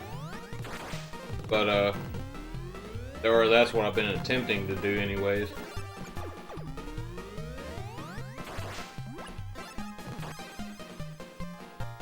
Fuck.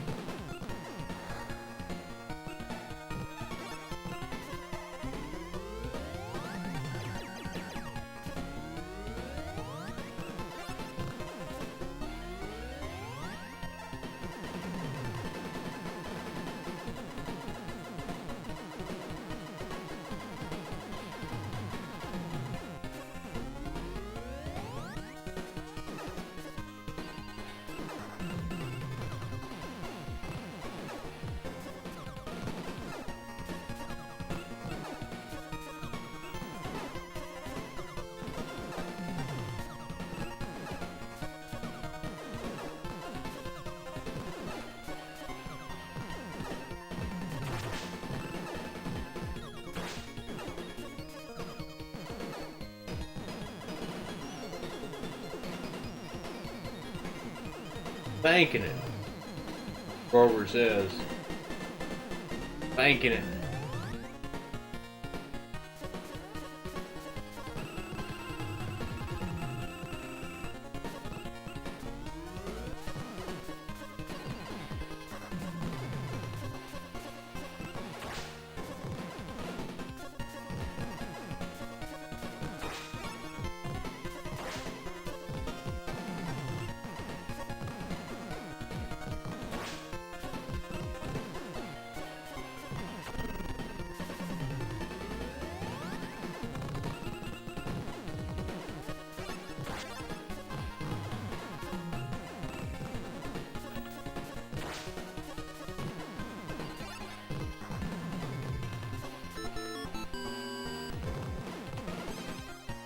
Ah, I didn't mean to grab that damn power up.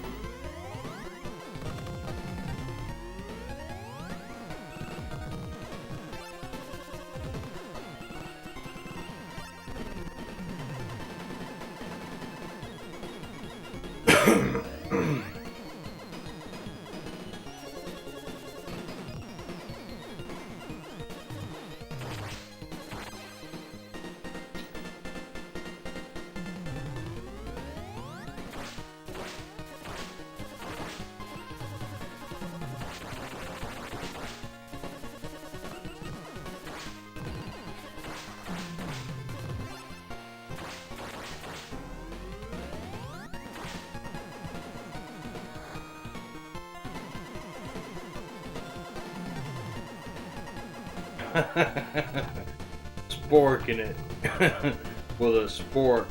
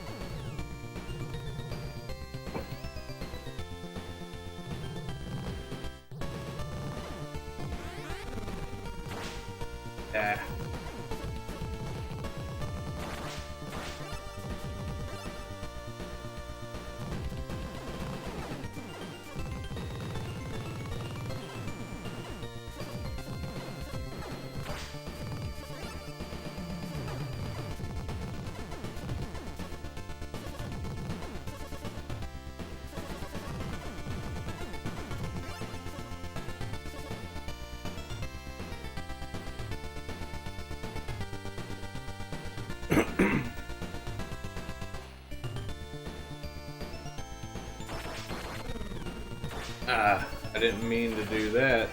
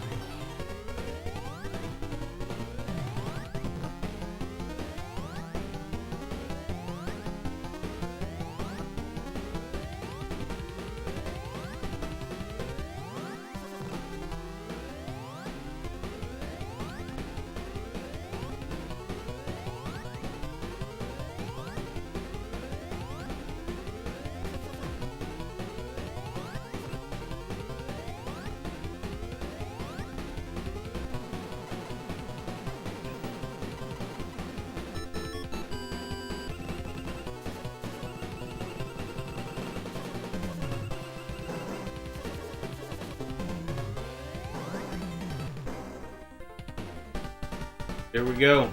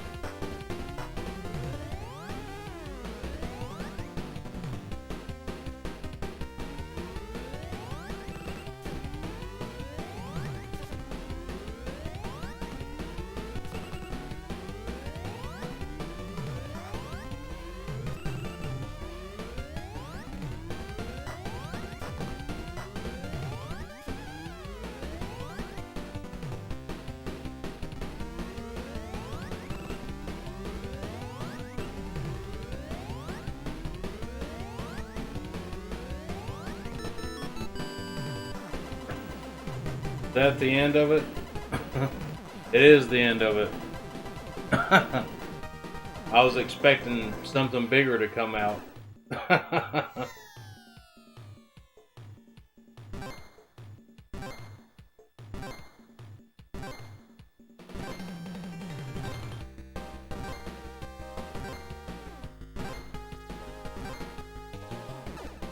Oh yeah, we get all the sunglasses. Oh, that's awesome. All the friends come out here.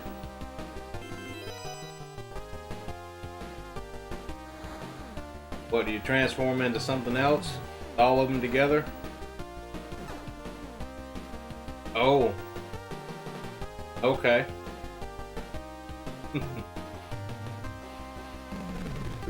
He's like, oh, you bastards beat me.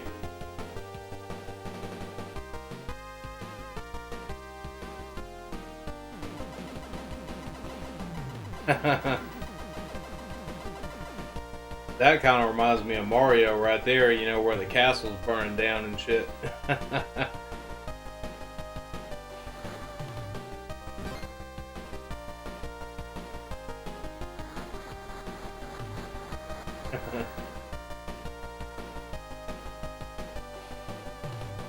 That's awesome, man.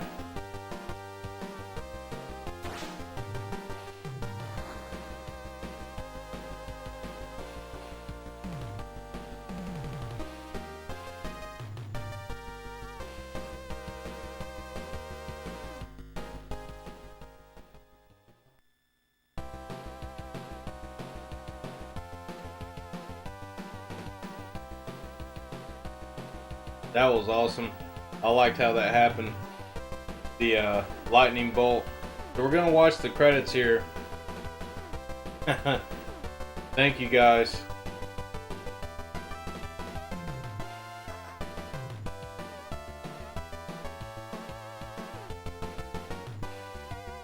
Alright, so this is how I am with shooters. So I beat it once. Now I need to do a 1cc on it. That's just how I am with these games. Now I'm probably just going to play this absolutely to death until I can do a 1cc on it.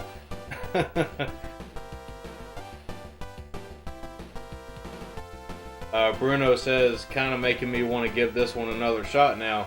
Yeah, man, try it out. I remember earlier you were saying that there's so much stuff going on the screen that it's kind of hard to keep up with it. And I agree, I have the same issue sometimes. Sometimes when I get killed, I don't even see what hit me. You know? So, I definitely understand.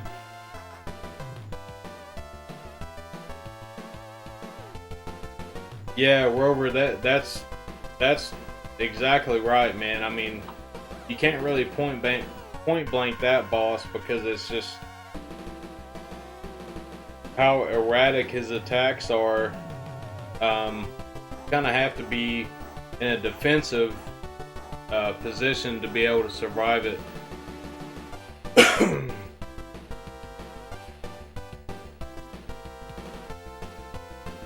There's all of them again. The end.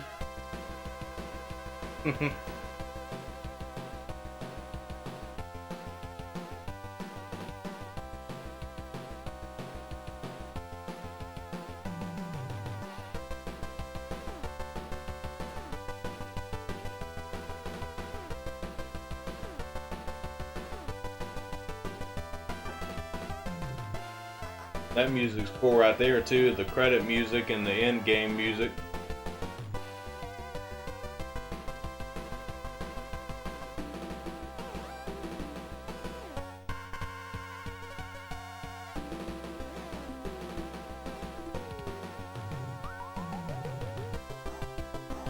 I'm just jamming out to the music here for a second.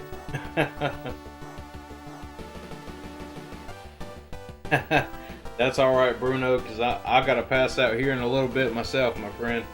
I'm probably not going to stream for much longer. We already beat the game, but I'll probably sit here and talk to you guys for a few minutes, you know. I already went through them 2 beers, so you know me, I'm ready for another one. But I gotta work in the morning, so I can't stay up too long tonight. But I'll probably be up for another hour or 2. Hey Bruno, thanks for coming by, man. I appreciate you coming by. It was good having you here, and hope to see you again on one of my next streams. I typically stream Thursday, Friday, and Saturday nights. The way I'm doing it now, I'm playing a few different games at the moment. So on Thursday nights, it's Paper Mario: The Thousand-Year Door. We're doing that until we can beat the game. Same thing with Captain Rainbow, which is on Friday nights. And we're playing through Captain Rainbow, which is a first-party Nintendo game that never came out in the West. It's a Wii game. And then on Saturday nights is pretty much my pick of whatever I want to play. So I've been trying to play shooter games, you know, because I love shooter games. There's so many that I haven't played on stream yet. And there's actually some games that I streamed several months back when I first started YouTube where there wasn't a whole lot of people watching. And I'd like to stream those again as well, because there's some really good games on the Switch that have came out that are just amazing, you know. And if you find them on sale, they're really worth the money.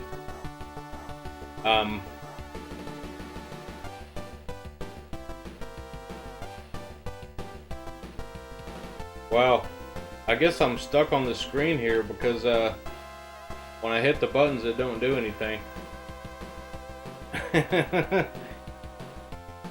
It's like you have to turn the console off to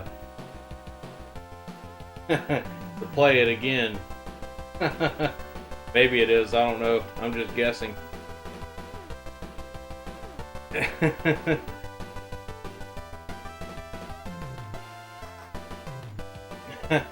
Alright, screw the net. Thank you for coming by, man. Get your weightlifting done.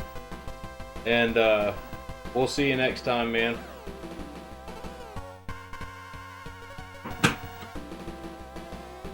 I'm gonna switch over to this screen here real quick. And I guess this music's gonna play until I just turn the system off, I guess. Or reset the game. But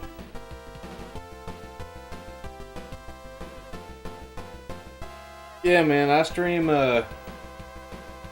every day on Saturdays. And it's usually either the Ultimate Tate mode stream, or in a case like this, you know, I pick one certain game that I play. I really wanted this one to be an in-depth kind of game, or I mean, sorry, an in-depth kind of video about this game, just exploring the different modes. We played the Japanese game and we played the American version of the game, and we saw pretty much what almost all of the special characters, the friends there, can do.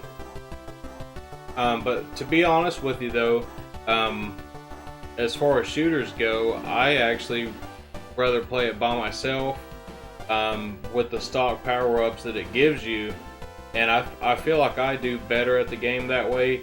But the friends thing does spice it up a bit. You know, it kind of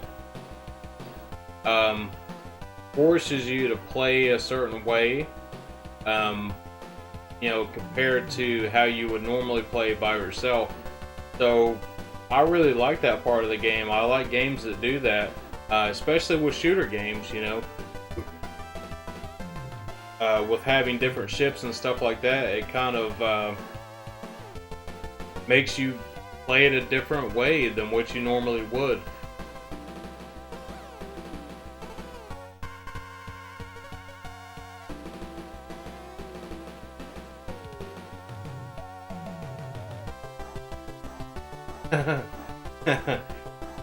Screw the Net says, come hang with the Saru and Media Glitch live streams later if you want. I'll be over then. 5 or 10 minutes, y'all. Have another beer for me, Alucard. Peace. I will have another beer, definitely. Marilyn Monroe says Moo Moo is the best, shoots milk bottles. Yeah, I know, I did see that before. I didn't play it on the stream, but I have seen it before. I just wish there was like a super attack, you know, where you could just like, I don't know, just nipples flying everywhere or something, you know. Like, I guess for me it's like, okay, you combine with the friend and you get this like special unique attack, and that's awesome. But it's like, now you don't have a charge shot or a bomb at all. And it's like, if they ever remade Air Zonk or any of these games like this, I wish they would put in like something cool like that, you know, or maybe you turn into a fucking cow, I don't know. Now I'm getting into Earthworm Jim territory. But anyways though, I mean, the game's amazing. I love this game, you know. I love all the characters in it, the art, the presentation, the music, everything about it. It's just an amazing game. If you have a PC Engine and you haven't played this game yet, please track it down, download the ROM on your EverDrive or your Super SD System 3 or your PC with the Magic Engine or whatever emulator you want to use.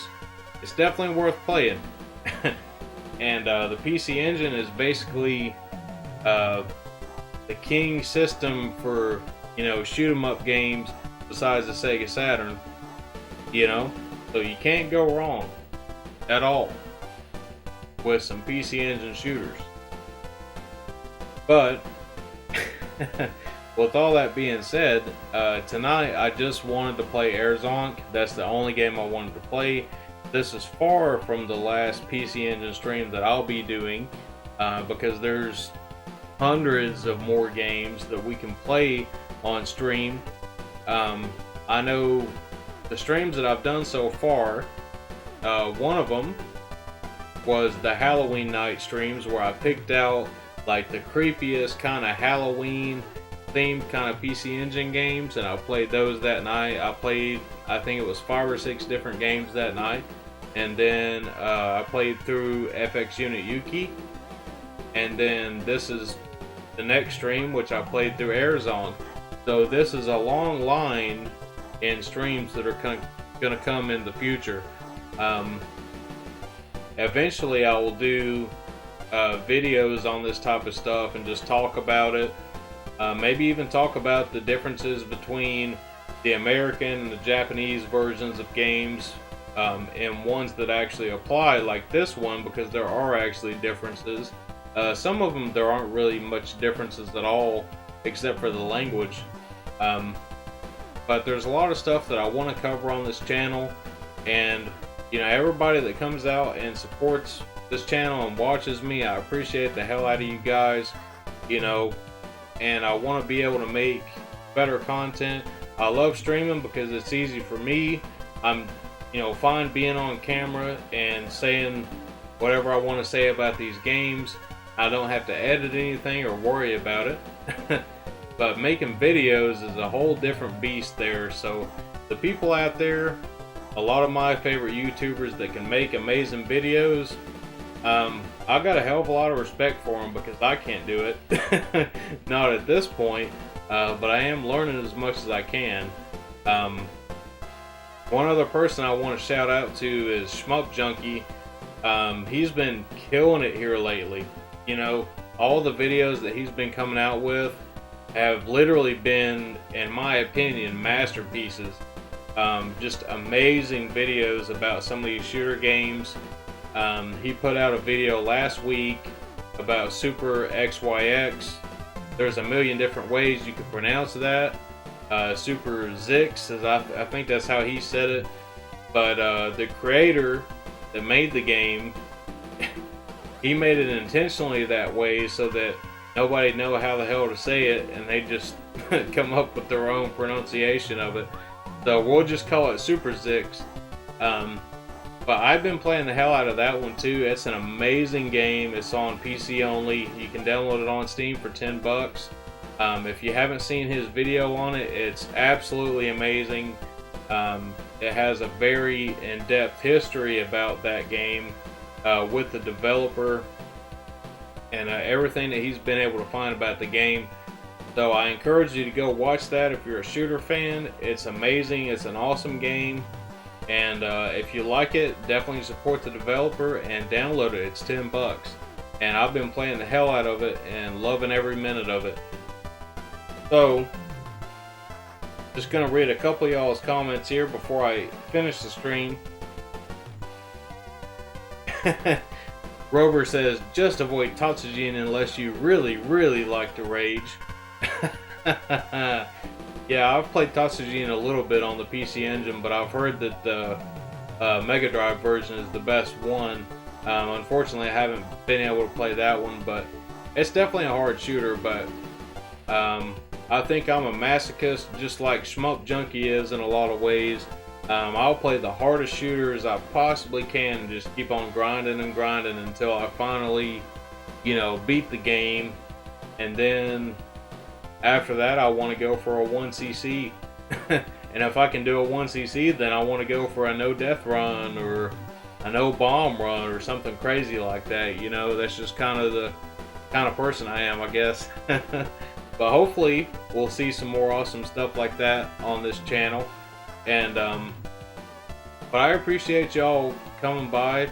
Mark, thank you for coming by. Rover, everybody else that came in, Screw the Net, Super Boo, Bruno L.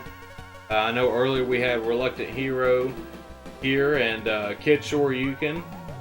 And so it's just been an awesome night. I appreciate y'all coming by. It means a lot to me. And we'll be back next week.